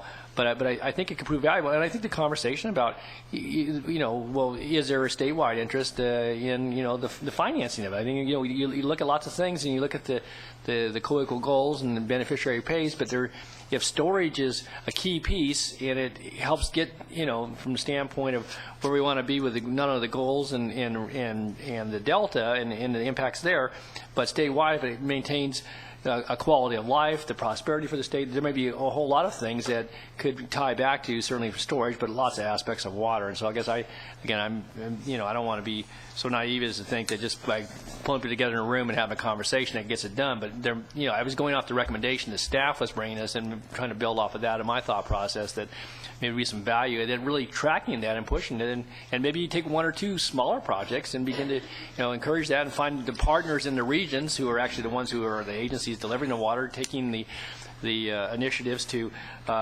take on various aspects of this already, and so we don't have to recreate the wheel, I don't believe. Randy? In terms of who pays, in the last 40 plus years, there have been about 4 million acre feet of storage capacity, actually more if you include groundwater storage capacity added to the system. That's all been paid by locals because there was an assurance that that money that they spent would yield them some additional water or security. The combined projects that the state is currently looking at, including enlargement of Shasta, would equal about that same amount, about 4 million acre feet. The thing that's holding it up, besides the completing the studies, is who is the beneficiary. A portion of that is going to benefit the ecosystem, and a portion of it could benefit some water agencies, or it might not. It might all be to the benefit of the ecosystem. So water projects have not been have been completed and have been paid for by locals because there was a benefit and they recognized that and they paid for it. There are, I would probably surmise, 50 or 60 different small projects that have been looked at by local agencies that either would provide some level of flood protection or perhaps create a little additional surface water or groundwater supply. They haven't moved forward on those because of the expense versus the benefit to them individually, but there could be a state benefit.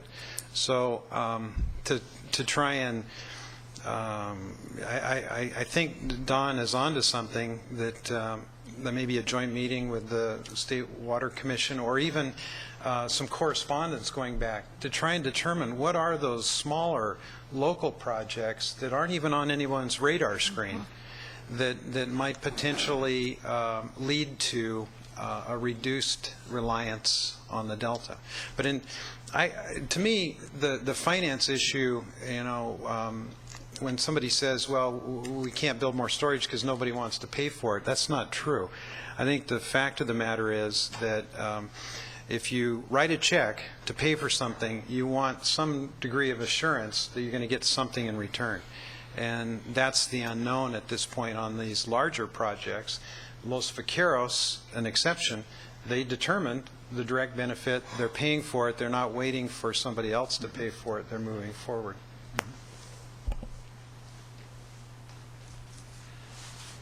Okay. May I proceed to the next Yes, ma'am. section? Reporting and transparency. Page 51. Page 51.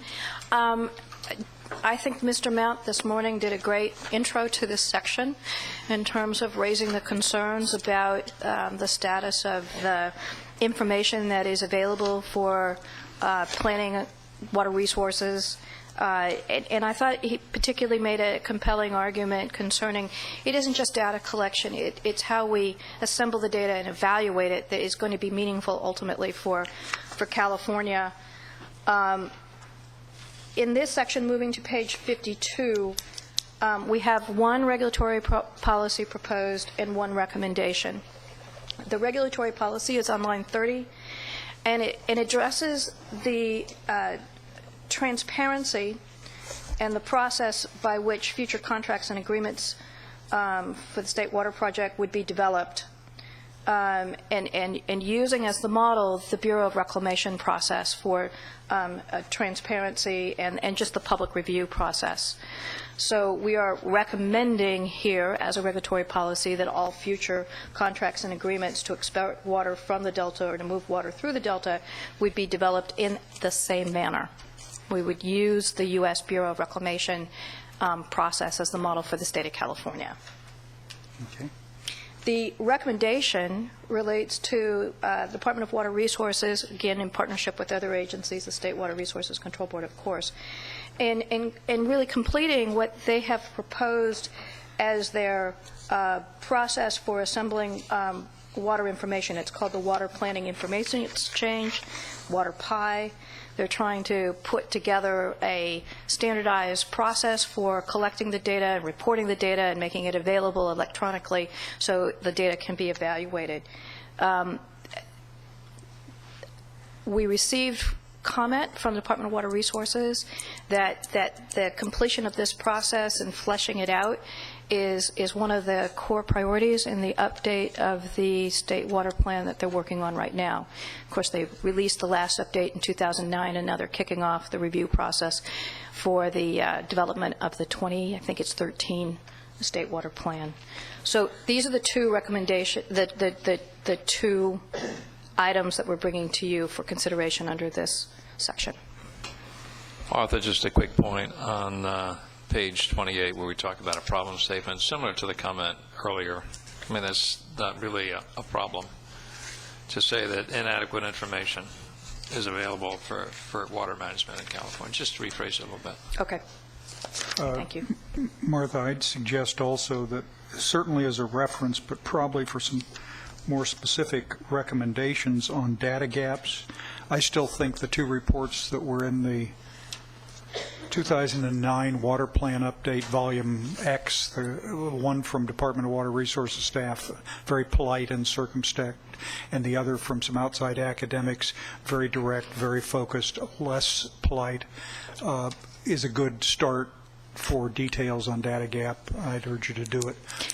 It's not often I get to anticipate you, Mr. Chairman, but I've already pulled those reports and we'll be reading them over the weekend. Thank you. Thank you. Are there questions? Okay. Next section on page 53, groundwater. All right. Again, I think the introduction of this simply underscores the importance of our groundwater resources in the state of California, the extent to which we have been working on voluntary development of locally controlled groundwater management plans. This is obviously a very sensitive subject in a local context about how to manage groundwater resources.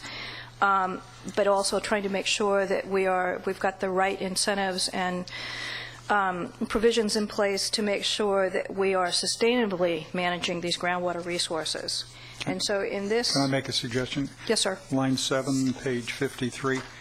You got to rewrite the first sentence. The state has a long history, you ought to say something like, of relying on individuals and local agencies to manage groundwater, period. Yeah. Then you go on to explain sometimes it's worked, sometimes it haven't. The sentence just doesn't make any sense. Nice edit. In terms of the recommendations, we have 3, and they're located on page 54.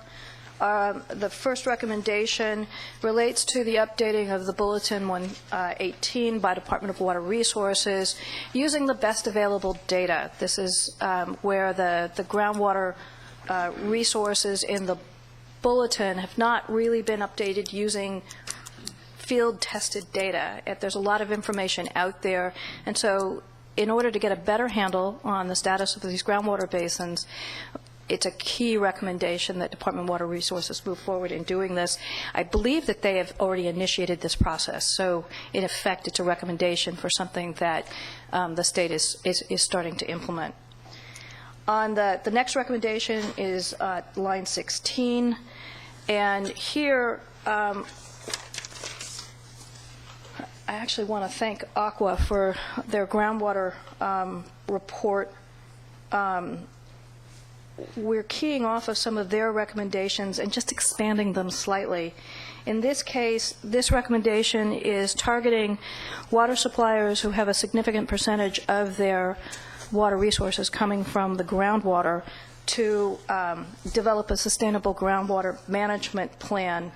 And the expansion that we're addressing here is that currently under the AB 3030 groundwater plans, there's a certain list of required elements, but the Department of Water Resources has gone beyond that in their recommendations for sustainable groundwater management plans, and they have, in addition to the requirements, I've forgotten, it's another 6 or 7 recommendations. But embedded in those recommendations are some of the really key evaluative activities that would get at what does it mean to sustainably manage groundwater resources. And I think one of the center points of Aqua's position paper was the importance of sustainable groundwater management. That's where we want to go. So this recommendation actually basically is building on the recognition that we do need to have these groundwater plans, but that to really make them sustainable, we want to get the required elements and the recommended elements that DWR has put forward in their 2003 report. What's the goal we're trying to achieve from addressing groundwater? Sustainable management of groundwater basins. Okay, but that means what in terms of groundwater? What I'm looking at is, Yeah. are we emphasizing process only, or do we want an outcome? And if so, what's the outcome we want to see when we get back to this 5 years from now? How do we know we've succeeded or failed? What are we measuring, and how are we measuring it? In terms of the plans themselves, what we're looking at is in the development of a groundwater plan, the identification of what is the sustainable yield from a groundwater basin, meaning that you're not that the amount of water that's going back into the ground is balanced with the amount of water that's coming out of the ground. And now, you can, if that's the step, that is, if the goal and the outcome of this is to balance the water that's taken out of groundwater with the water that's replaced, if that's the goal, I find that nowhere in here. Where is that? It's embedded in the AB 3030 requirement. The way that the groundwater plan guidelines are set up, that's what they're aimed toward, is setting up a groundwater plan that achieves that outcome. Now, if we need to bring that information back into the verbiage here, that's a really smart idea. Well, you don't see it. But what are the penalty clauses for failure to comply with the groundwater management provisions of law, or what? Currently, it ties back to two things. One is the access to state funding, and the second is within the Delta Reform Act, there's a requirement for reporting on groundwater levels. It's not the complete groundwater plan. It has to do with reporting on elevations. And if there is not a locally developed plan, that the state would come in and actually do it for the locals. Those are the two consequences that I'm aware of at this point in time. But the consequences are if you don't complete a plan. It's not a consequence of an imbalanced groundwater. That is correct. situation. Thank you for the clarification. All right, so the current law is process only, no outcome. Correct. People could submit plans to do well, not do well, and they'd be in compliance with law. That is correct. That's pretty snazzy. That's the kind of law you like. Well, I mean, this is 30 to 40% of the water used in California in particular years. I mean, it's not a tiny problem. It may be regionally spread around, and some regions don't have much of a problem. It's a big deal. It is. We don't have any regulations, and we've got the closest thing to something strong is if there isn't a chronic overdraft correction, the Water Board should go after them using Article 10. Which is recommendation number 3. I understand. We can't do any better than that within our authority? I mean, I don't think so, unless it's tied directly to the You Delta. have lectured us for 6 months on the depletion of groundwater supplies as a sin against water management. But it's not a violation of the law. And I've been lectured for more than a year by our council about what... Should it be? It probably should be, but it's not within our purview. There's a recommendation. Okay. Let me state that since AB 3030, there has been a move to acquire more information about what the real groundwater situation is. And AB 3030, which was, 1996? Yes. Okay, that was really the first step towards bringing agencies within a region together to talk about their dependency upon groundwater and how it's managed. Now, there have been at least 3 pieces of legislation since then that have moved that process a little further down the road. The first mandatory legislation that I'm aware of is the latest, the 2009 requirement to begin reporting groundwater elevations. So we are moving, as water policy goes, in a direction towards understanding and gaining accurate information to base good decisions on. So it hasn't been that nobody's doing anything.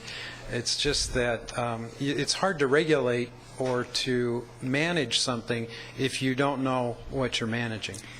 So we should change the sentence to read, after relying upon individuals and local agencies to regulate groundwater, the state of California has at last urged them to submit information that might at least explain what's going on.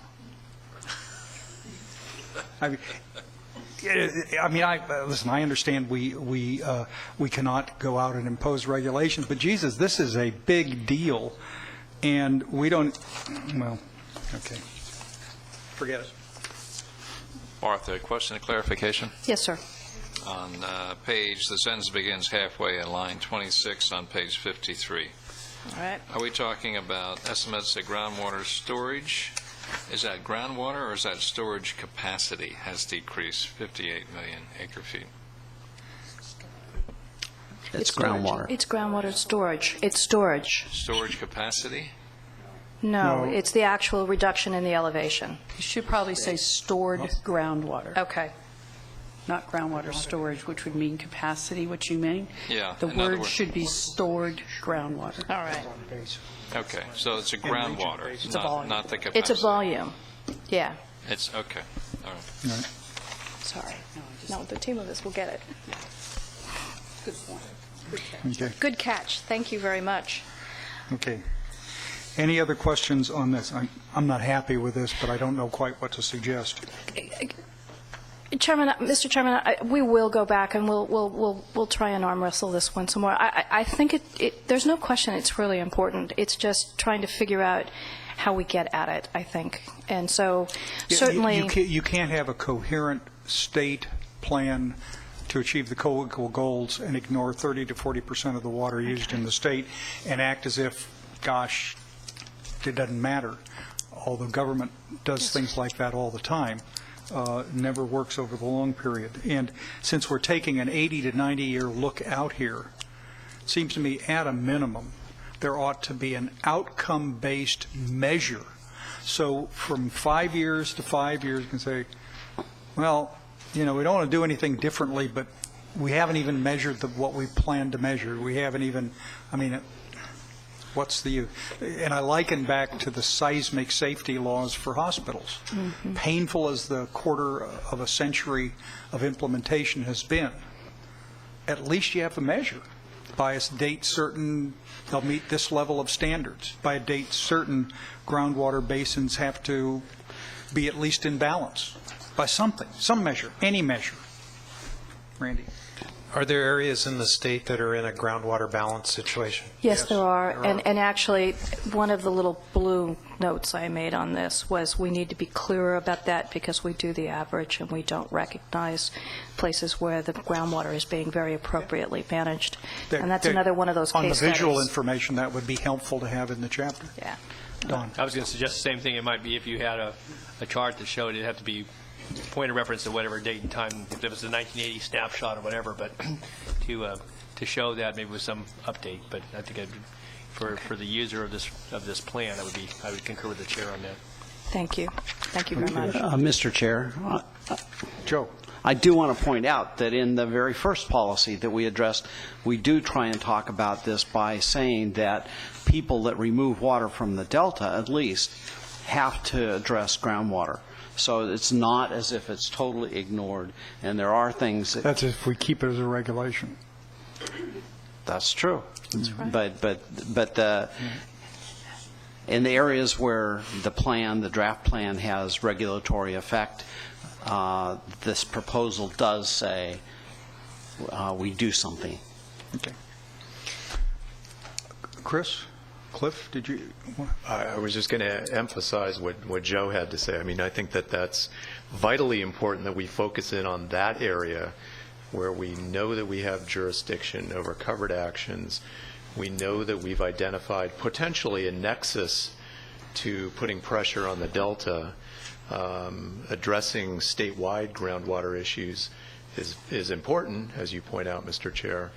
But I think that perhaps when we go back and look at this, we'll start with a more focused analysis on putting pressure on the Delta and potential ways that we can influence that. Okay.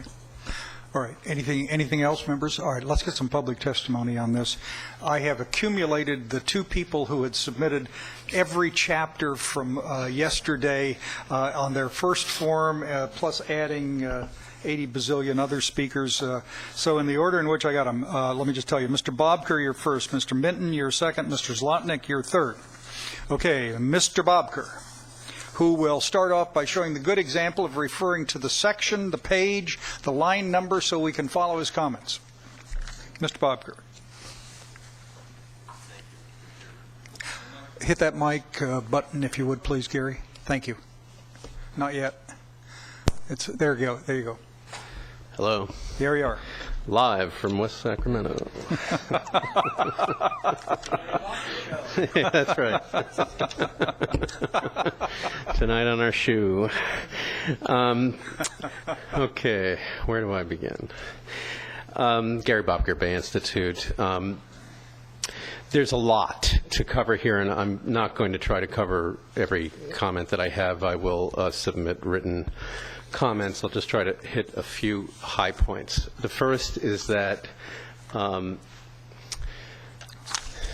there's a lot of good, there's a lot in here that you have been discussing that's really meaty, and a lot of good potential changes to policies throughout the area that uses water, either before it reaches the Delta or exported from the Delta or in the Delta. I wonder if, I mean, on the one hand, I'd like to support all of those changes. On the other hand, I wonder if you're trying to do a little too much. And this is in support of my bias that you've often heard, that one of the most useful things you can do is to set enforceable targets and then compel change, because I think that my bias is that showing a clear regulatory objectives is one of the most important things that a body like yours can do, and that gives then some flexibility to various entities on how they best meet those targets. I guess the complication there is that in your co-equal goals, you're trying to address protecting the Delta ecosystem and water supply reliability. The targets that I focus on are the reduction in reliance on the Delta, because that is, in my view, absolutely essential for the Delta ecosystem, and it's essential for the reliability of water supply. I think you can accomplish much of the co-equal goals that way, but not all of them, and so you have to kind of get into the weeds a little bit. But I would really think that the first place you want to put emphasis on is embracing the Section 85021 policy of reducing reliance on the Delta. I'm going to move this a little further away so it's not quite so feedback-driven. And tier off of that. C is, what does that accomplish in terms of forcing the changes you want to see, and what does, and to the extent that it isn't likely to force those changes, where do you need to then get into the weeds further than that? But I think it's a cleaner approach. Mr. Bobker, I mentioned this one time before. I'm willing to entertain any option, but on the question of an option that deals with the statutory authority granted to us, we need the advice of your attorneys and an analysis in writing of where you think there is a sound foundation for doing whatever it is you want us to do, and little time in which to receive that information.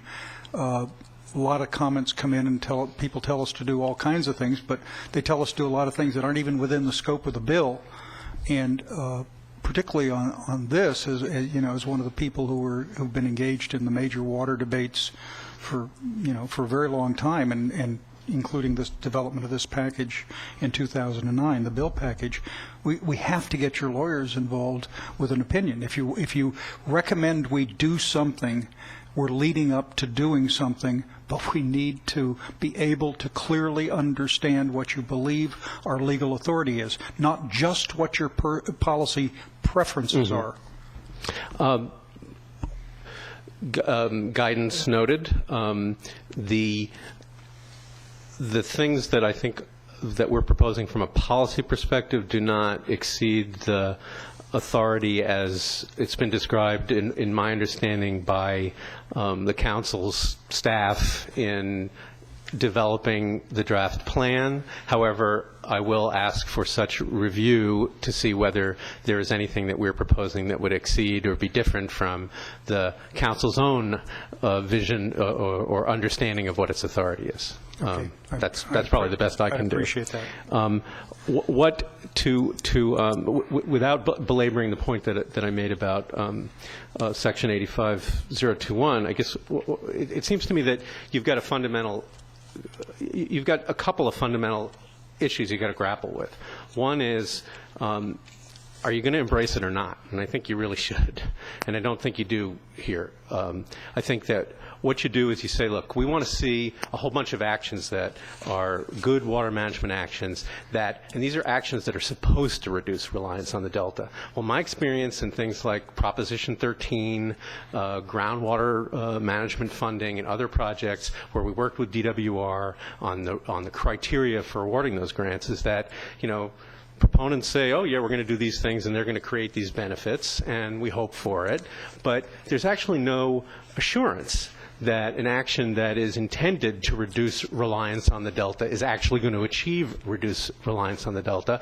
There's no requirement to document that there is reduced reliance on the Delta, and there's no awareness of the fact that you have to look at net reduced reliance on the Delta, that you can do actions that reduce your reliance on the Delta in some areas, but you can do other things that increase your reliance on the Delta. And so it is the net effect that we're concerned about. And so what I would encourage you to do in WRPR 1, 2, and 3 is think about the ways that you're actually asking these agencies to do actions that achieve real reductions and to document those reductions. Well, look at page 47, line 27, where it says the water sustainability element should detail how water suppliers are improving regional self-reliance and reducing dependence on the Delta.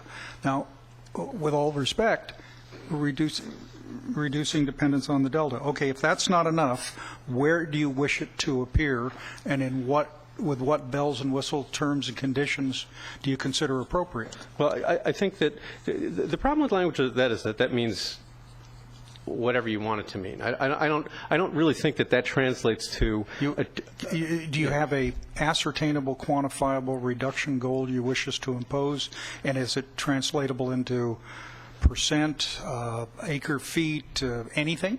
I would suggest that we look at something and we've talked about this before, and there's a range, but we've been talking about a 20 to 25% minimum reduction in reliance on the Delta, net reduction, and this is a regional and basin-wide goal, not a entity-specific goal.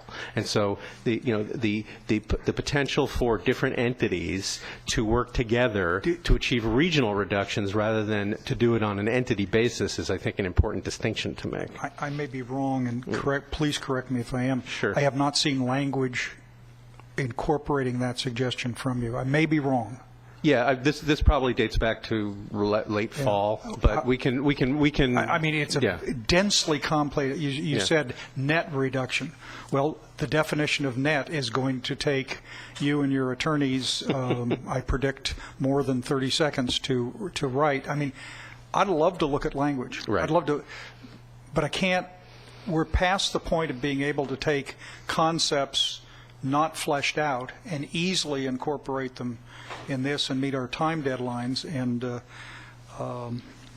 Yeah, I hear you, and we will submit detailed recommendations for the language. But I want you to be aware that the language you have now, I don't believe meets the charge you've been given by the legislature to embrace Section 85021, which I also think is a better approach, a goal-driven, outcome-driven approach, which allows you more flexibility in terms of having to resolve all of these issues of specific water management policies. And it also addresses the gap. I mean, right now you've got on page 54, line 39, I mean, your performance measure for reduced dependence on the Delta is percentage of plans that identify actions that are reducing dependence on the Delta. And I write a plan and I say, I've reduced dependence on the Delta.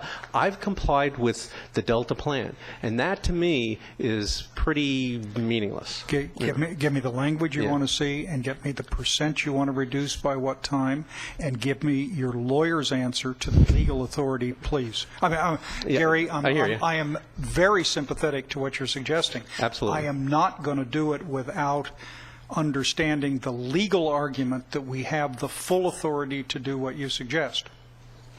Yeah, I hear you, and I will ask for our legal, our pro bono legal counsel's opinion, and with pro bono legal counsel, sometimes you're a little dependent on their schedule rather than yours. But, you know, let me just to show you it's an equal opportunity. The contractors have spent considerable amount of time, energy, and paper trying to convince me, without success, but others differently, that the decreased reliance language only refers to something in the far distant future, not involving any current use, any future use that might be imagined, any water right that has not yet been fulfilled completely, any contract. I thought that was a strained response, but at least it was a response. Right.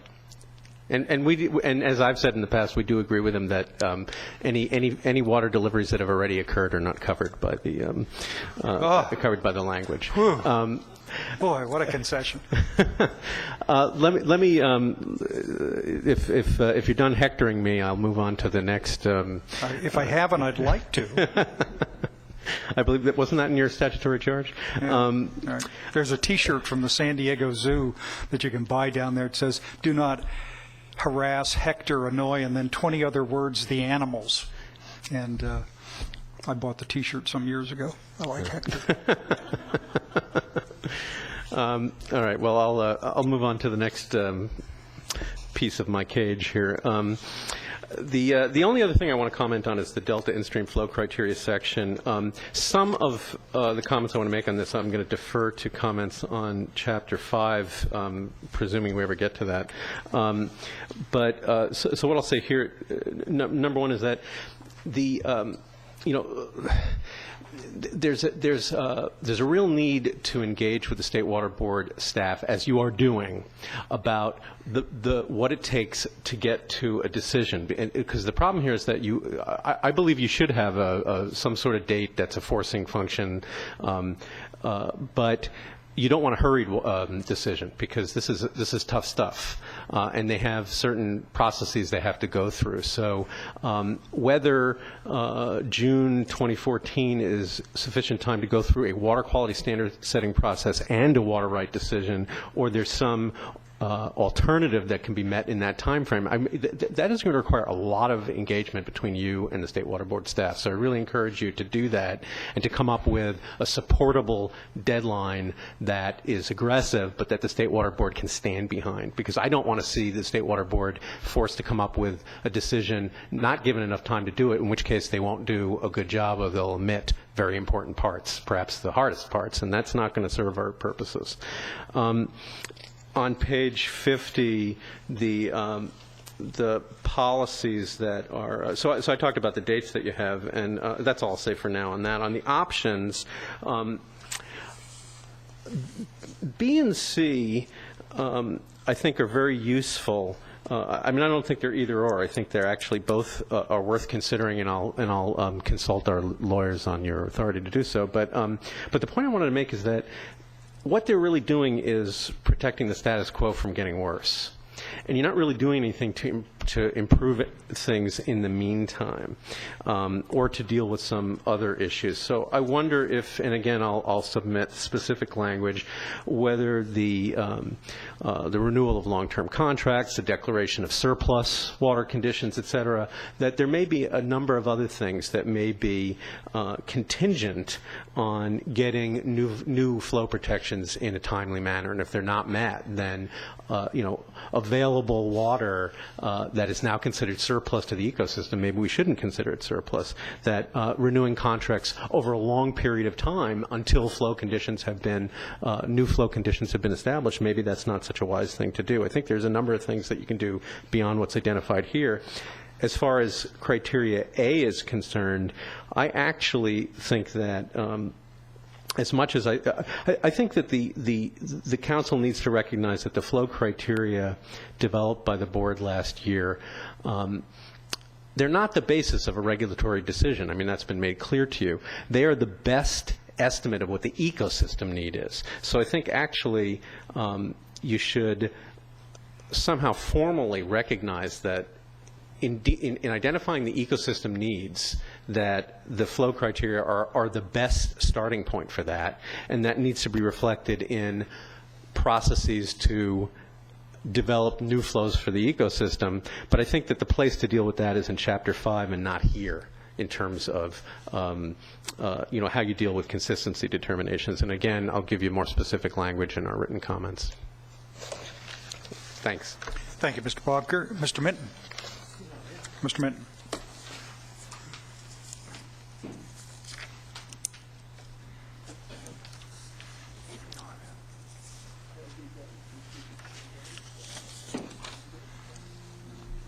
And then Mr. Zlotnick next. After that, Mr. Moran. And after that, Mr. Zuckerman.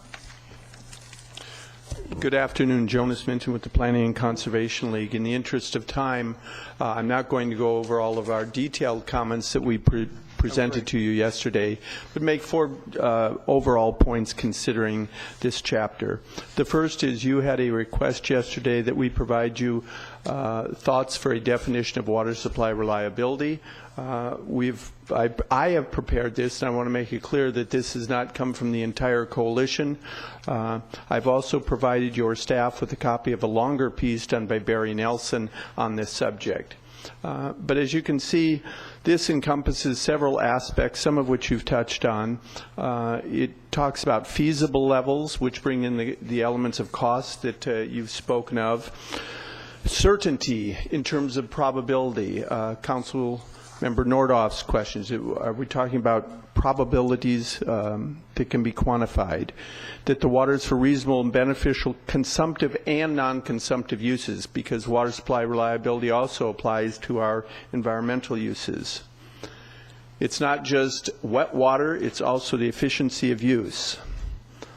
We think a good definition of reliability includes the recognition that there are going to be reasonable reductions in use during times of drought or other periodic shortages, that different types of water uses should have different types or different levels of quality and certainty. So, for instance, a high-tech industry is going to want need the highest quality water, and they need it all the time. Another use may be one for groundwater recharge, where it's a differing quality as well as a different availability. So we provide that to you for you and your staff's thoughts.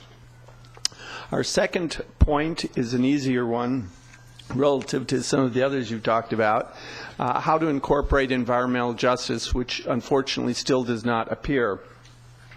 And we think a place to put it would be on page 47, where you reference in Water Policy 1 your water sustainability element.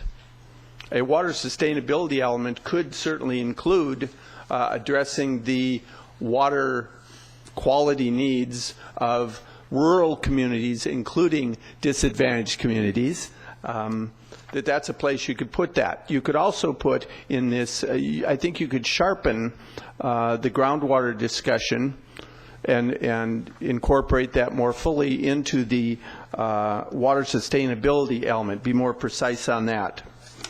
Now let me get to the harder ones.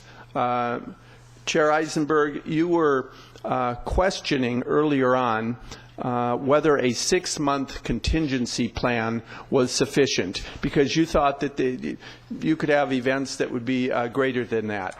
And earlier today and yesterday, Councilmember Nordhoff was asking questions about what's the probability of things going wrong in the Delta. Is there 2/3 chance that we will have Delta levee failures, or pardon me, earthquake events that affect Delta water supplies? Now let's just think for just a moment here what your assumptions are. You're talking about incentives, and those incentives, as Martha Davis pointed out, have been generally tied to the availability of grant funds. Well, what's the likelihood that there are going to be big grant funds available in your first 5-year period? So that's one uncertainty. What is the likelihood, the probability that BDCP will be done in that time period? Last I've heard is they are hoping, I spoke with Mark Cowan earlier this week, they hope to have their application ready by 2013, and then it goes through quite a process. What is the likelihood that there will be flow objectives and the implementation that Les mentioned by the date you've indicated? Pretty slim, actually. So when you compound these, what's the likelihood that a plan built on those assumptions is going to have real effectiveness, certainly in this first 5-year period?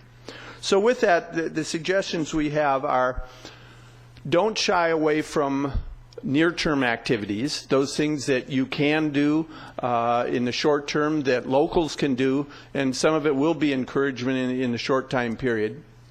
But also when you get to places such as page 50, lines 20 to 29, those are the options, A, B, and C.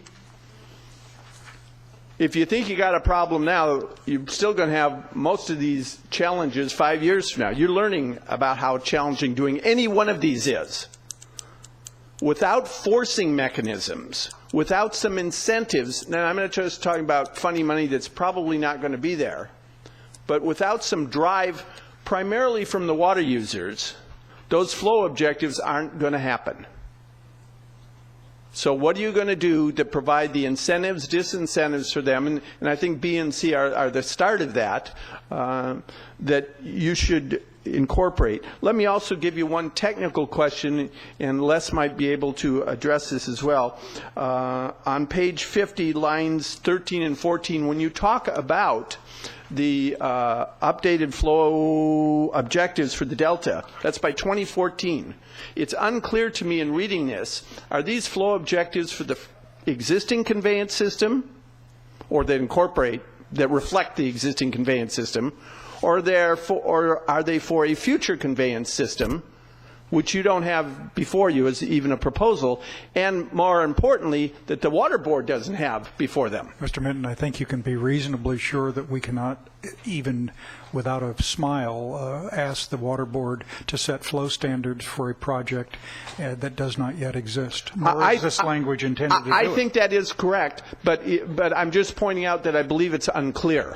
That some people are going to be thinking that these are the flow objectives that would apply to not only the current situation, but the future conveyance proposals that come in. And that makes a big difference in people's expectations and the sequencing of the BDCP work.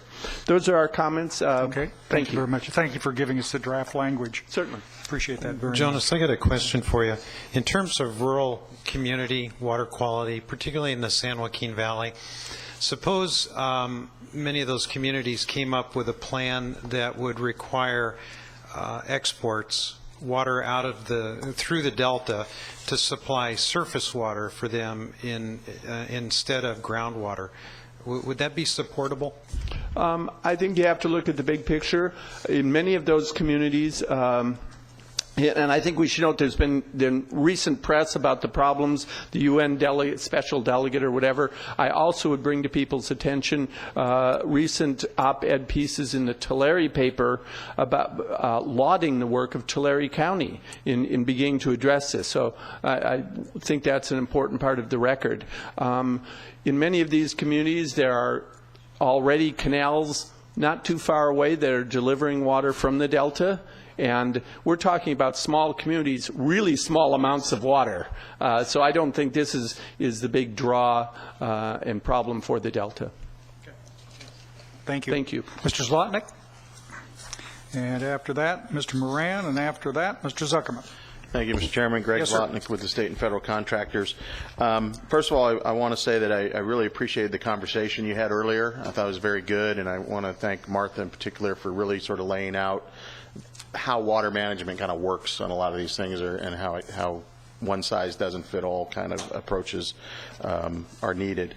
I'll just state up quickly that obviously, as you mentioned, disagree with Mr. Bobker's interpretation of that section, and that reduced reliance just is not another avenue to reduce exports as the outcome. So with that, I'll try to go through this quickly. I'm a little concerned about the growing use within the document, obviously in conversation, of the word dependence and dependency. This came up at the last meeting because, as you both, Mr. Chairman and Vice Chairman, acknowledged, there is a dependence on the imported water supplies to have as a foundation for reducing your reliance, in essence. And so it's also a word that isn't really in the statute. The statute talks about What's the right word? Reliance. Continued use of reliance, I think, is the way to go.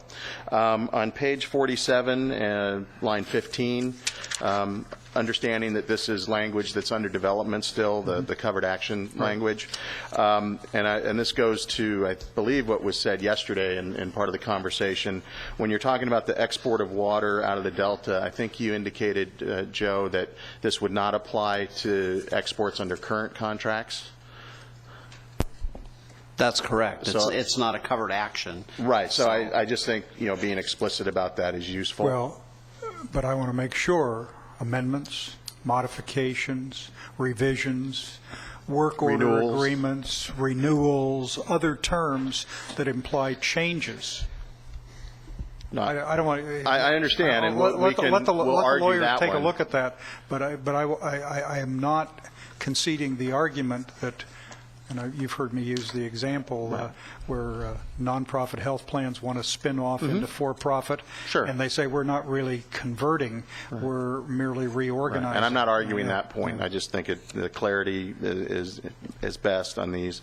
And then in terms of the transfers, most transfers either go through the state board process, which, they have to permit it, which means that they're probably taking care of any potential impact to the ecosystem or making sure it's mitigated. So that prong of the co-equal goals would seem to be satisfied, and to not allow it to happen is probably a detriment to the other prong of the co-equal goal, because otherwise folks wouldn't be doing these transfers. So I think it's something to think about in terms of just how you deal with transfers You believe generally. the transfer should not come before the council as a covered action, even under the statute if they... Well, as I understand it, the transfer part of the issue, another question to that, of course, is transfers are within the jurisdiction of the state board, which, again, this body is not supposed to get into, really. The jurisdiction is reserved to the state board to deal with whatever it does, plus water rights, et cetera. So just something to think about, and as you go forward with clarity.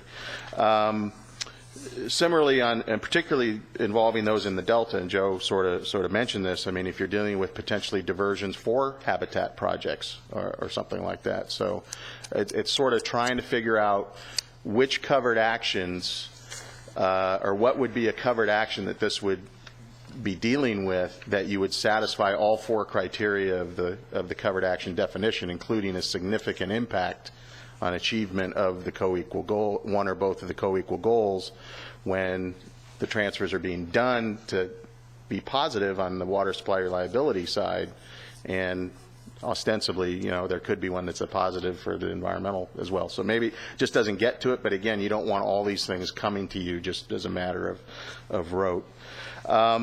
In terms of what you're talking about here on the water sustainability element, I think our folks generally are supportive of that kind of approach. We think it makes sense.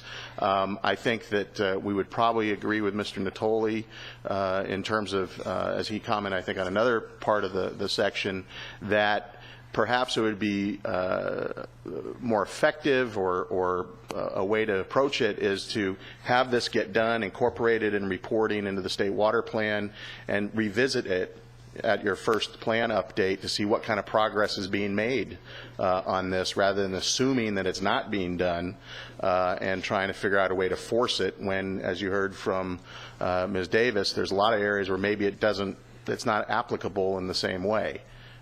So just something to consider there. Speaking for myself and not my organization necessarily, on the interruption of the water supply discussion, where you were concerned about 6 months, maybe one way to do that is to have folks, because a lot of agencies do this kind of planning, and say, okay, well, how are you going to deal with if a 6-month outage, a 12-month outage, an 18-month outage? What are their, how are they ratcheting through what they're going to do? Because there's different choices that get made by local boards depending upon if you're in the middle of a drought or not, if your groundwater basin is full, if you use that or not. Do you immediately go to rate issues or not? I mean, there's various ways to deal with that over time. So that might be one way to approach that. On the last section, you just need to be clear that about planned investments. Not everybody can do groundwater. Not every, as Mr. Fiorini said, not everybody can do desal or whatever. So you just need to add sort of where applicable there. In terms of the regional water balance, it's a little bit unclear on what the expectation is on how imported water supplies would fit into that balance. Are you assuming that those are part of the local balance or not? And how does that relate to the reduced reliance discussions that you have? That's a little unclear. Obviously, we would argue that the long-term reliability of those imported supplies is key to a local balance, because those areas are relying on those supplies. Not sure what a sustainably encourages and supports water conservation means from a rate basis. Again, one size doesn't fit all, and it's just a little more work on that probably needs to be done. Let's see. On page 49, recommendation number 3, which Mr. Fiorini actually suggested as a substitute, and I guess that'll become revised and coming back for further consideration.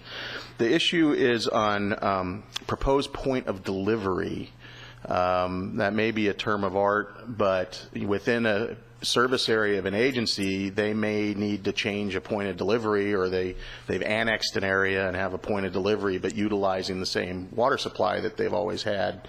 And this would seem to say you can't do that, or that's a problem when they're not even necessarily increasing their amount of water they're taking. It's just they're moving it around. Could be for a new environmental project. It could be for groundwater recharge. It could be for anything. So I think that term needs to maybe be looked at.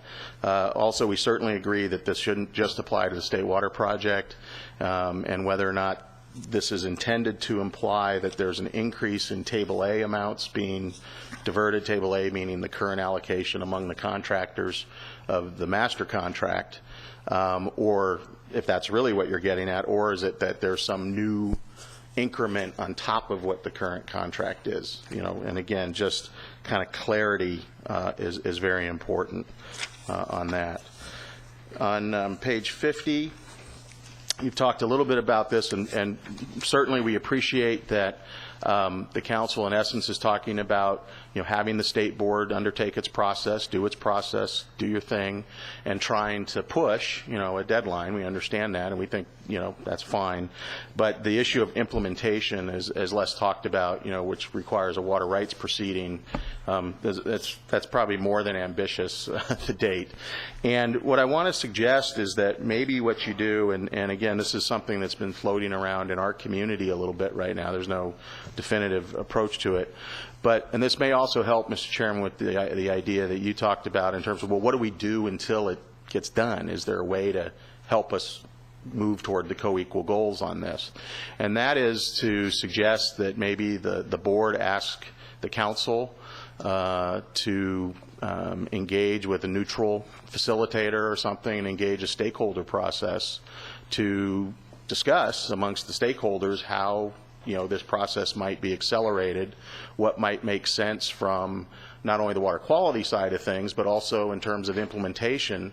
There's some history of that, the so-called Phase 8 agreement in the last round, where basically there was a negotiation between the exporters and the Sac Valley folks on, who would do what, and maybe there's some mechanisms to move that. So that might be a way to both accelerate on behalf of the state board, where they might get something that, even if it's not fully a consensus proposal, at least they might get alternatives based on the same technical background, because that's often the problem, is people are using different technical bases for whatever they come up with.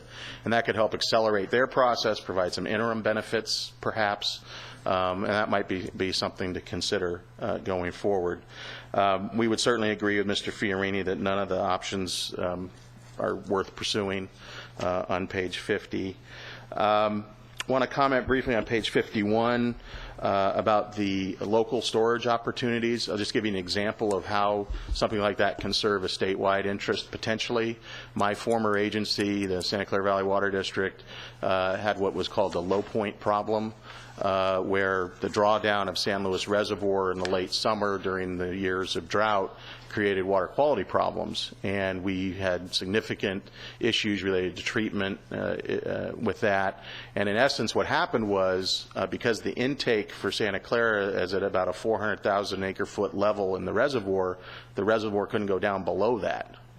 And so they've been undergoing a project. I don't know what the status of it is right now, but one of the things they were looking at was building a reservoir on their side of the hill from San Luis Reservoir, which would allow them to pull their CVP water over the hill early in the year, thus essentially releasing as much as 300,000 acre-feet of storage in the San Luis Reservoir that could be used and reduce pressures there in the valley. So there are projects like that probably around the state that might, the benefit of the commission that you were talking about. In terms of the groundwater issue and the overdraft, we just echo you, Mr. Chairman, that it's a localized problem and shouldn't be talked about as a major problem all over the state in terms of unmanaged overdraft. Sometimes there's managed overdraft for various reasons. And that includes in the Southern California basin and elsewhere. And so that shouldn't be discounted. And in terms of the recommendations, I'll put in a plug, although Martha mentioned it, certainly encourage you to look further at Aqua's framework. There's a number of suggestions in there at the local, regional, and statewide level. One, just for example, is that currently the recharge of groundwater is not considered a beneficial use of water in the state. That's a change that can be made to help facilitate recharge of groundwater, which, as you indicate, is an issue. On the transparency policy, page 52, line 30, the state water contract, that can't really argue too much with that if that needs to be improved in terms of transparency. I'm sure there are some that will disagree. I don't know enough about it, frankly. But in terms of water transfers, there could be an issue. Oftentimes you've got transfers and folks are negotiating and there's just issues with it's a business deal, basically, and that's something to think about as an unintended consequence where you may basically put a chilling effect on transfers potentially. So that's something to consider, and we'll have written comments later. Thank you very much. Thank you. Mr. Moran from Delta Wetlands, then Mr. Zuckerman, and then Ms. Ford. Mr. Moran. Thank you. Andy Moran, Delta Wetlands. We have provided detailed written comments. We will do more of that. One question procedurally. I believe you are going to provide an editable version of the plan to make markup easier. Yeah. Has that happened? I haven't You been able mean, to no, find it. we have so completely revised between the second and third draft that you would have seen only. Oh, no, I wasn't looking for Oh, you mean a Word version of a Word? Oh, the Word version yes, that I can then make my changes. If we have not posted the third draft in Word, I think we have on the No, we website. posted in PDF, but the PDF format that we use is one that allows you to attach notes and make comments, and that's how we would prefer that you do that. There is some concern our consultant's nodding at me here, that if we gave out the Word document, that it might appear in different ways and different, and so, but using the PDF version that is that it does allow you to post notes and in the places where you want comments or changes, that's what we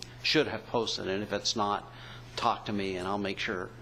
Okay, Gwen's saying posting notes is easier. What it doesn't do, it gets away from providing the explicit kind of language direction that you've been asking for. So at some point, I have to take your words and add We've it to got the- so many written comments coming in now. I don't know, we're at 3,000 or 6,000 or whatever it is. And just simply keeping track of them, not just because we want to review them, but also because for environmental purposes and for documentation purposes and record checking, we have to use the electronic system. And I don't think we want to spend much time on Adobe versus Word versus various versions of Word, 2003, my 1998. Well, and certainly that wasn't my purpose in coming here. No, I know. I could do notes. Okay. What I did want to talk about was on page 50, 50. The policy 4, where you've been wrestling with establishing what's been called a forcing function by potentially, and you have some options here, but potentially creating a moratorium on covered actions if the State Board fails to act by some certain dates. I would like to offer 4 reasons why that kind of a moratorium is something that you might not want to do. By the way, I don't see the word moratorium in here. This is your implication of what would happen. Well, the deeming that basically an interim action would be deemed inconsistent, I think. But you've read the process on inconsistent actions in the code. I'm sorry? You've read the process Yes. on covered actions. Okay. Yeah.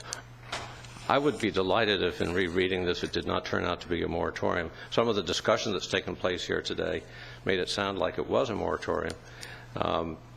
And if I'm an error on that, I would love to be an error on that. Let me give you my 4 reasons anyway, just so that we don't tread that path.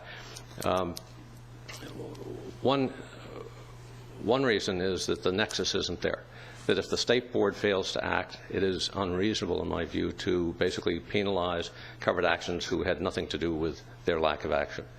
The second is I don't think it gives you a forcing function. I think if for some reason my project, as an example, were to get caught up in a moratorium, although I would hope to be done with this process by 2014, if it did get caught up in that kind of a circumstance, I don't think that the State Board would frankly care. I don't think it would provide a motivating factor, and that's because they're busy enough, and frankly it might be some relief that it was one less project to worry about. So I don't think it's effective in achieving that end. The third is that I think it's counterproductive. The cover memo talked about, and we just recently had some discussion about how important it is to identify things you can do in the short term, 5 to 10 years. Some of those may take place in the Delta. Some of them, in any of those, would be covered actions. You don't want, by virtue of your own policy, to preclude short-term actions that could actually provide some relief. Mr. Bobker talked about it as a holding action against, first do no harm. Well, it's not to say that all covered actions would do harm. And I don't think that's a reasonable presumption. And the last reason against that is we have talked an awful lot about adaptive management. And one of the things that is going to continue evolving over time is the regulatory picture. And we need to have ways of dealing with that. So saying that if, just as physical processes, some of them work better than others, and you have to measure and adapt to those. Regulatory processes, some of them work better than others, and you have to adapt over time. And you can't just say that if it didn't go according to plan, we're going to give up. You've got to have a way of going forward.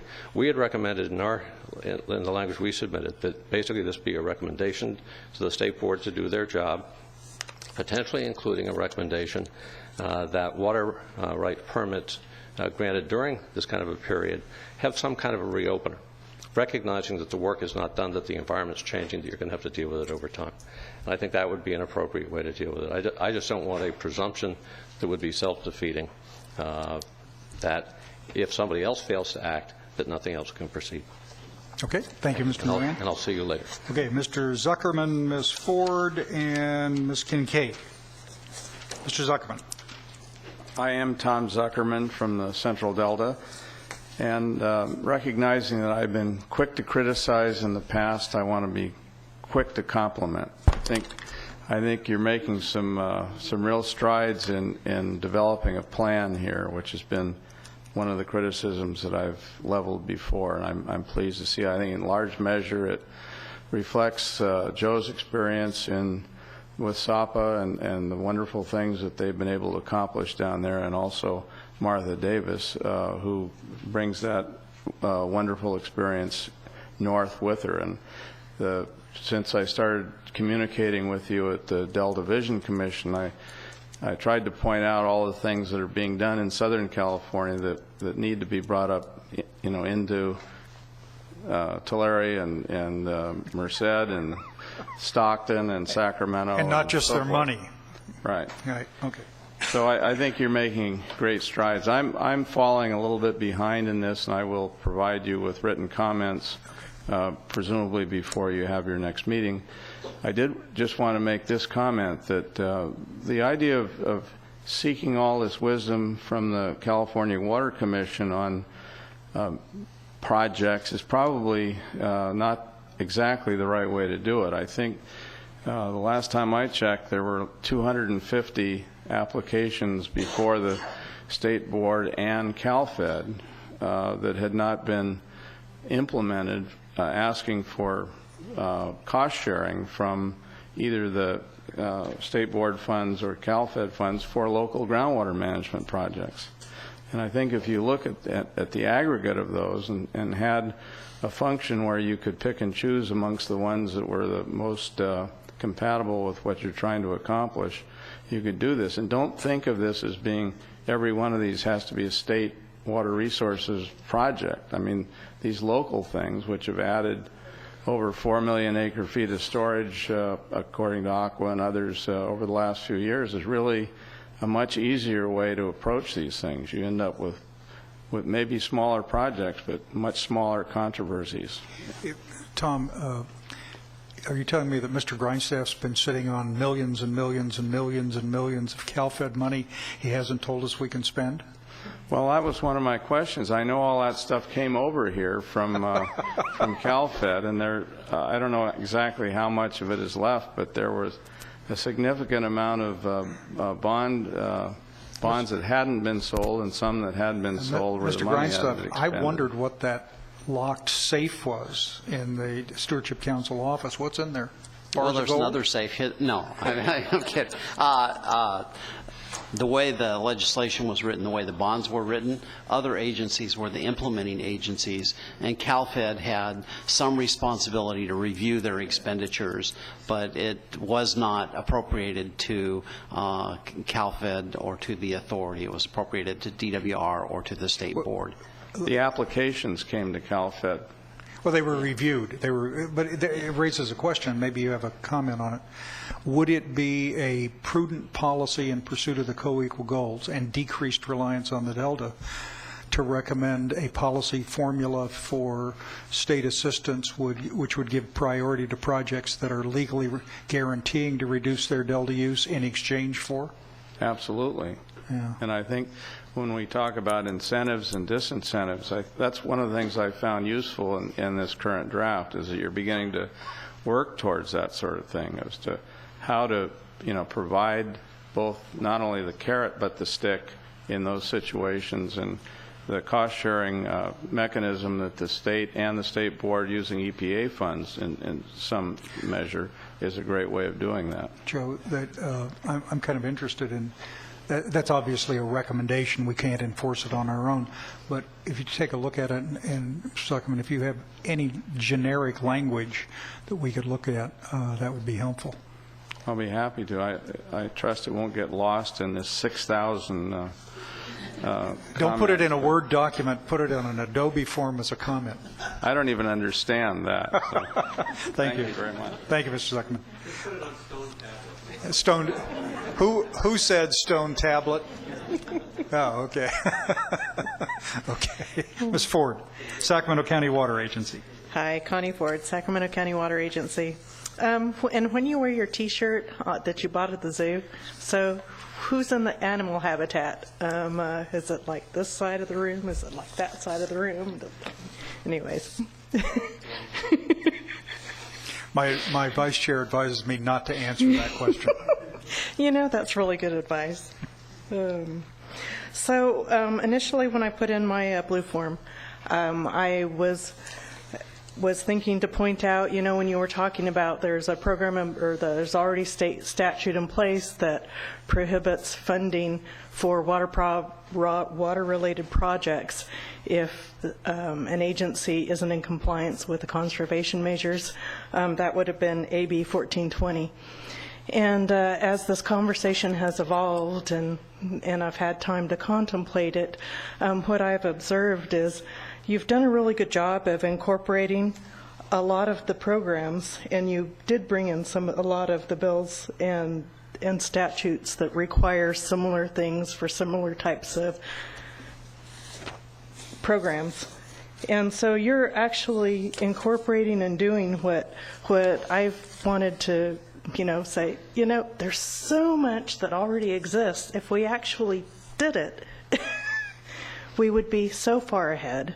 Now, some of the conflict is where we're up here at the 30,000-foot level, and where these programs run into problems is implementing them.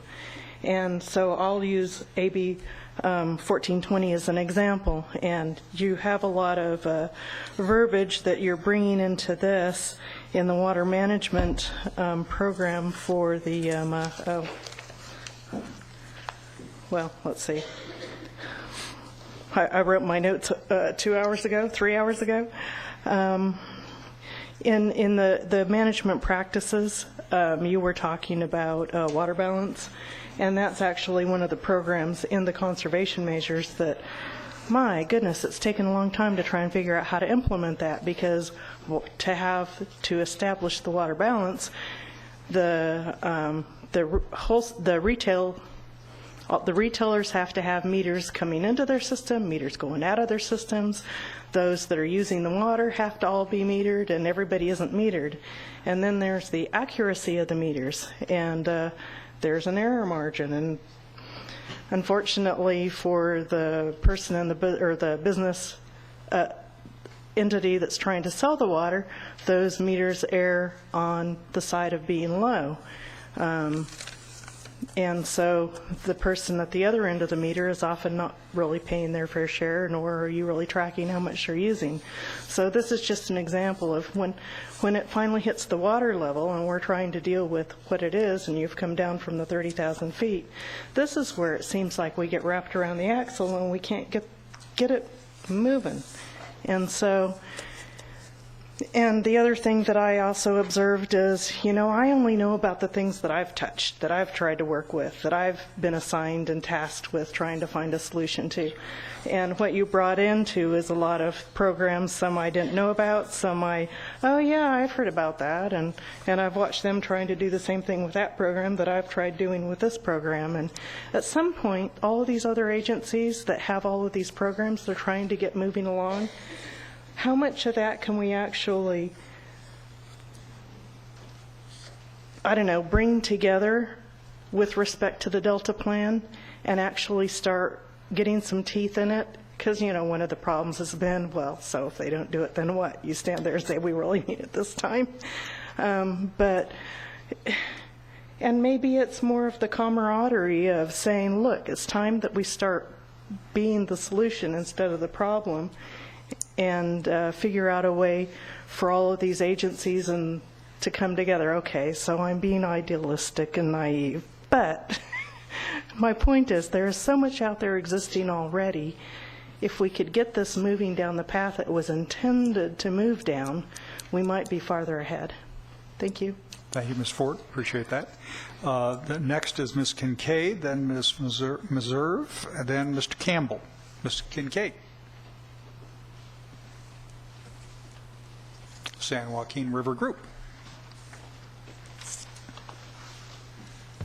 Valerie Kincaid, San Joaquin River Group. I do have a number of comments, and I'm probably going to go through them page by page, but I did want to start by saying that I thought the discussion on flow and Mr. Gruber's presentation was really, really helpful.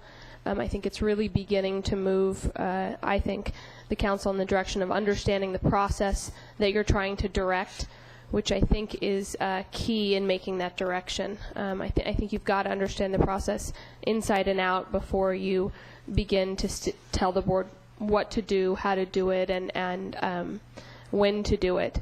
Obviously, I have a lot of issues on whether you can do all of that, and I'll get into them as we get into that. But I just want to say I thought that was very helpful, and I think it's moving in the right direction. So I'm very hopeful that we're getting somewhere on that. Specific comments on Chapter 4. Page 47, recognizing that lines 15 through 18 are a work in progress. Excuse me.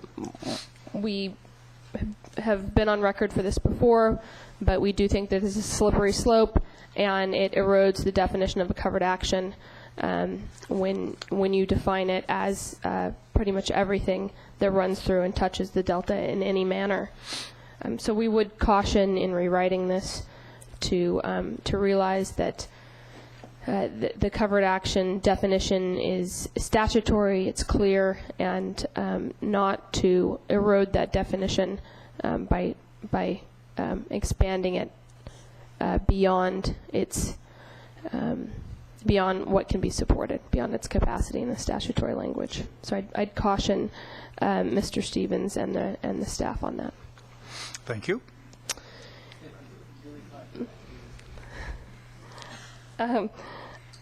Moving on to the flow objectives and Mr. Grover's presentation, as I said before, I think it was very helpful and very good. I would say that he was too nice in some areas, and I would invite him to correct me I'm going to elaborate on San Joaquin River Group's involvement in the process and our take on the process quickly. Please, Mr. Grover, if I say anything that you disagree with, feel free to jump in.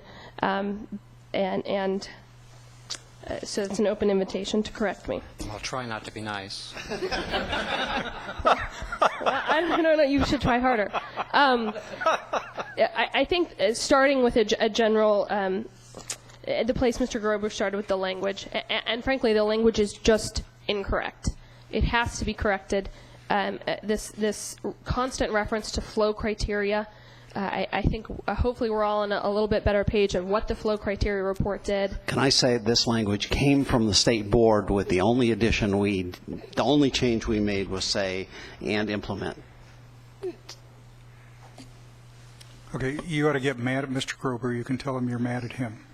I think Mr. Grover, I actually am on board with him. I just don't think he was forceful enough today. I think the first thing he did was talk about terms and key terms. And it's not flow criteria. They're water quality objectives. That's what they are. That's what you're asking them to do. You're asking them to review their water quality control plan, and if they determine after making public trust balance that they should revise them, then they should revise or set new water quality objectives.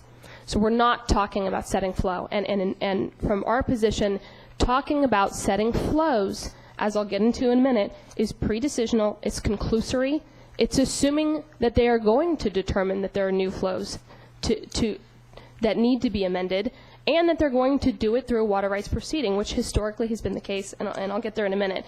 But that language is highly problematic. I think it's very confusing. I think if I understood Mr. Grover's early comments about phrasing and phraseology, I think he would agree that it should be amended. If not, if you're comfortable with that language, then I would find that surprising. Would you like me to weigh in? Sure. If you wish to. Sure. You don't have to. Well, just to clarify the opening sentence, our intent was to be clear that this covers a wide range of activities that includes establishment of objectives and also criteria, because the two parts, the first one referred to, and in our suggestion, referred to adopting flow objectives and not the implement part. And you are correct if you want to just really drill down. Some of the process they were involved in could very well result in, well, you know what, we've spent a lot of effort reviewing these and we suggest no change. We're basically reestablishing the same objectives that we have in place. So if you want to be completely precise, you could say we are, reviewing and may adopt new objectives. And I would suggest being precise in this particular aspect is important. Can And that's I my weigh point. in, Valerie, just real You quickly? may. This is a recommendation from this council, right? So can we ask for whatever we want to ask for? I mean, No, isn't that that's entirely the point. You cannot tell the state water board to we're- do whatever you want. I mean, they have. If you're asking them No, to I think review that their water quality we said objectives, should develop. If we determine that they should develop, we. I believe the Delta Stewardship Council is entitled to do what any group like the San Joaquin River Group or any citizen would do, which is make recommendations and actions. And we can structure it in a way consistent with the Delta Plan and our authority under the Delta Plan. We don't, the statute didn't say we are able to order the water board to do anything we want, no more than you can order the water board to do anything you want. sure. But I guess taking a step back, and I've asked in previous council meetings about this, and I specifically asked Mr. Stevens, what are we talking about here? Are we talking about a public trust flow criteria proceeding that's a brand new thing, or are we talking about reviewing the water quality objectives and amending them? And I got a very clear answer, that it was the latter. Well, there is the modifier that are necessary to achieve the co-equal goals. I'm not so sure if reviewing objectives to achieve the co-equal goals really makes much sense. Our process does involve review and adopting as appropriate, but yes.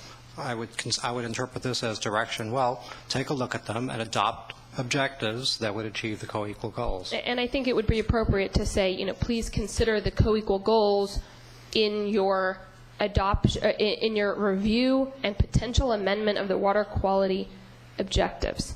But to say to set flows, for people who are practitioners in this area, it gets very confusing because there are they're different processes, and it makes it very confusing what we're talking about. So if we're talking about the process that's undergoing at the water board, that process is the review and potential amendment of water quality.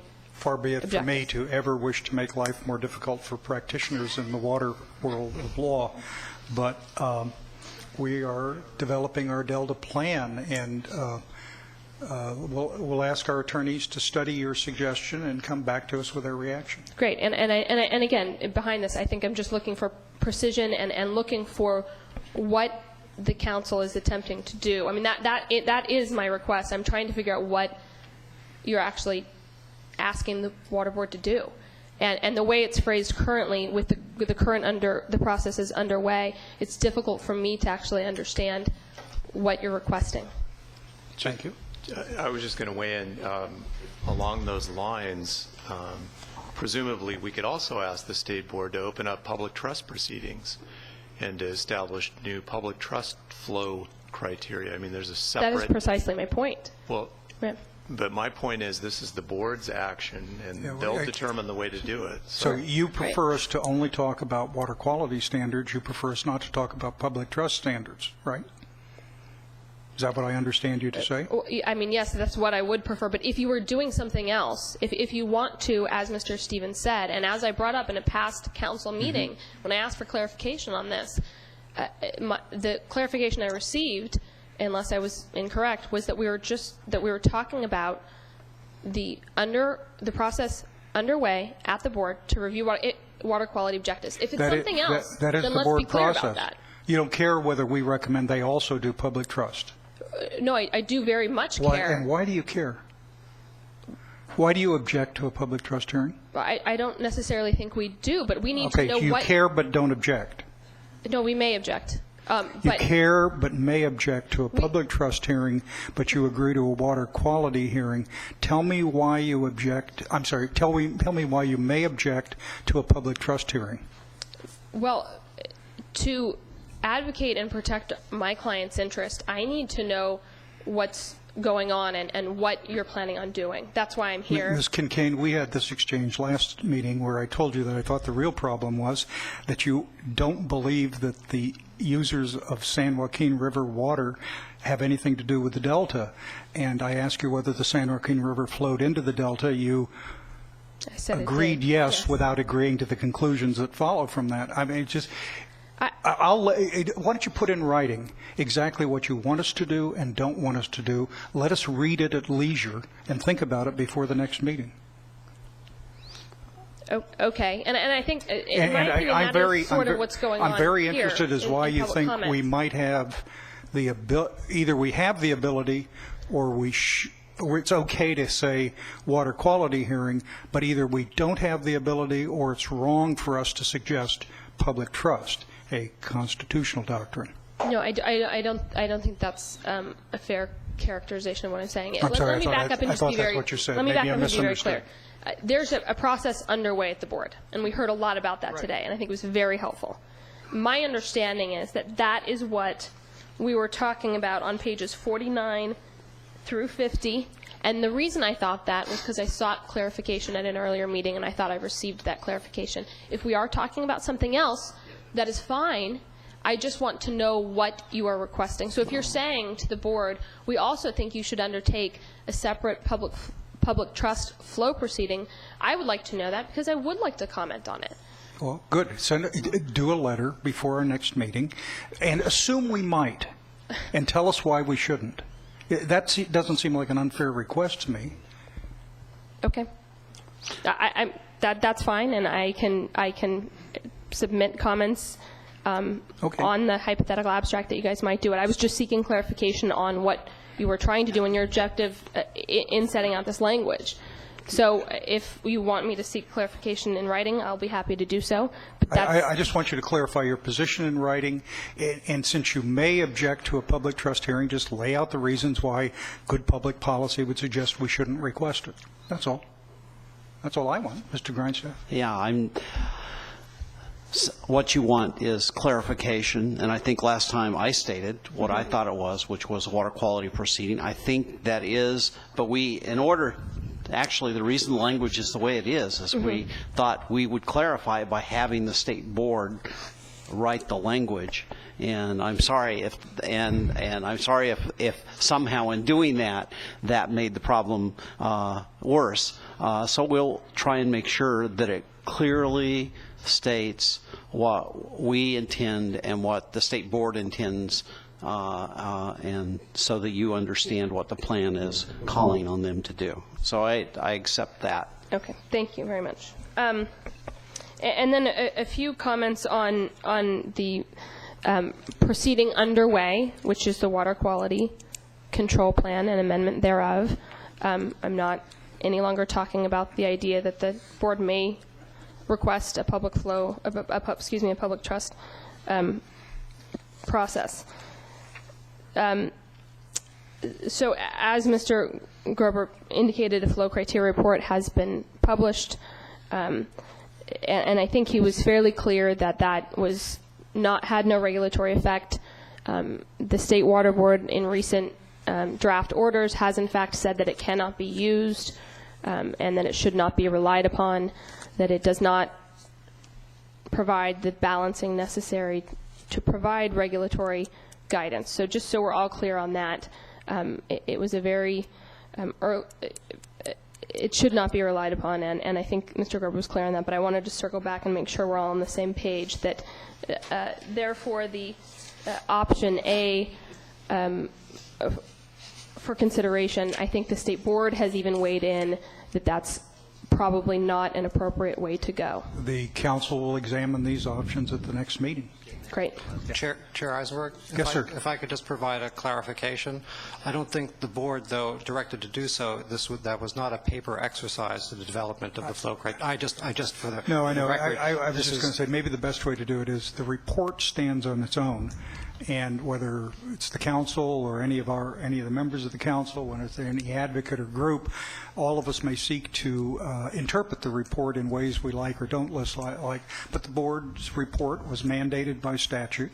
You complied with statute and deadline. You expressed your best opinion. You included in the preamble the various limitations and exceptions that the reader should note on the report. I think it stands on its own terms. And you bring up a good point that it was statutorily mandated, and in that statute, it also indicated that it should not have regulatory effect. So I think that's a good point.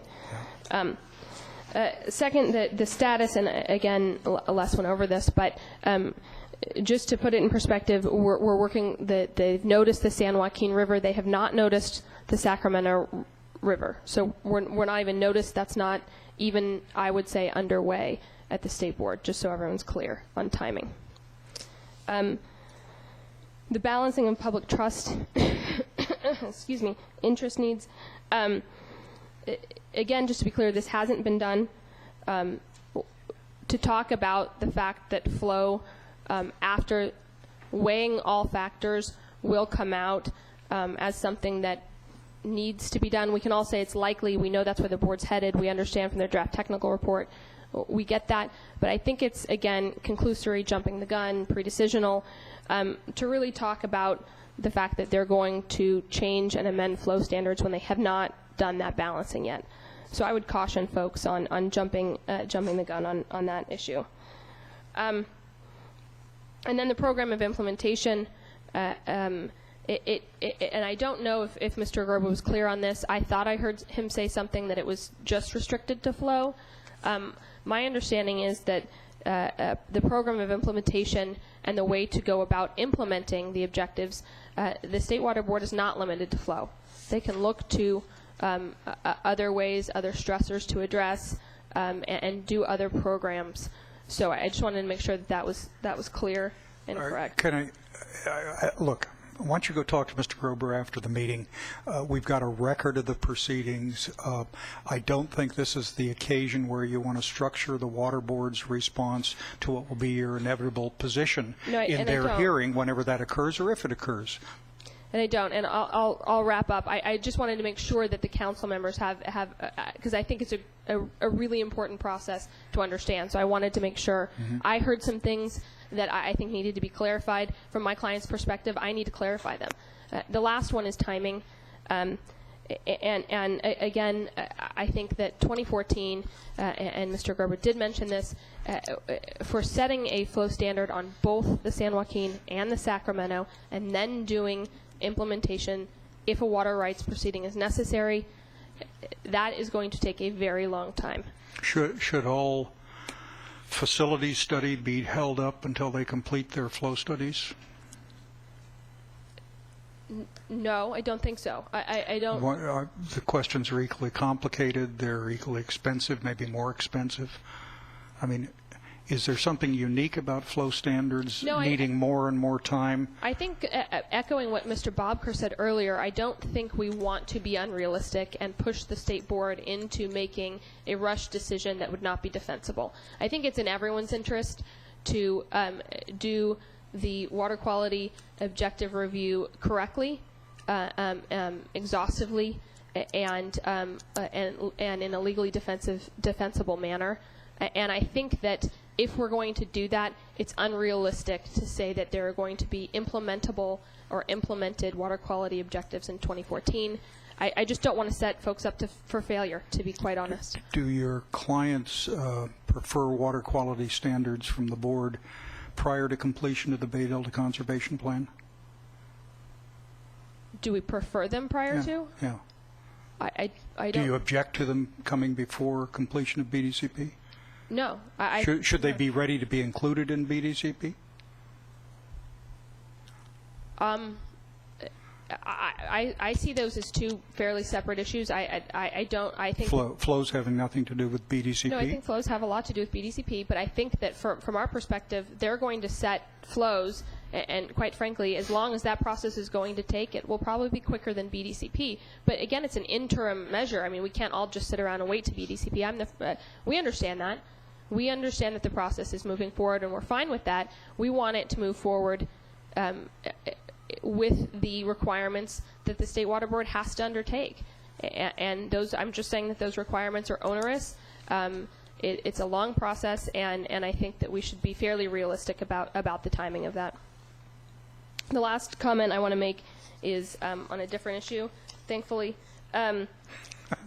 Reporting and transparency, page 51. I don't know if this is the place to put it, but I don't see it in the current plan. I would suggest addressing not only reporting, but having the water master do a report or something in that nature of illegal diversions. That doesn't seem to be in here. I think not only reporting, but it goes to the analysis and having the reporting and data work for you. I think you've got to compile that. I think he's actually got responsibility over the 4 in Delta case. Is it 4 in Delta cases? He's Mr. not Grover, on those if you right know. now. Pardon? That's right. I mean, There are 4 that are currently in the hearing process, but there's some that haven't even gone to hearing yet. Yeah. And yes, that he is involved in those processes now and any new processes. Are those the ones you meant? No, I mean, as a reporting requirement, I think you should also say he's also, the water master is technically not involved in the 4 ongoing proceedings at the board, just to be clear. He will be involved in any new proceedings for which some are noticed, but they haven't actually gone to hearing. My suggestion would be that he would do a report from the reporting requirements, from his investigative duties, and maybe provide the State Water Board or the Council with a report on what he considers to be the outstanding illegal diversions in the Delta. I think that's a piece missing from this, and I think it would be a good use of Council authority to make that recommendation. Okay, thank you. Thank you. Thank you very much. Ms. Meserve, Mr. Campbell, then Mr. Goslin. Ms. Meserve. Stone Lakes National Wildlife Refuge Association and local agencies of the North Delta, both. Good afternoon. Try to make the most of my time.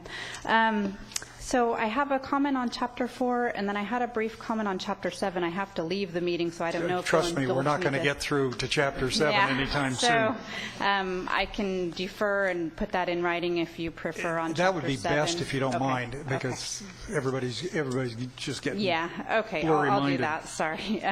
Well, briefly on Chapter 4, have a comment on behalf of the Stone Lakes National Wildlife Refuge Association with respect to policies that the Council may develop on conveyance. In particular, as the refuge is adjacent to the intakes that have been proposed by BDCP and also would be impacted really by either a canal or a tunnel in different ways that would be quite significant for the migratory bird habitat within the refuge and adjacent to the refuge. And so I just wanted to point out that I think, there's no policies in there now. As the Council develops policies, we'll be very curious to look at those, and we hope we'll have some time to review them before they, are part of the proposed plan.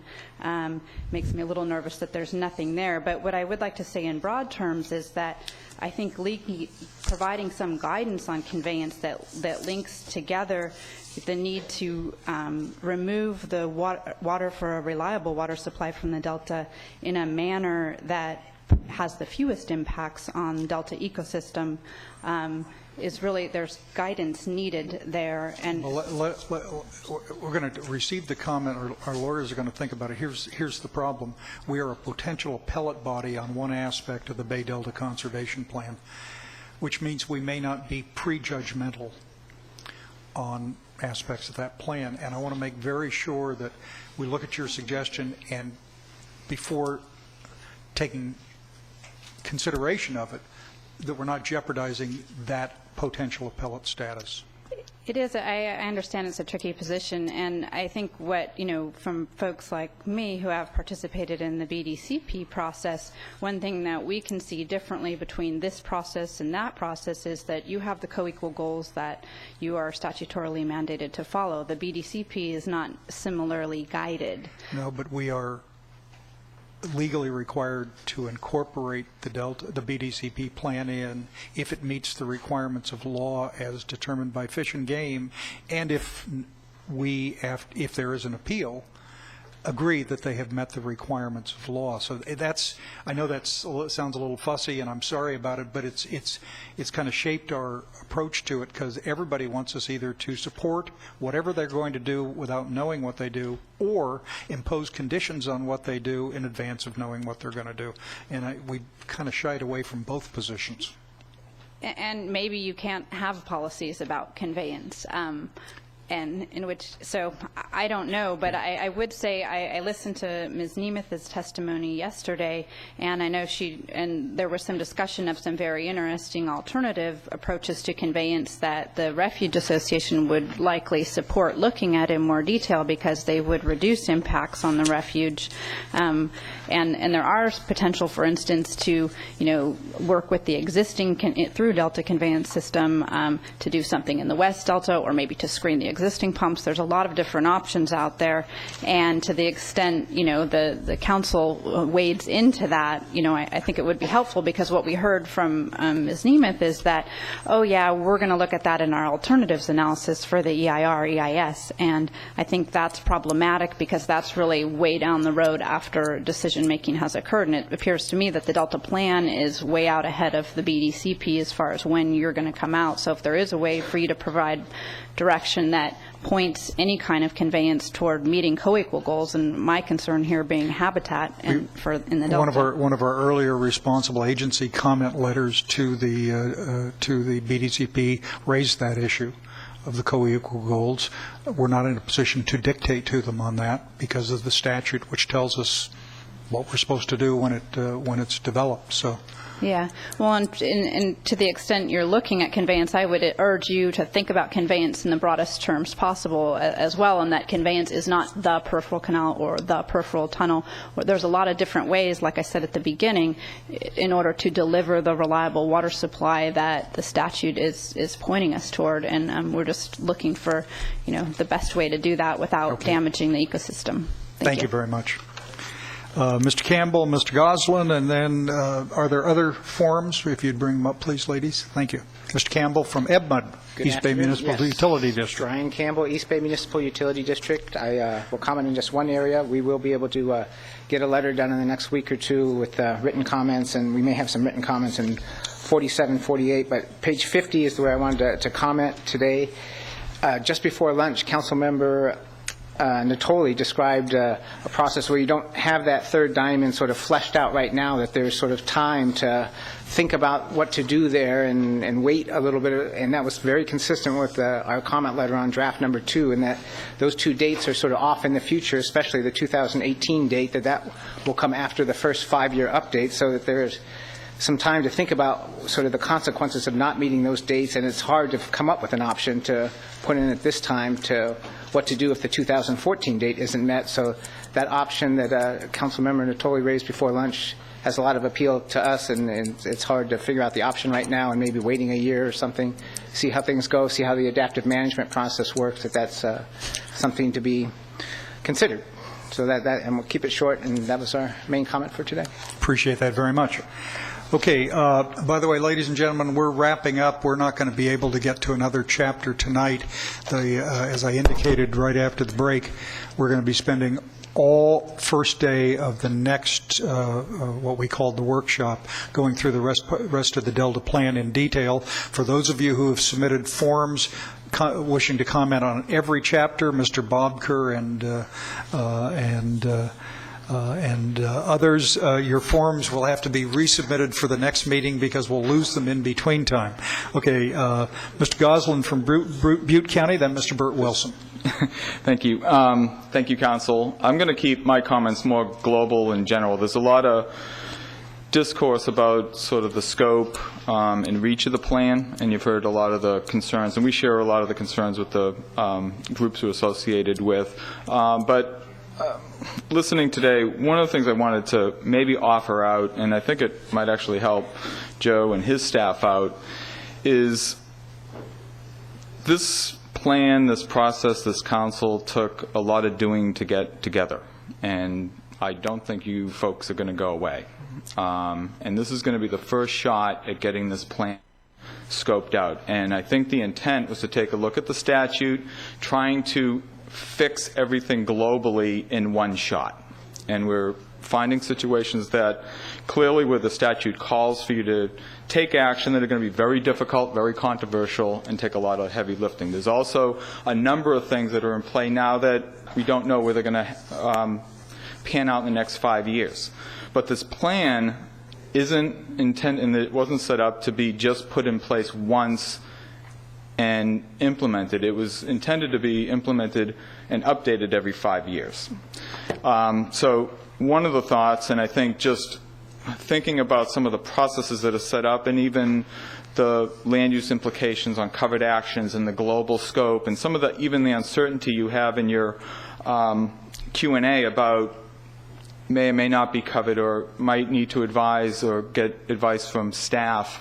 You're opening yourself up to processes that you don't know where this is going to end workload-wise. We know it could have unintended consequences for projects and other things we do. Who's the we? You didn't identify your organization. Oh, I said Butte County. Oh, you did say Butte County. Right. Excuse me, Right. I'm sorry.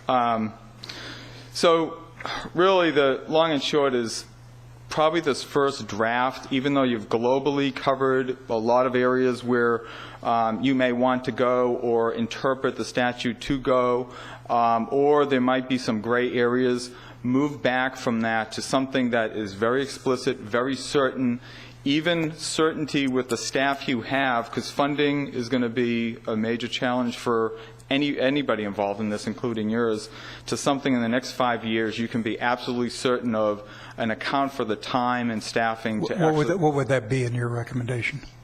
I think covered actions, and I think even the terms on how far some of the things in the watershed and upstream, there was issues about how far upstream actions would be covered in this, and there's some uncertainty as to where all that lies. I think take some of the uncertainty out of the plan and make it far more certain and narrow. You may not necessarily, even though we may disagree about whether these things should or shouldn't be in there, you don't need to lose it. You'll have time in 5 years to see how this process works with some certainty with the staffing you have. And in 5 years, you can see how these other actions actually pan out and remove some of the concerns on initial implementation. Because the worst thing, I think, for you and for everyone involved in this is to have something out that is unclear, uncertain, that's going to not achieve some of the actions and things that you want to achieve and cause a lot of discourse and not move forward and even set things up that could be problematic. It's very difficult a lot of times, even in a regulatory program, to start moving back from things that are put in place that don't work once they're in place. There's institutional buy-in and programs. So my point is just cautiously move forward and take certain steps forward at least the first 5 years. I can't help but resist.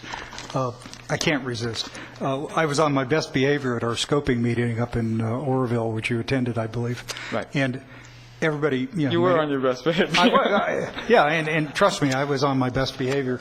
And it made it very clear. The folks up there, it's their water, and by God, nobody else is entitled to it. No, hear me out. I didn't say what I should have. Butte County, the voters of Butte County were the only county in California to support the 1960 State Water Project bond. And they supported it for a host of reasons, but it directly authorized the export of water from Northern California all the way down to San Diego.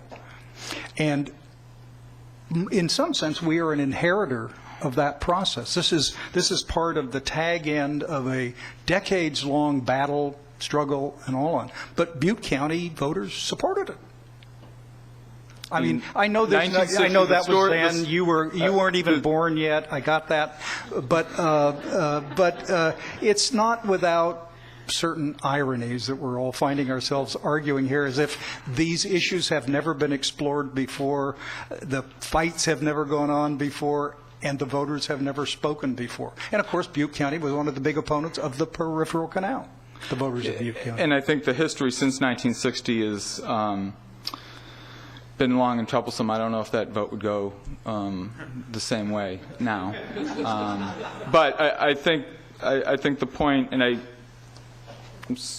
troubled by what you thought you heard there. I think people at the scoping meeting talked about sort of the interest and work they have to preserve the watershed and water resources, and there is a willingness to work statewide, but not to have problems shifted to the upper watershed. And I think that's kind of the real interest, especially wanting to be part of the discussion and dialogue. And I think, too, there is a lot of, and I'll shift, and I wasn't going to mention this, I was going to keep it global, but on groundwater and groundwater management plans, even though they're done locally, and I know in our case and in most cases there is a local accountability to local officials where they are developed locally and approved locally to local elected officials that reflects local priorities and strategies and goals, that even though it's not at the state level, shouldn't be overlooked as having strong accountability and value associated with, because we have to account for our actions and it reflects local sustainability. So they are a strong element, and I think should be valued without having necessarily be covered and controlled at the state level or even here, but just value that process locally, that there is accountability and around the states. But that's another thing, as other aspects of the Delta Reform Act get implemented over the next few years, allow this process to unfold and develop.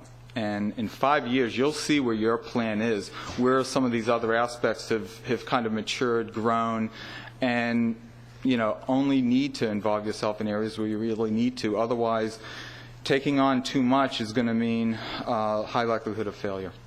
So. Thank you, Mr. Coughlin. Randy. I don't often respond to public comments, but I want to affirm something that you just said. Council members, me, tend to focus on the details that are presented to us when we go through these plans line by line and make comments. But I want to affirm something you said about a global picture.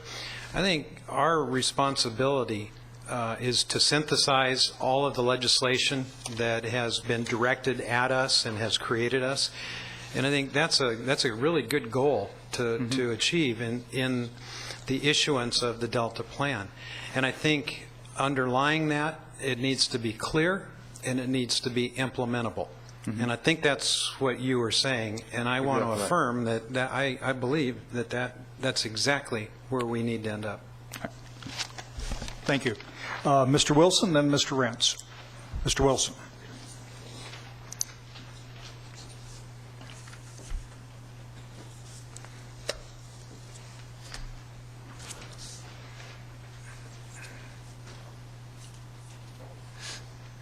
How are you, gentlemen? Good, sir. You're still the best, Phil.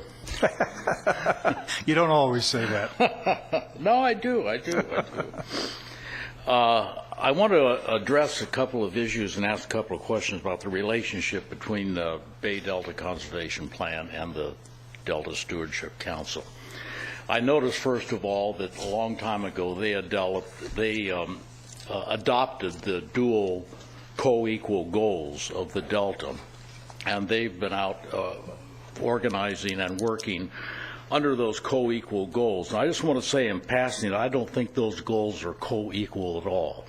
I think they're mutually exclusive and contradictory for the simple reason that you can't save the Delta by taking more water out of it and sending it to the Southern Californians to fuel economic development, which is what they want to do with it in the high desert areas.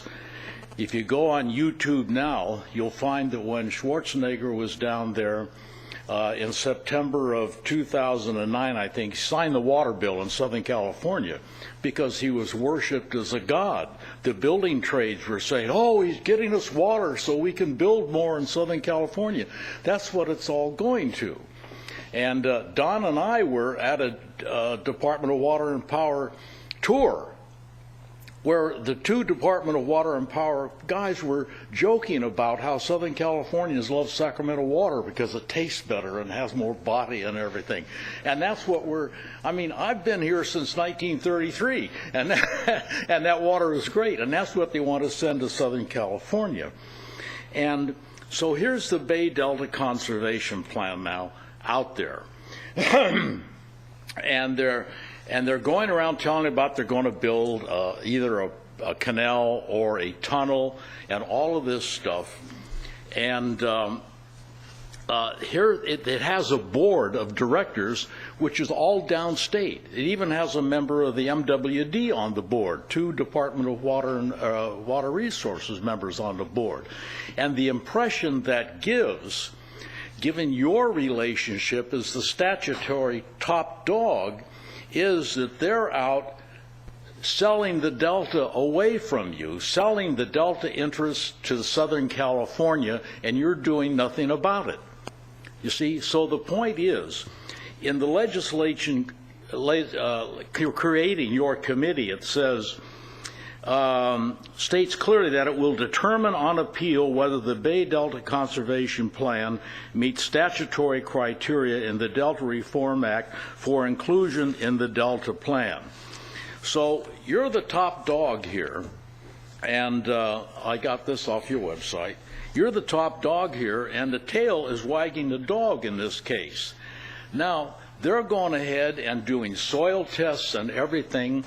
The water plan is supposed to go up for a vote in 2012. You're building facilities and all of this stuff, which gives the appearance of piecemealing, which is illegal, to make an environmental impact report appear less than it really is. Caltrans does this all the time. Caltrans has 3 community protests going in Northern California now. If they want to build a road this long, they go in and do this part without authority and this part without authority, and then file an environmental impact report on just the part left, you see. And the intake in Freeport could be considered part of that, built ostensibly to solve old water rights issues, billions of dollars. I mean, we all know that's going to pump water into a tunnel or a canal, and that could be considered as piecemealing. So when do you step in and take control and tell people, well, we're going to include the Delta Plan, and this is going to become, in fact, the Delta Council Plan also. It's going to become the Delta Plan. And then after you do that, what's going to be left for people to vote on in 2012 when it comes up? We've had this discussion on and off for many years. Let me just have it with you again. No, we haven't. Well, not on this specific, but in water issues generally. First of all, the statute that created this, not the section you quoted, but the preamble to that, specifically says the Bay Delta Conservation Plan shall be considered for inclusion in the Delta Plan in accordance with this chapter. Okay. And we get involved only after they've completed all of it. And then if the Department After they've completed all of it, the to BDCP, what extent? They develop their plan. They'll do an environmental impact report. They have to meet the requirements of the statute. They have to, not us. They have to meet the requirement of the statutes to comply with CEQA. They have to meet the requirements of complying with an NCCP, the state environmental law on top of that. They have to take into consideration, doesn't say what they have to do, flow criteria, regional range criteria, sea level rise, a whole bunch of stuff. That's what BDCP has to do by statute. And you can trump any part of that, right? No. You can't? No. You're the only statutory agency. Bert, I'm going to read it to you because we're going to have this discussion all over again at the Truman Club in May. No, I'm not going to be there. Okay, if you're not going to be there, we won't, but I'm going to read you the section anyway. I may be there. The last step in the process is a Fish and Game Department determination that the BDCP recommendation, I'll read it, approves the BDC as a natural community conservation plan. That's the NCCP thing you know about, pursuant to all these chapters, and determines that the BDCP meets the requirement of this section that we've been discussing. And the BDCP has been approved as a habitat conservation plan, a federal environmental planning, because this is a joint federal process. Yeah. And All the same pursuant water to the south. Federal Endangered Species Act. And then, if all that happens, the council shall incorporate the BDCP into the general plan. Period. The Department of Fish and Game's determination that the BDCP has met the requirements of this section may be appealed to the council. All right, now, is this going to become part of the water plan that is voted on in 2012? No, that's a bond issue, Bert. It's not That's the water a bond plan. issue? That's just All a right. bond issue. Is the bond issue going to cover a canal or a Bond tunnel? issue has no money for a canal. The bond issue has money, $3 billion, if I remember, for storage, either underground or above ground. That was part of the legislative deal that we didn't exist. Yeah, I know. Somebody said, hey, we don't need to take this to the people. legislative deal excluded money in the bond for any facilities, although Joe, correct me, $2.5 billion, $3.5 billion for ecosystem, 2.7? I think that's right. 2.7 might be available to pay for ecosystem activities in the Delta, but it does not pay for any facility in the Delta. Well, how does that jive with the Legislative Analyst's Office coming out the other day saying we're going to need $90 billion to fund water projects over the next 20 That's years? their projection of the need for the state of California, and my recollection is that that didn't even add their separate estimation of what local water agencies are going to need over the next decades. I mean, Bert, right now, in our financing section, the water system now has an operational cost of billions of dollars every year. That's going to increase. I mean, well, sure it's going to. The school system, the highway system, the health system, the water system, all the same. Anyway, what are the bonds for? Are the bonds going to be used to build a peripheral canal or a tunnel? The answer is no. There is no money in there. And the contractors, those who sign contracts with the state to get water through the State Water Project, have said, and the premise of BDCP is, they will pay the full cost of the facility. That leads to endless arguments that every complaint that's ever been made about the Delta should be remedied by the contractors, although, anyway, the point is, they are related procedures, but these are separate procedures. We have a role, but they would not agree that we're the top dog in the chain and can say no to everything. And not even I, although I'm inclined to be overly generous in my exercise of enthusiasm and presumed authority, not even I would call us the top dog in the water world in all circumstances. That means Mr. Grover would be here smiling at us rather than saying whatever he says. You mean I can't call you the water czar anymore? You could call me anything you want. Bert, it's like most American society. It's a big, complicated mess because Americans don't believe in a single group of people making decisions. So we insist on a lot of processes, where a lot of checking and a lot of stopping points. And a lot of subterfuge. And a lot of things. And a lot of misunderstanding. And this is as open a process as we can make it to do what we're required by law to do. Well, with the canal and the tunnel so nebulous, why are they out doing soil tests and drilling down? Because you can't estimate a cost of a project or even a likely route of a project, whether it's a tunnel, whether it's a ditch, a highway, a school, unless you know precisely the soil samples. I mean, I'm not going to try to do what Gwen Buchholz, who's an engineer, will do, but the reason you do the sampling is for information about the project. How deep? How tall? How wide? What strengthening? What protections? And, you know, Bert, nothing's changed. People don't like that if they don't like the idea of shipping water south. But I just point, the voters of California in 1960 approved the State Water Project. So what you're saying, if I may, is that the people are not going to have a chance or an opportunity to vote on whether a peripheral canal or a tunnel will be built. There's no requirement of law that be done. No requirement at all. No. Oh, boy. But, I mean, Bert, you were here in 1960. I assume you voted no on the State Water Project. 1960? I don't remember what Okay, what the I voted. voters of California. I was in the campaign against the peripheral canal. In Well, that was 82. That was 82. And we won. Yeah, I understand. I was in that campaign too. But in 1960, the voters of California can I know, authorize. the Burns-Porter Act. Yes. Let's move on. Yeah, and so you're asking for things here that we have no authority to do. Yeah, but why was the public led to believe that they were going to vote on a peripheral canal in 2009 or 10, whatever it was? They weren't. And now it's being They put weren't. off. Hey, Bert, you guys have this conversation in the parking lot. Yeah, we got to move on, Bert. I'm sorry. Thank you very much. Thank you, sir. Okay. Mr. Rentz. Mr. Chairman, I can't follow that act, so I'm going to You are a hero. Thank you very much. All right, we have no other comments on this chapter. I did, however, have two comments.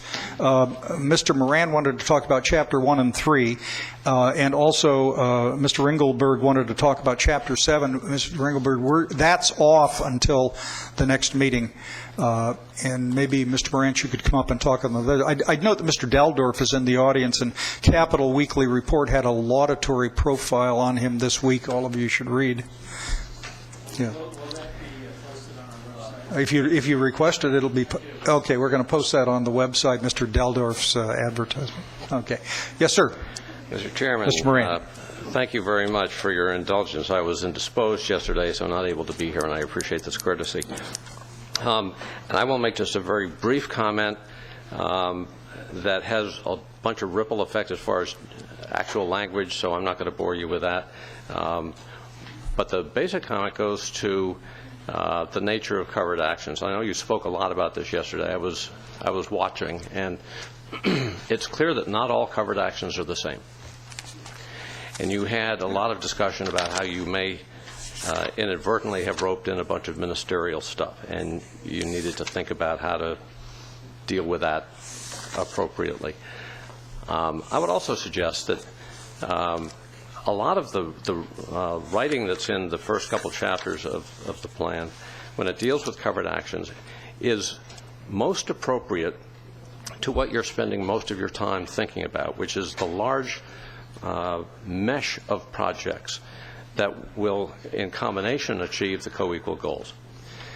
So that if you're talking about projects that come out of BDCP or projects that come out of the Conservancy, projects that come out of your own efforts, implementing actions that come out of the State Board, this is part of a mesh which is specifically designed to get from here to meeting the co-equal goals. And in making that work, you want to make sure that there's the financial capacity to complete them. You want to make sure that the best available science is used. You want to make sure that there's an adaptive management program to make sure that you can react to things when they go wrong. And that's appropriate for those projects. There are other covered actions which aren't part of that mesh. They happen not because somebody was trying to fix the delta, but because somebody was trying to solve a problem or seize an opportunity or just carry on business as usual. And they are also covered actions. The level of review and the standard that you hold for them and the interest that you have in them, I would suggest, is quite different.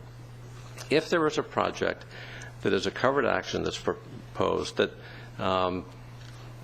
doesn't hinder your ability to get the plan done and does not conflict with any of the specific goals or objectives that you set up as part of the plan, then I don't know that you should have an interest in whether they have the financial capacity to complete or that they have a science program of any significance. They should follow science-derived standards, but they shouldn't necessarily have a science program attached to them. In my written comments, I tried to come up with a distinction between what I called essential covered actions and other covered actions. And frankly, we wrestled with the word to use. And essential isn't a good one. I have a little bit better one. I don't know if I like that either. What I rejected was the idea of big versus small project. I don't think that covers it because there can be small projects that might be part of a Conservancy program that are part of the mesh. They're part of the fabric and you care about at a very high level. Public-private doesn't really cover it either, because public agencies may want to do things that aren't really related to the overall plan as well. So that's where I came up with essential. I think what my somewhat better word for that would be an included covered action. If it's a covered action that is part of this fabric, that's part of the master plan, that's part of what you're depending on to get from here to there, then all of this stuff should apply.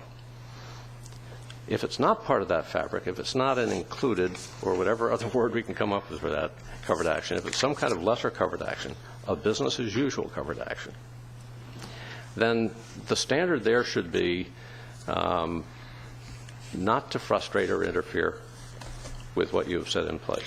Well, why isn't the existing code language that says to be a covered action, the fourth required test is, will have a significant effect or impact on achievement of one or both of the co-equal goals, or the implementation of government-sponsored flood control programs to reduce risk to people, property, and state interests in the Delta. That is one of the required findings. And I listened to all the debate yesterday as you did, and a lot of the folks who asked for clarification are not satisfied with the statutory language, but the statutory language is pretty clear. Yeah, frankly, I don't find the statutory language unclear, although I think in interpretation of it, there's a lot of room for some discretion. Always the case. And so what is significant impact? I mean, there was the example, and examples have been requested and cited, the small winery. Does that have a significant impact? Well, there are people who will tell you that it might. And if the city of Stockton were to propose a water theme park on a Delta island, would that have a significant impact? Well, it would probably take water. It would be a diversion. It would probably have a discharge someplace. It might. But it's not really central to what you're trying to do. So that, I don't know that that's sufficient guidance. And I think there needs to be room for projects to be judged against a standard which is akin to a building code standard. Cities and the state spend a lot of money trying to figure out what seismic standards should be. They use best available science to do building codes for buildings. If I am a builder, I don't go and reinvent the science. I don't have to go and do scientific research. I follow the code. Yeah, and in following the code, the presumption is that I've used best available. Andy, this is like a general plan in many ways. Particularly, it's a programmatic EIR. It's a programmatic outline, and typically what happens is you adopt a general plan, and then you do specific plans, and then you can form relevant code sections: plumbing code, electrical code, planning code, to fit the general parameters of the outline. What everybody asks is, tell us the details of implementation of the general policy before you adopt it, because we may not like your implementation. Well, what I'm reacting to is that there are provisions in here as far as what you have to file as part of a consistency determination. Right. That are, for run-of-the-mill kind of projects, onerous. And I don't think they're appropriate, and I don't think they serve any public purpose. Okay. So that I think it would be, so my recommendation is, and this is reflected in prior comments, I will refine those and give you additional comments. Okay. But I think it would be very helpful to have a delineation of covered actions which are central to what you're trying to accomplish, that you depend on them being successful in order to get to reach the co-equal goals, and that against those projects, the full range of criteria should apply. For projects that aren't necessary to your successful outcome, then something lesser should apply. Okay. And thank you again. Thank you, Mr. Moran. I do appreciate it. Okay. With a note to Mr. Ringelberg on the fact we'll get to Chapter 7 at our next meeting, and ladies and gentlemen, your patience for this, and staff particularly. At the next meeting, Joe, I know we'll have a bunch of things to do, but let's try to reserve the full first day, full Thursday.